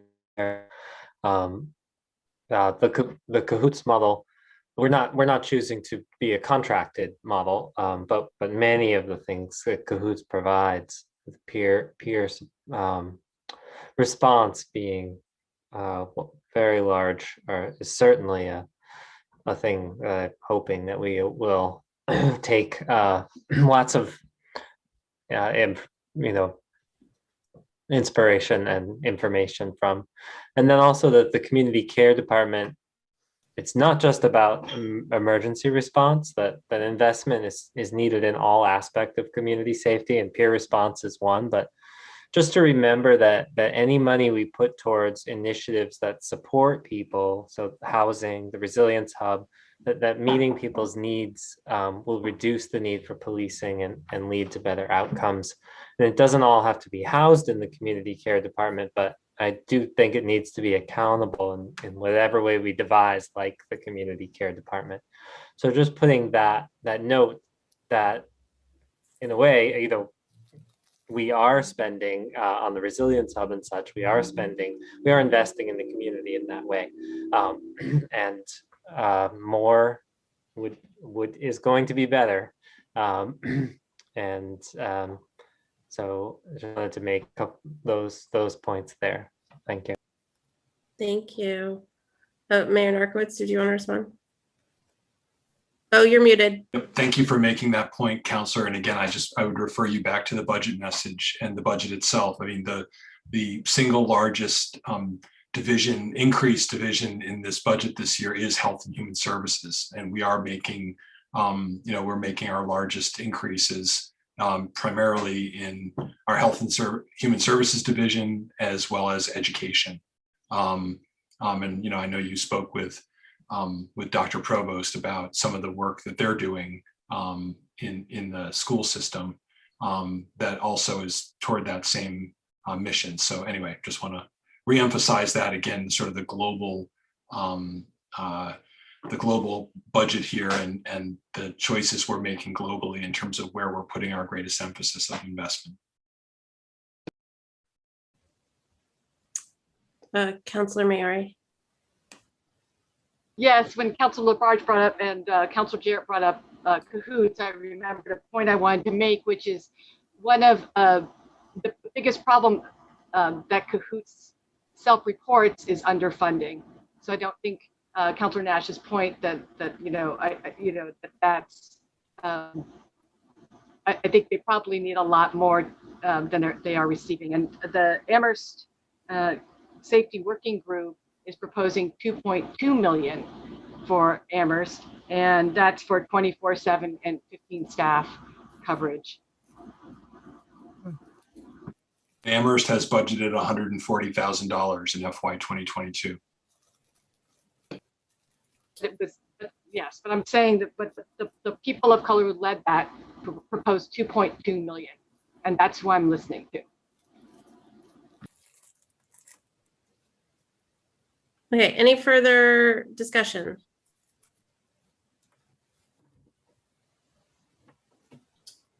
Okay. Councilor Jarrett?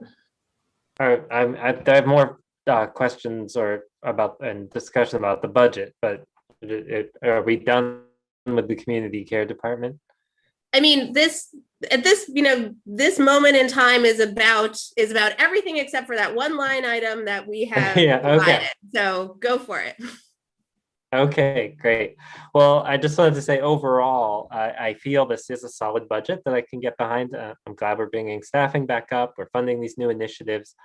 I do want to say that I am continually frustrated by funding and the regressive nature of our property tax system, and how that is hard on many people.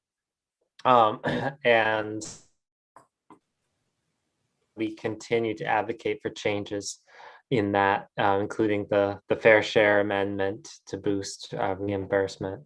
And I wanted to just talk a little bit about the policing budget. So I have a statement to say about that. So first, that I hear the voices of those who want change, who want a reduced footprint of policing. As a member of the Northampton Policing Review Commission, I agree we need significant change and to move many functions away from police. It is clear that policing has a disparate and negative impact on Black and Indigenous people and people of color and many others. This police budget is a level service budget, like most of the other departments in the city. That level of service is the level of service that we made after last year's cut. That cut, though not the ideal way to do it, was, I believe, a necessary move to allow for funding of alternatives. And even though many of us agree that an alternate response would result in better outcomes for many services, the police are often who we have to respond now, and that is an important service. So I think that cutting too much too soon would undermine the very thing we are trying to accomplish, which is better public safety for everyone, and could backfire, and we could lose support for those alternatives.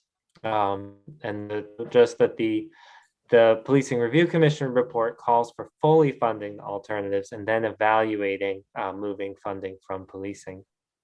I will certainly be following the approaches of other communities, such as Ithaca, New York, which has been talked about, which is replacing its police department with a new Department of Public Safety. And I think that strong executive.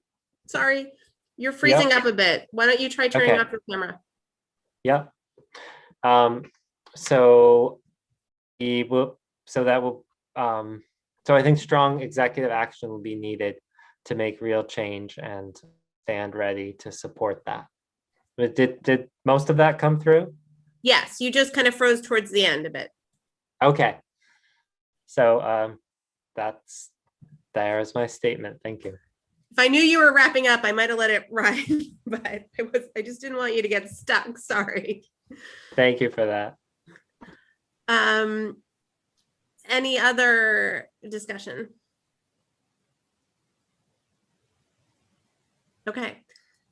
So seeing none, roll call, please, on the adoption of the FY 2022 general fund budget with the $40,000 line item in the central services parking maintenance budget for the Pedal People contract removed. Councillor Foster. Yes. Councillor Jarrett. Yes. Councillor Labarge. Yes. Councillor Maori. Oh.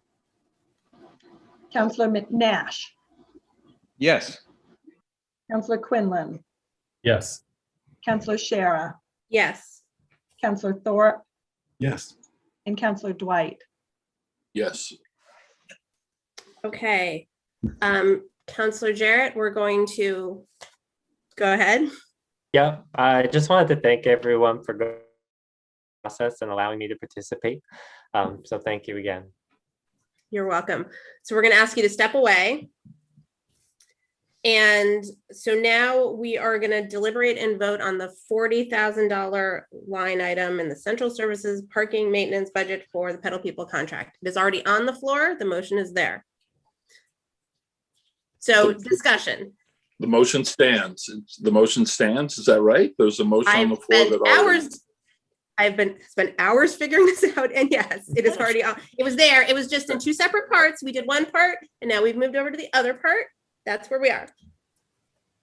I don't want to mess that up. So Laura and I worked really hard on this. Okay, Councillor Quinlan has a question. Yeah. Councillor Quinlan.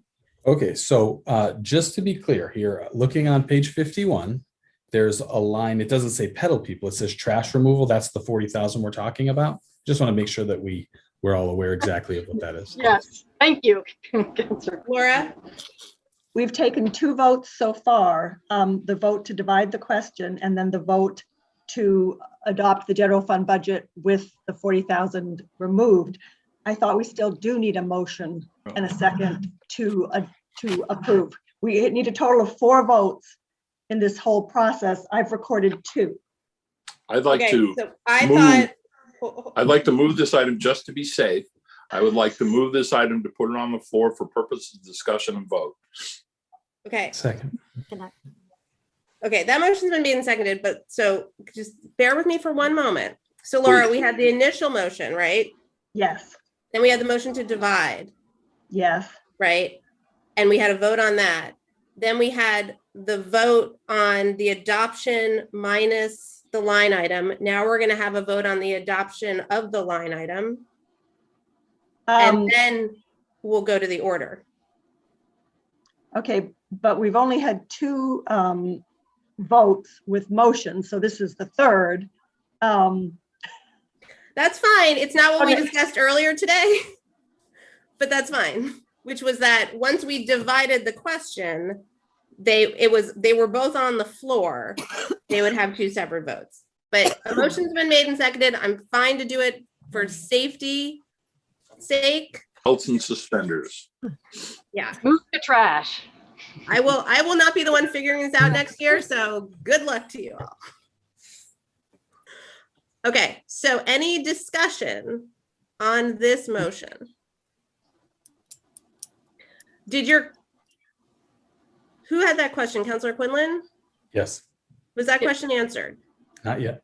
I can confirm that is we obviously don't, it's a contract that we have to put out every so many years to a vendor. And so that is the trash contract that currently is held by Pedal People. But that is the line item that funds that contract. It just happens that the contract is with Pedal People. So, thank you. Councilor Labarge, then Councilor Maori. I have a question for the mayor. Now, with the contract, Mayor, that goes out to bid, correct? Many other people can apply for that? It does go out to bid. It does have to go out to bid, and typically it's I believe we're right now in the final sort of the final. Typically these will have like a base number of like a base 3 years or something like that, and then there's an option to renew for 1 year, and then another option to renew for 1 year. I think we're in like the final renewal option right now, and so I believe after this year it will have to go out to bid again. Now, obviously, I won't get into procurement this evening. I'll just stop and you can vote on this. Thank you. Councilor Maori, did you have your hand up? I just wanted to clarify. So we're only voting on this one item. Correct. Thank you. Okay, any further discussion on this one item? Seeing none, roll call, please, Laura. Councilor Labarge. Yes. Councilor Maori. Oh, Councilor Maori, you were frozen. Sorry. Yes. Councilor Nash. Yes. Councilor Quinlan. Yes. Councilor Shara. Yes. Councilor Thorpe. Yes. Councilor Dwight. Yes. And Councilor Foster. Yes.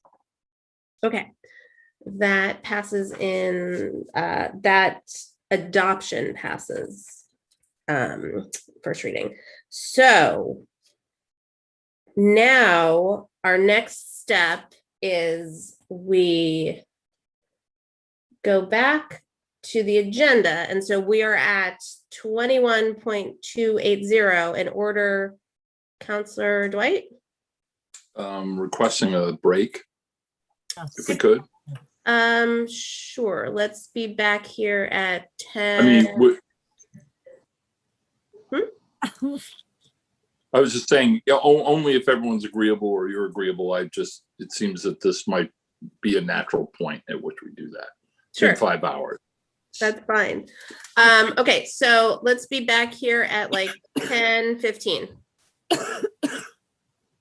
7th inning stretch. Okay. A minute. 10:15. 10:15. Okay. Yeah.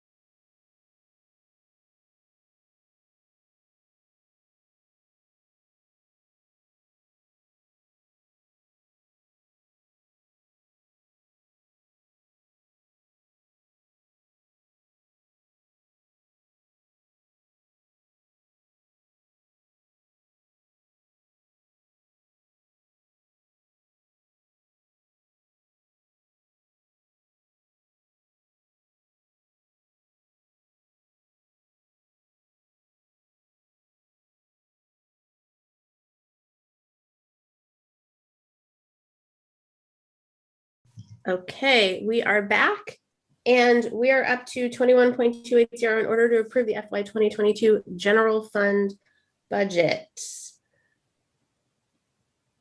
Move approval, please. Seconded. The motion has been made by Councillor Dwight and seconded by Councillor Labarge. Councillor Jarrett has recused himself again. Okay, is there any discussion?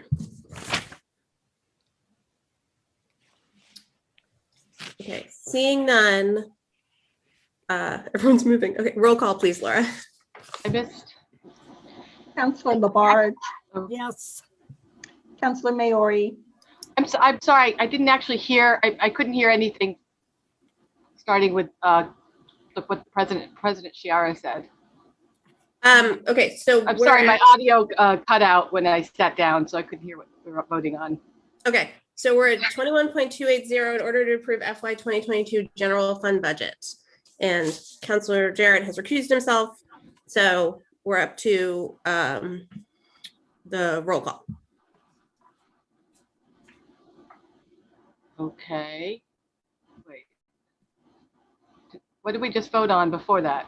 Okay, so we had a motion to adopt the budget, then we divided this is the process that we have to go through. So right, I understand. I'm just a little motion to adopt, and then you divide that question, you divide the adoption into two separate okay parts. Right. You vote on each of those. And so we have voted on the adoption of the FY 2022 budget. Yes. We're now at this next step, which is the order. We actually have to vote on the order, which is what goes to the DOR. And it has to encompass so it's the entire budget, it's the school budgets, it's everything. And that is why Councillor Jarrett is not participating, because it has to include everything. The sewer, okay. The enterprise budgets? Nope, those come next. Oh. This is the general fund. Oh, I'm sorry. Okay. Okay. Those will come in fast succession after this one, but this is the entire general fund budget. General fund. Okay, thank you. Sure. My audio is cutting in and out, so I didn't hear you. Thank you. Okay. Any other discussion or questions? Okay, roll call, please. Laura. I started a roll call. Councillor Labarge voted yes. So I'm Councillor Maori. No. Councillor Nash. Yes. Councillor Quinlan. Yes. Councillor Shara. Yes. Councillor Thorpe. Yes. Councillor Dwight. Yes. And Councillor Foster. Yes. Okay, now we're at 21.181. In order to approve the FY 2022 sewer enterprise fund budget. Move approval, please. Second. Motion was made by Councillor Dwight, seconded by Councillor Labarge. So we did not have a full discussion in finance like we normally may have. So let's ask for discussion as we always would. But if anyone wants to hear from Mayor Narkowitz, who's just popped in. Any questions or comments on the sewer enterprise fund budget? The mayor has given us his budget statement and broken this down for us, but if there are any elaborations or other discussion points that you want to emphasize or things you want to emphasize, I'd appreciate you taking the time to do that. No, I think, this one's in these enterprise budgets for water and sewer are, we already go through the rate setting process earlier in the session. So I think, you've heard that these are level funded, water and sewer are both level funded. We didn't raise rates this year. And so there's obviously there's no change from last year's budget. So this is a level funded budget and the rates remain the same. And I know that you got some more detailed information about that when you spoke with Director Lascalia. So there's not really much to discuss just in terms of these two, and actually, frankly, Step 3 are level funded. Can I ask your indulgence in just for the public's interest? I mean, because we are enjoying public scrutiny like we've never had before on budget discussion, to explain the mechanism of enterprise funds. Certainly. So, so enterprise funds are created under Mass General Law, and they basically are set up as separate cost centers. I guess that would be the best way to describe it in sort of a layman's business term, but basically it is for very discrete functions, usually utilities, hence water, sewer, stormwater, solid waste. And basically they are self-sufficient funds that, derive their revenue from, from ratepayers. And then all of those rates that they pay must go back into the utility itself to fund the operations of the utility. And there are some indirect costs that are also paid that the utility also pays to the city, and there's a summary of those in the budget separately. So for there are some general fund services that our enterprise fund utilities rely on, and so there's some reimbursement to the city for them, including health insurance for all the enterprise fund employees that get paid out of the general fund, but then there's an offset to reimburse the general fund for those costs. But that's the general structure of an enterprise fund, and we have these 4 currently, and again, as you look through the budget of the DPW, you'll see the same employee showing up in several different divisions, and that's often because a portion of their salary is being paid, some cases by the general fund, and then a portion may be paid by one of the utilities, one of the enterprise funds. But that's generally what it is. And in the case of water and sewer, the revenue to fund it is directly related to the revenue we anticipate raising primarily through the rates that we charge our users, both obviously residential and commercial. Thank you for indulging me. No problem. Councilor Jarrett. Just another general question about enterprise funds. Is an enterprise fund required that we take a portion of the budget and not have it in the general fund? I don't know that it's required.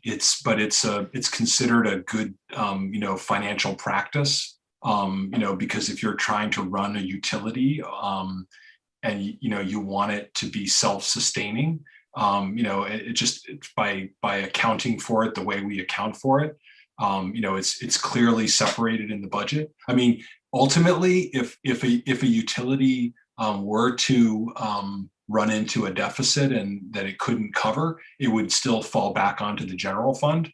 But that's obviously not been, our goal has been to make sure that we create utilities that are self-sustaining and that are, supported by the utility users. But yeah, it's not required. And I know, there's been some, discussion at various points, even about the solid waste enterprise fund, which used to be fairly significant when we were obviously running the landfill, and it was a regional landfill, and now it's pretty much come down to just being for the transfer station. So that's ended up being a much smaller enterprise fund. So not sure where we'll head into the future in terms of our solid waste, but that's an example of one that I suppose theoretically could be just blended into the general fund. But again, I think if you're just to try to do transparent accounting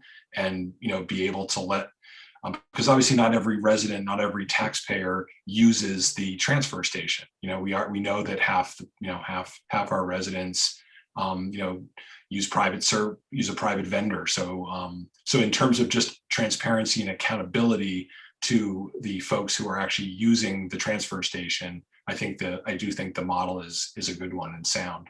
And from an accounting perspective, they all, they get audited. All of the free cash or retained earnings, stays within the utility fund. So it's, because obviously one of the concerns that you hear is that, are you raising my sewer rate to support the general fund budget? Does the rate I'm paying for sewer really truly reflect the rate of the utility, or are you using it as a workaround Prop 2.5, to raise revenue that's otherwise capped by Prop 2.5?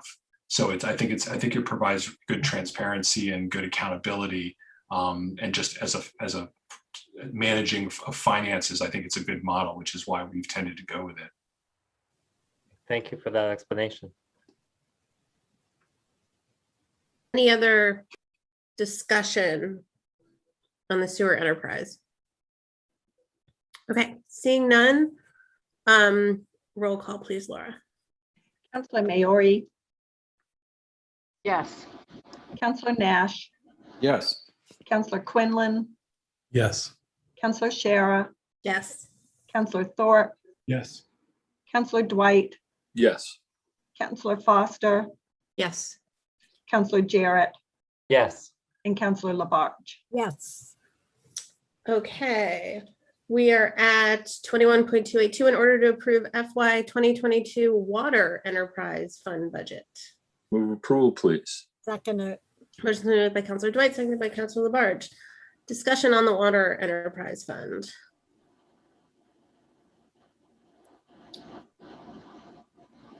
Okay, seeing none, roll call, please, Laura.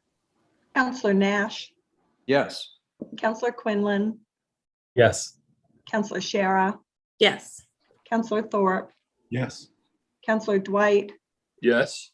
Councillor Foster, Yes. Councillor Jarrett, Yes. Councillor Labarge, Yes. and Councillor Maori. Yes. Okay, 21.283 in order to approve FY 2022 solid waste enterprise fund budget. Councillor Jarrett. Just as I explained earlier in finance, I'll be recusing myself for this item. Thank you. Move approval, please. Second. Motion made by Councillor Dwight, seconded by Councillor Labarge. Any discussion on the solid waste enterprise fund budget? Okay, seeing none, roll call, please, Laura. Councillor Quinlan, Yes. Councillor Shara, Yes. Councillor Thorpe, Yes. Councillor Dwight, Yes. Councillor Foster, Yes. Councillor Labarge, Yes. Councillor Maori, Yes. and Councillor Nash. Yes. Okay, that passes in first reading. 21.284 in order to approve FY 2022 stormwater and flood control enterprise fund budget. Move for approval. Second. Motion made by Councillor Labarge, seconded by Councillor Dwight. Any discussion on this enterprise fund? Seeing none, roll call, please, Laura. Councillor Shara, Yes. Councillor Thorpe, Yes. Councillor Dwight, Yes. Councillor Foster, Yes.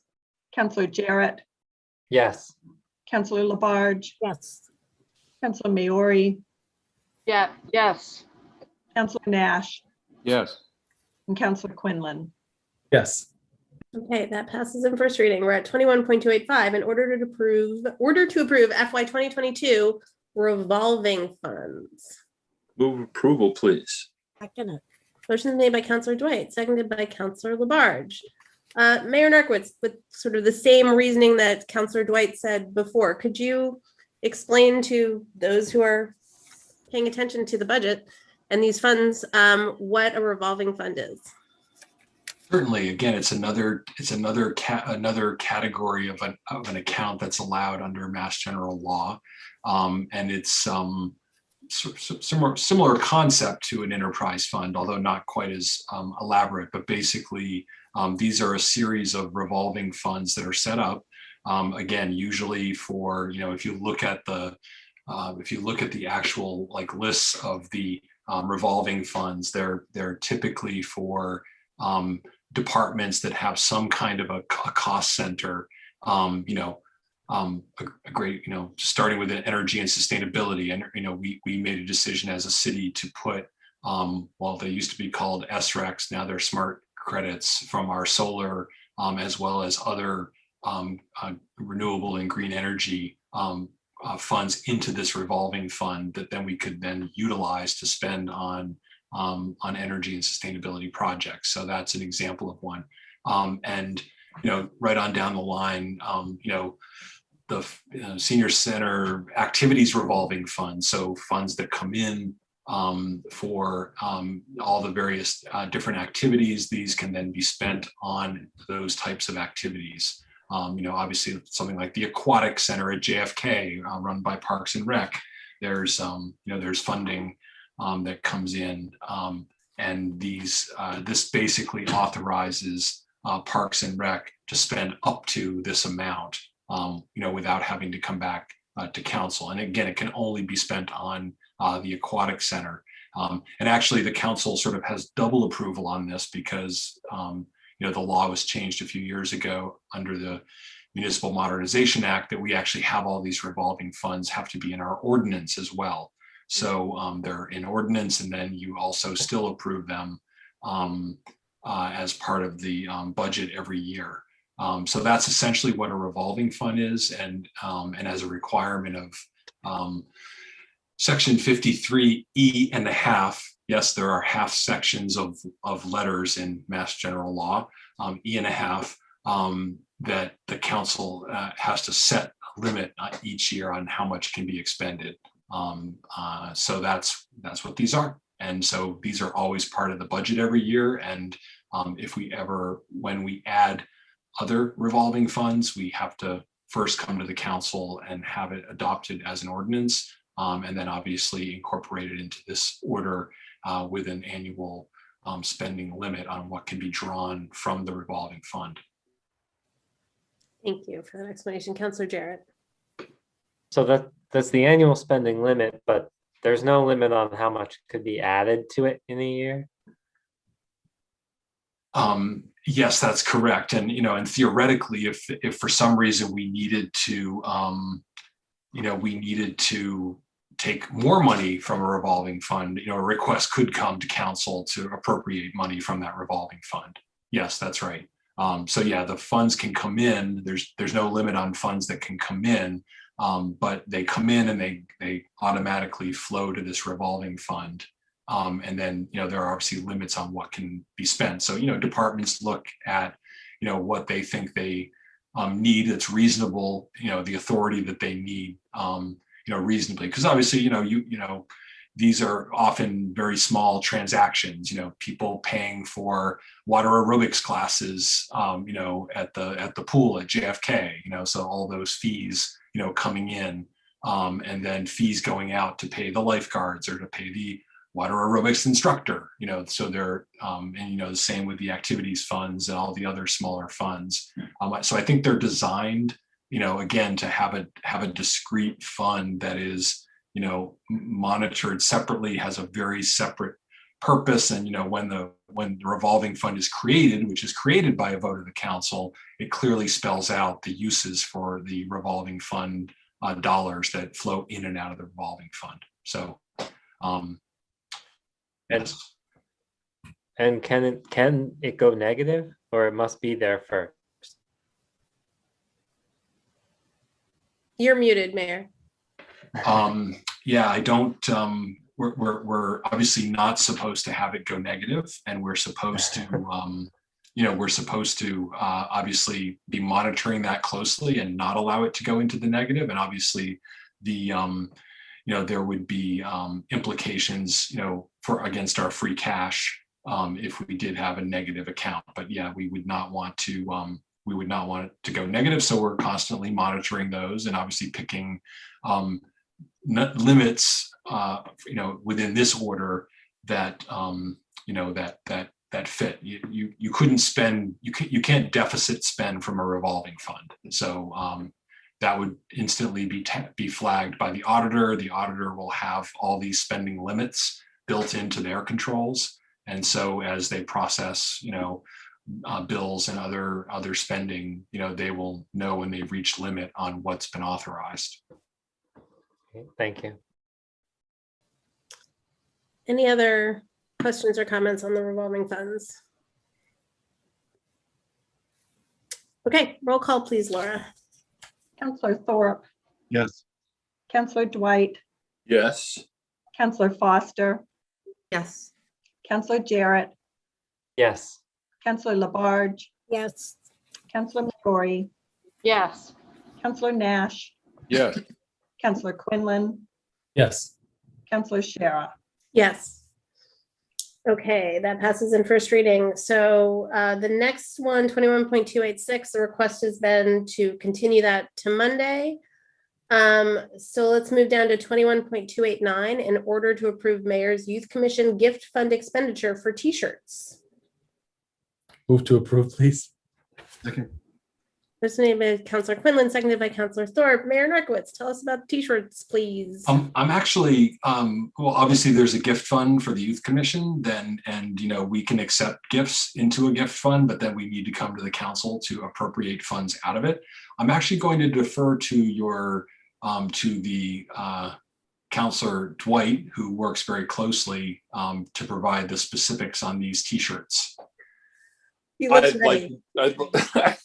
I don't have the specifics. I don't know what's going on with t-shirts. I know that you all know that this is a very active youth commission this year. With the leadership of Noah Cassis. And I'm not sure, I merely got a request as to what the process is to secure funding for the t-shirts, but this was discussed at a meeting I did not attend, so I couldn't elaborate beyond the information you have available, which is it's for t-shirts. Okay, is the chief of staff maybe wearing one of the t-shirts? Yeah. Okay. I assume.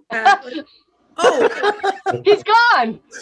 So I know that the Youth Commission comes to us sometimes annually for funding for art supplies or expenses for printing. Sometimes there have been actually, I've got some breaking news coming in right now.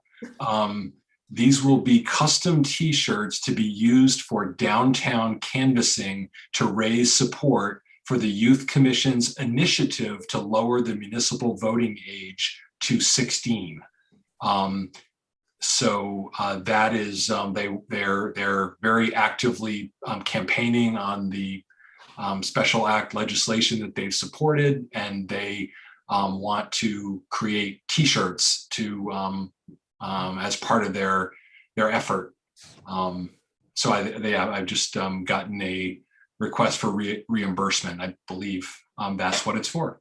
Okay, I feel bad that I scared off the chief of staff by commenting on the t-shirt.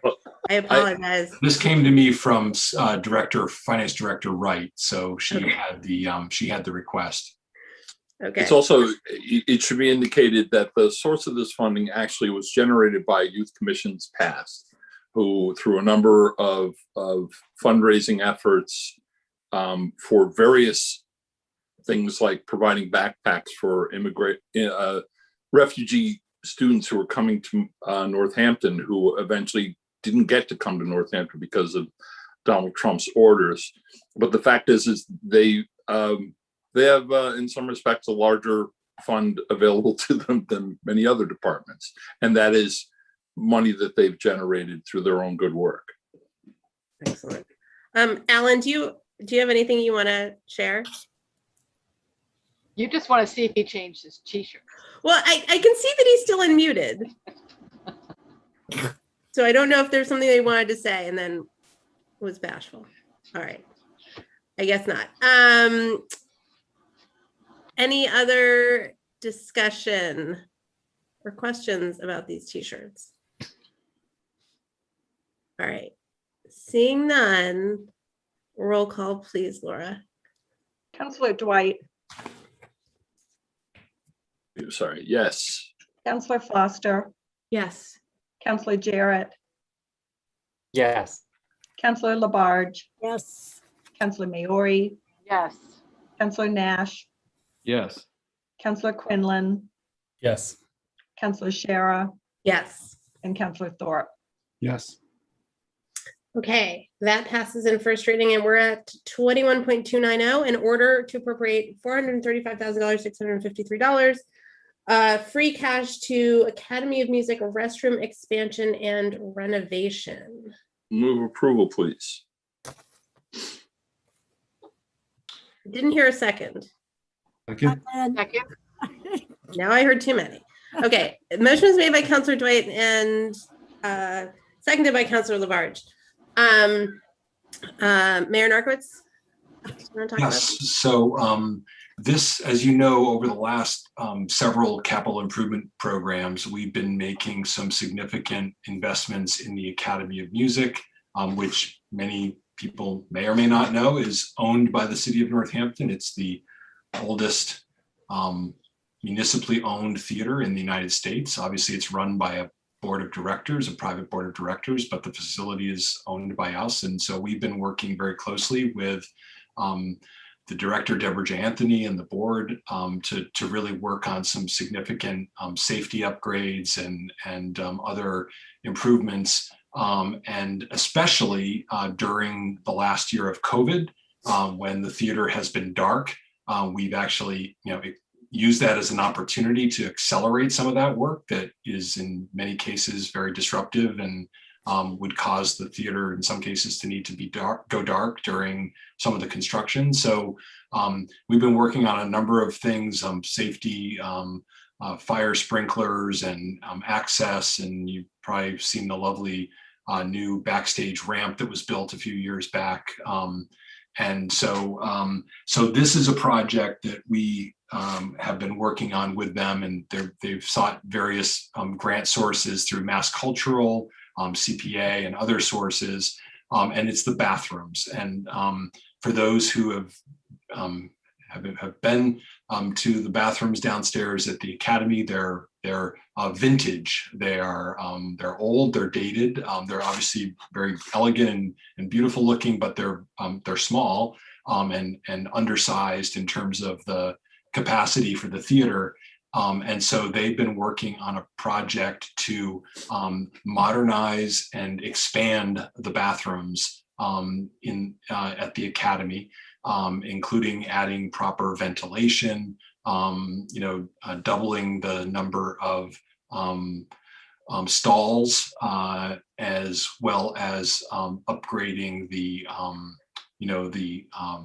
other urinals and sinks and moving to touchless fixtures, as well as working on better flow in and out of the flow of patrons in and out of the bathrooms. And so they went out to bid recently for that work, and we just got the bids back in, and probably won't come as a shock to anyone who's been reading the news lately that the bids came in a little bit higher than we had anticipated for this work, both because of some of the increases in materials, as well as just some of the general construction costs out there.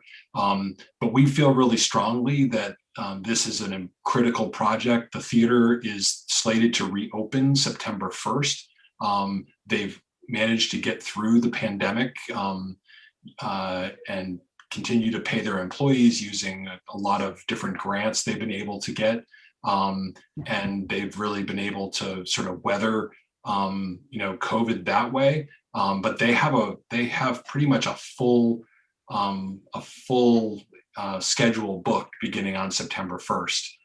You probably started to see some of the advertisements, not only the Academy themselves, DSP Productions is bringing in a number of artists, as well as some of the other folks that they work with. So we feel like, the Academy is,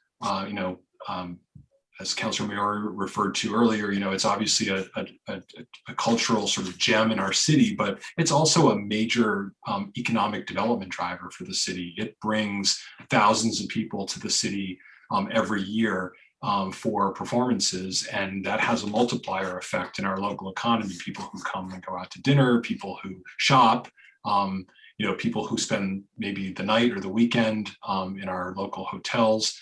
So we really feel that it's critical, and obviously the timing right now of having the theater closed and not going to be open during September until September feels like we really need to get this project done. Because when the theater reopens, I don't have to tell you how challenging it will be to do a project like this when it reopens. So I've met with Deborah J. Anthony and the chair of the board and discussed this project and looked at it and talked with David Pomerantz about it. So I really feel like this is an investment the city should make at this critical time. And that's why I'm bringing forward this order to supplement funds that we've already appropriated in the capital program to support this and some other projects at the Academy of Music. And I'm also going to warn you that, well, not warn you, but sort of respectfully request that if you're willing to fund this, that, I would also like to ask for 2 readings. We just got the bids and the contractors would like a letter of intent in order to order, tiles and fixtures and all the other supplies that they'll need. And, I know there's challenges right now in getting that stuff. So getting it ordered as soon as possible would be critical. So I think I may have put that on the agenda. I think I made a request. But anyway, so that's the only other piece that I would add. I have it noted as a request. Any other discussion or questions? Councilor Jarrett. So I was looking through the last 2 improvement plans, but I did not see this directly. Is there, would this normally be something that would be in there? So this, I'm going to ask Director Wright to, let me first find an email that she gave me that has all this information. I don't know if Susan? Yeah. Can you talk about this project relative to all the other projects that we've been working on and that they've been seeking funding for? And we're talking, I'm sorry, the Academy of Music bathroom project. Yeah. Okay. And in the context of all of the other projects. Councilor Jarrett was referring to the capital program and this project relative to the curtain project and the sprinkler projects. And this is basically a project that they've been working on that they've now come up with a shortfall. Correct. Yes, they have other funding for this that they secured, but they have sought funding from us for other improvements that we funded this year, primarily the fire suppression system. But this project, they have secured some funding, but with the Academy closed for COVID and getting ready to reopen for a very robust season in the fall, we wanted to try to get these projects done now. We recognize the Academy as a driver of parking and meals and other revenues that the city depends on. So, we want to see that they're able to fully open and also have the confidence of the guests and the audience that come in, that they will have, I'm not sure, Mayor, if you talked about the touchless. Yes, I did. Yes. And I did talk about the economic impacts. And I think the better way to answer this also, Councilor, is just that we sat down with the Academy and sort of went through all of their capital needs and kind of strategized with them which ones we would put through the capital program and which ones they were going to seek funding from Mass Cultural Council. As well as other, fundraising and capital fundraising. And so we did focus on several projects, and they've actually, in their applications, have used our investments as matching funds or shown it as matching funds for investment in the Academy. And they've been working on the bond bill. But really so this was a project that they thought they could fund fully with their MCC grant funding. And so but they can't, and they don't have the resources. So either it doesn't get done, or, again, this is a project they've discussed with us in terms of, wanting capital funding, but we really prioritize some other projects like the fire curtain and the sprinkler, the fire suppression system, as sort of life safety ones. But so now they've basically reached a point where they don't have the funding to complete this project. So they're coming to the building owner to seek support. And I feel like this is one that we need to, that we do need to support. Yes, Susan. And I will add that, if they weren't able to do the project, they would lose almost $300,000 in other funds that they have leveraged towards this project. So those funds that have been dedicated for this purpose from their various funding sources would probably go away. Thank you for that explanation. Yeah, so I think it's a great project to support. I'm just a little uncomfortable because we only received a few lines about it. Normally, when there's a capital project, we get a whole page description that says what it's about, and now asking for 2 readings, which wasn't on the agenda. Normally, of course, I'd vote for a first reading, knowing we had time to think about it for second reading. So both those things together just make me a little uncomfortable. We certainly could. It's a large expenditure. We certainly, I know you have a meeting scheduled on Monday. I don't know if that meeting is going to actually transpire. I don't know if that is going to happen. Yes.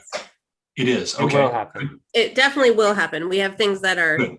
So, theoretically, I could, if you would feel better having more detail, I can certainly, if you took a first reading vote tonight, and then I could try to have folks from the academy come and present more detailed information about this project on Monday.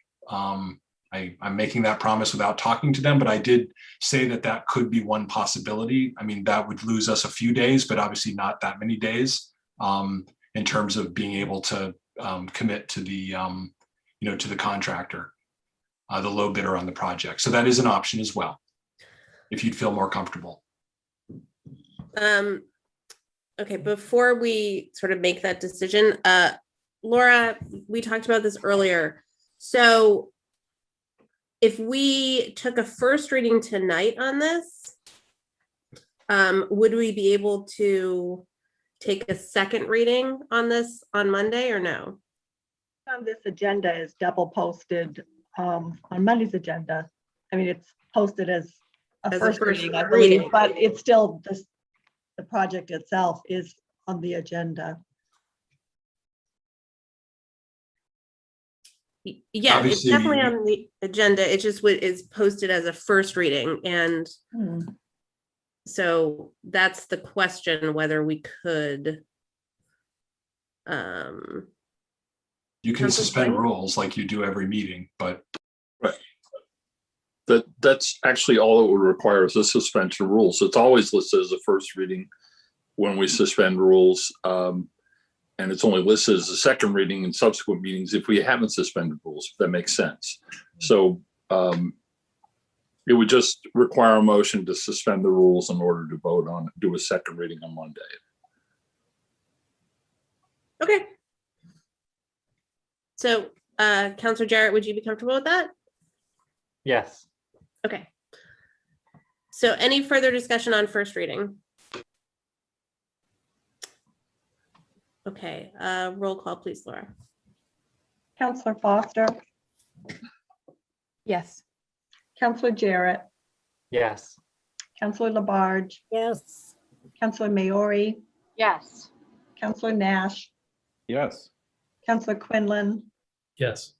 Councilor Shara. Yes. Councilor Thorpe. Yes. And Councilor Dwight.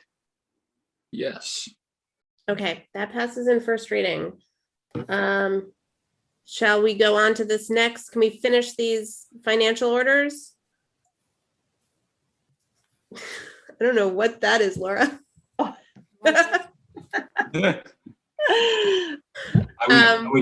would appreciate that just because of Director Wright and if possible. Okay, so let's move on to 21.292, in order to appropriate additional $608,500 from various sources for Roundhouse parking lot reconstruction. Move approval. Second. Motion's made by Counselor Dwight, seconded by Counselor Thorpe. Discussion on this. Mayor Narcoitz, did you want to talk about this since we didn't talk about it in finance? Sure. Yeah. So this is so the Roundhouse lot renovation is something we've been working on for several years.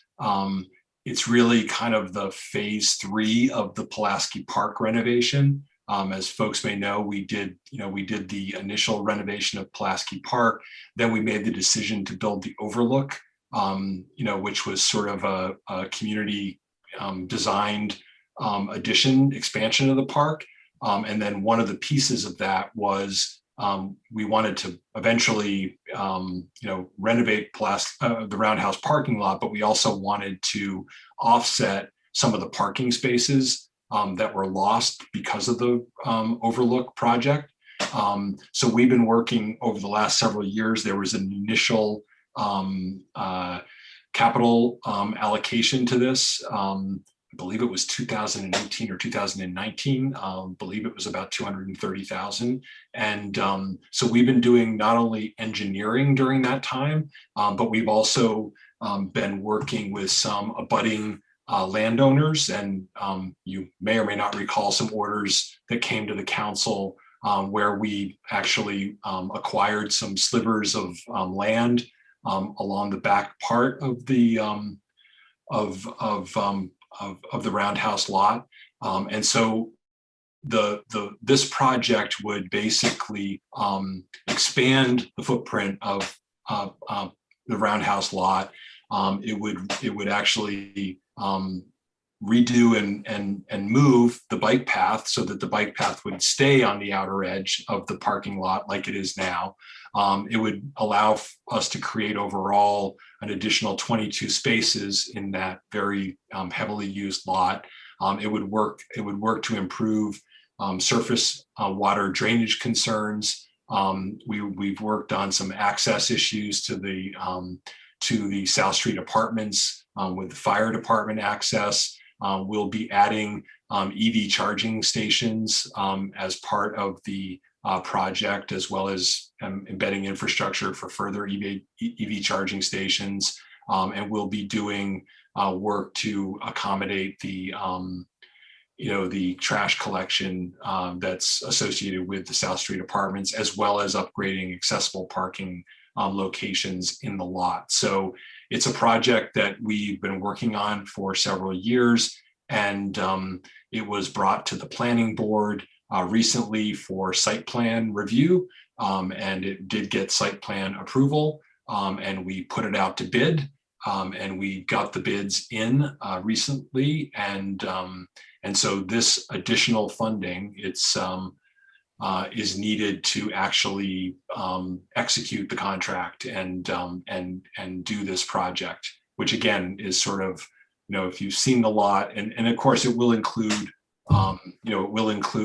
plantings and islands and trees and all the other pieces of a parking lot project like this. But in order for us to now advance it, we need this funding to do that. So you'll see the order proposes that we use a portion of not only some of our receipts reserved for parking, but also the funding from another fund that we would close out, as well as some capital stabilization funds that would all combined allow us to move forward with the project. Okay, thank you. Councillor Foster? Thank you. I have a couple of questions about the project itself. Is it appropriate to ask those as we discuss the financial order? Sure, and I'll do my best to answer the questions. All right, thank you. And tell me if you can't. I'm not David Pomerantz, but I can try to play him on television. The first question, you mentioned the bike path being moved so that it's still at the back of the parking lot. And it's been an issue.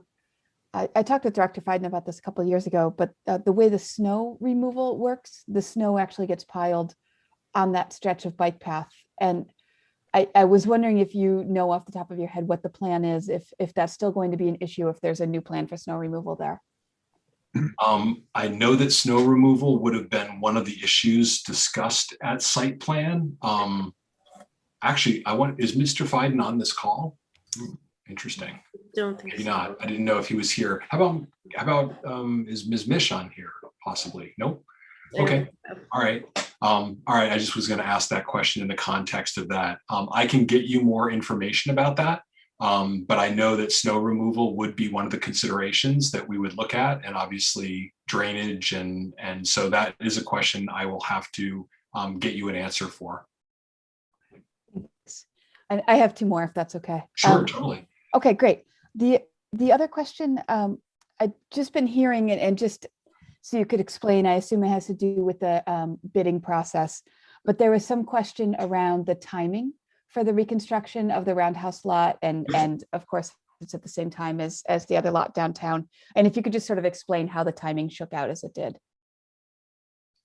Yes, definitely. And this has to do with the fact that we had the unexpected closure of the Masonic Street lot because we've had a massive sewer collapse that runs through the Masonic Street lot. It's an ancient sewer that they've been nursing for years, and it basically sort of pancaked on us this year. So they've had to mobilize a contractor who's doing that work. And so, yes, the Masonic Street lot is now closed. We knew that we would be doing the Roundhouse lot this year. And obviously we're not anticipating the Masonic Street lot. We are working actively right now and on some alternative parking for the to pick up the slack from the Masonic Street lot. We're working with a private entity that has a lot that we're looking to utilize on a short-term basis. We're just waiting for final approvals from sort of the higher level there, which we think will help solve the Masonic Street lot issue, very close to the Masonic Street lot. But in terms of the Roundhouse lot, there's really never a good time to take a parking lot and reconstruct it. All I can say is that, we're going to try to do it, during the summertime, which, relatively speaking, when the schools are out and colleges are out and people are on, we'll be on vacation again, I think this summer, that it's as good a time as any to do it. So I think we're gonna move through it, and the lot it'll be done incrementally, unlike the Masonic Street lot where the sewer line pretty much runs right through the heart of the lot and the whole thing had to be closed. There'll be some site work and there'll be some work that can get done. The other thing to keep in mind is that we estimate that the Masonic Street lot, we think the work there will be done in about 80 days or so, and so we think that, if the funding is approved and then the contract is awarded and then there's a whole process for mobilization, this Roundhouse project probably wouldn't start to get underway until, later this month. So we think there'll be some overlap, but we do think the Masonic lot will finish and come back online. And then we will have that additional parking. And then I would also just say that, the parking garage continues to have high levels of vacancy in it. We are still seeing a lot of vacancy, a lot of spaces available in the parking garage as well. So, we'll be working to find alternative spaces for city employees so that they're not creating, so that they have a place and are not creating issues in any of these alternative lots. But yeah, it was not planned. Obviously, the Masonic Street piece was not planned. We don't have an option not to do the Masonic Street lot. And frankly, the Roundhouse lot is important, and the fact that we're expanding spaces, and it's a project that's not going to get any less expensive if we continue to wait to do it. So I guess that would be my answer. But we're obviously going to work very closely with the business community, with employers, to try to get the project done as soon as possible, and with the least amount of disruption. my last question is several of my constituents in Ward 2 are heavily invested in lighting for city projects. And I've heard their concerns around this project. So I just wanted to take a moment to lift that concern up. And I don't know if there's been conversations back and forth the status in the last couple of weeks, but I just wanted to elevate their concerns that they are concerned that the lighting will be quite bright and have glare. You know, I know the Energy and Sustainability Commission did endorse the 5 principles of lighting, and the concern I've heard from some of my constituents is they're not feeling like the lighting plan is fitting within those principles. Yes, and I've obviously heard those concerns, and you've heard those concerns expressed here at City Council. I know that obviously, you know, we've going through the site plan process and going through the spec process. You know, we've spec'd out lights that are dark sky approved light fixtures, and we went through the site plan process with the planning board. Relative to you know, their requirements, because the planning board has lighting standards that it's adopted, and I know that there's some question that even those dark sky standards aren't dark sky enough. So I know that Director Pomerantz has made a commitment to meet with James Lowenthal, who he knows quite well because they've served together on city boards, and so I know that they are going to take a look at some other fixtures that Professor Lowenthal is suggesting, including some that he's identified at Smith College, and so we are going to look at that piece of it as well and take another look at that. You know, again, I don't know if you've seen the lights down in the Roundhouse lot. I mean, they're sort of the old school lights, and they're you know, they're quite bright. And I can assure you that we would be, you know, the fixtures we would be moving towards would be dark sky approved, like our street lights, and we'd be looking to, you know, obviously having it's a balancing act, because it's you know, we obviously want to work on the dark sky issue. It's also a public safety issue. You know, that's a lot that we've heard a lot about from downtown businesses and workers who work late into the evening and then go to their cars late at night. And so that's, you know, it's a balancing act between having safety and accessibility, but also trying to meet those dark sky principles. So I know Director Pomerantz has said that he's going to be meeting with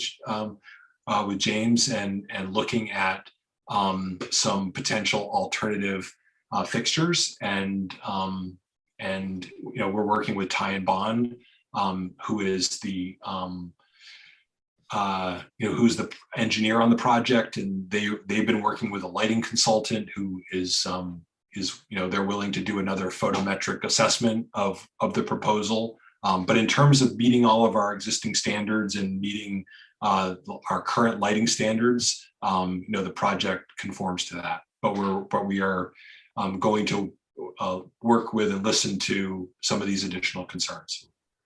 Thank you. I'm really glad to hear that. Thanks. Councilor Maori, then Councilor Jarrett. Yes, thank you, Councilor Foster, for bringing that up. And we did discuss this at Energy and Sustainability, and it was and David Pomerantz did kindly agree to go on a day trip or night trip to look at the lighting, evening trip to look at the lighting. And so I'm hopeful that David Pomerantz will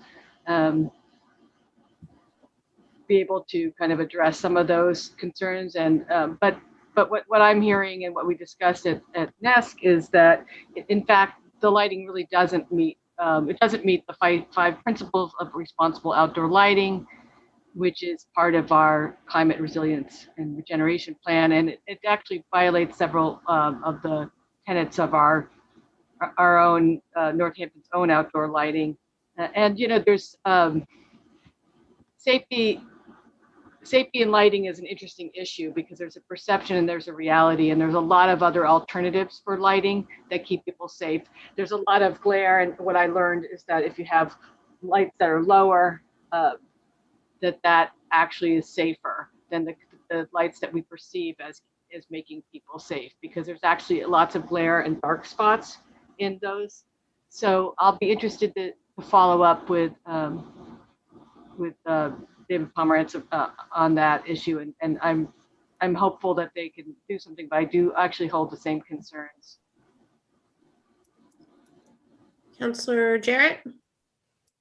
Yeah, thank you, Councilors Foster and Maori, for addressing those. You touched on most of my points, and yeah, looking forward to. I'm hoping to be involved in this nighttime walk as well. And Smith College, which is certainly very concerned about the safety of its students and all its community members, does have lighting plans for its parking lots, which reduce many of these concerns. So I would love to see these concerns addressed do that walk and discuss that before then. Thank you. Any other discussion? Okay. Seeing none, roll call please, Laura. Councillor Jarrett, Yes. Councillor Labarge, Yes. Councillor Maori, Yes. Councillor Nash, Yes. Councillor Quinlan, Yes. Councillor Shara, Yes. Councillor Thorpe, Yes. Councillor Dwight, Yes. and Councillor Foster. Yes. Okay, that passes in first reading. All right, stay with me just a tiny bit longer. We've got a second reading. Let's do that. And then how about we continue the rest of the agenda to Monday? Yes? Sure, why not? Okay, so we're at 21.271, order to authorize Conservation Commission to acquire Massachusetts Audubon Society Conservation Restriction. This is on second reading. Move approval, please. Motion made by Councilor Dwight, seconded by Councilor Labarge. Any discussion? Roll call on second reading, please, Laura. Councillor Labarge, Yes. Councillor Maori, Yes. Councillor Nash, Yes. Councillor Quinlan, Yes. Councillor Shara, Yes. Councillor Thorpe, Yes. Councillor Dwight, Yes. Councillor Foster, Yes. and Councillor Jarrett. Yes. Okay, that passes on second reading. So we're going to continue the rest of this agenda to Monday. So our meeting is Monday, that's June 7th at 7 p.m. But I just want to go over quickly what we are continuing, okay, just so that everyone knows. So we are at orders A and B. Those two orders that are on the agenda on first reading will be continued. Referring the ordinance, a parking space ordinance will be continued. Then scooting back up to the top of the agenda, we will do the consent agenda. And I believe that is it, plus the two ordinances that we had already said are going to be on that agenda, and then the financial order that was requested be just automatically carried over to Monday. Okay, Councilor Maori? And just to clarify, there will not be public comment because it's a continuation of this, just for anyone out there. Correct. It's a special meeting, so there's not public comment. And then one other thing, we will do the second reading on the Academy of Music order. Move to continue the meeting to Monday. Second. Motion made by Councilor Dwight, seconded by Councilor Nash. Any discussion on continuing? Oh, did Laura have something to say? Oh, did you, Laura? Well, I just wanted to make sure that she had mentioned the acquisition of the property along the Mill River, and I think you did. Yeah. Could I ask one more question? Yeah, please. And that is, I was just conferring with the finance director, and well, relative to that conversation we were having about the parking lots and the two parking lots being out of service and wanting to get the construction going as soon as possible so we could get them. Would the council be willing to entertain a second reading on the roundhouse lot funding so that we can get that project underway? Obviously, knowing that we're going to be doing this further work around the lighting, or when would it come back? Would it be on the 17th? Is that when the It second? would be on the 17th. Okay. Okay. So I guess that would just be my one question. Would the council entertain that, or would you want to wait for 2 readings on that? Just out of the interest of trying to get the project advance in getting it going in the summertime. I would consider introducing a call for suspension of rules, and it's up to the council to vote on. So Laura, so we'll keep track of those 2 that we will remember to introduce it and see the council's pleasure. Yes? Okay. Excellent. We had moved to adjourn, is that yes? Yes? Well, it's not a motion to adjourn because we are continuing. Oh, sorry, we haven't voted yet to continue. Yes? Right. That's what's on the floor. Okay. Right. Any further discussion on continuing anything we didn't cover on this agenda? Seeing none, roll call on continuing. Councillor Maori. Yes. Councillor Nash. Yes. Councillor Quinlan. Yes. Councillor Shara. Yes. Councillor Thorpe. Yes. Councillor Dwight. Yes. Councillor Foster. Yes. Councillor Jarrett. Yes. And Councillor Labarge. Yes. And I believe that is a de facto adjournment call vote. We don't need to adjourn because we're actually Still postponing, we're continuing the meeting, so we don't, we'll Not continue. voting. But if you want, we can do a That's motion. true. I'll take your word for it. Mayor Narkowitz, I feel like there's something that you wanted to say, no?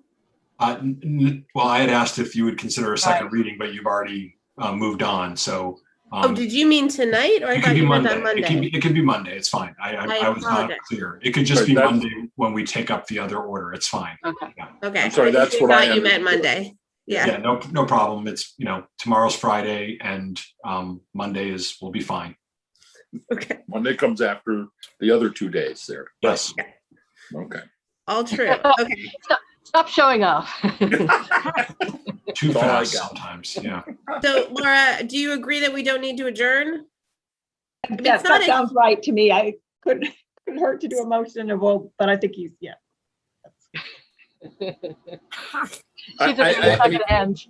Again, I don't think there's any harm if we adjourn. Yeah, I think we should adjourn because this is a special meeting we're having on Monday, and we have carried over those items which are already on that agenda. So they are 2 separate meetings. It's not like I think they're 2 separate meetings. Well, let me clarify just to make us more baffled than everything else. But the fact is there won't be public comment because, as Council Maori pointed out, it's a continuation of this meeting. We've had the public comment. No. It's just Sorry. I was correct. I was There's not public comment because it's a special meeting, and public comment. Okay. We have public comment according to our rules on regular council meetings, but on special meetings, which is what it is, there's not automatic public comment. That is why. Okay. Well, as a rule, we don't have not continued meetings, but that actually is within our purview to do that. And then in order to continue it, in this case, designate, it could be continued to the first, the discussion and all those agenda items could be deferred to the very next regularly scheduled council meeting. And as such, it would, as you're continuing that agenda, it doesn't matter. This is too prosaic and too silly at this point to even discuss. I move that we adjourn. How's that? Motion made by Councilor Dwight, seconded by Councilor Labarge. I think we've more than discussed this. Yeah. You can't discuss adjournment. Yet somehow we did. Roll call, Laura. Councilor Nash. Councilor Nash. Oh, absolutely, yes. Councilor Quinlan. Yes. Councilor Shara. Yes. Councilor Thorpe. Yes. Councilor Dwight. Sure, why not? Councilor Foster. Yes. Councilor Jarrett. Yes. Councilor Labarge. Yes. And Councilor Maori. Yes, I don't want to wake up and see you all still on my computer. Please, let's The adjourn. meeting's somehow still going on. Right. So yes. Okay, we are adjourned. I will see you all on Monday, which comes after Friday and Saturday and Sunday. Absolutely. Thank you. Good Have a night, great everyone. weekend. Okay. Good night.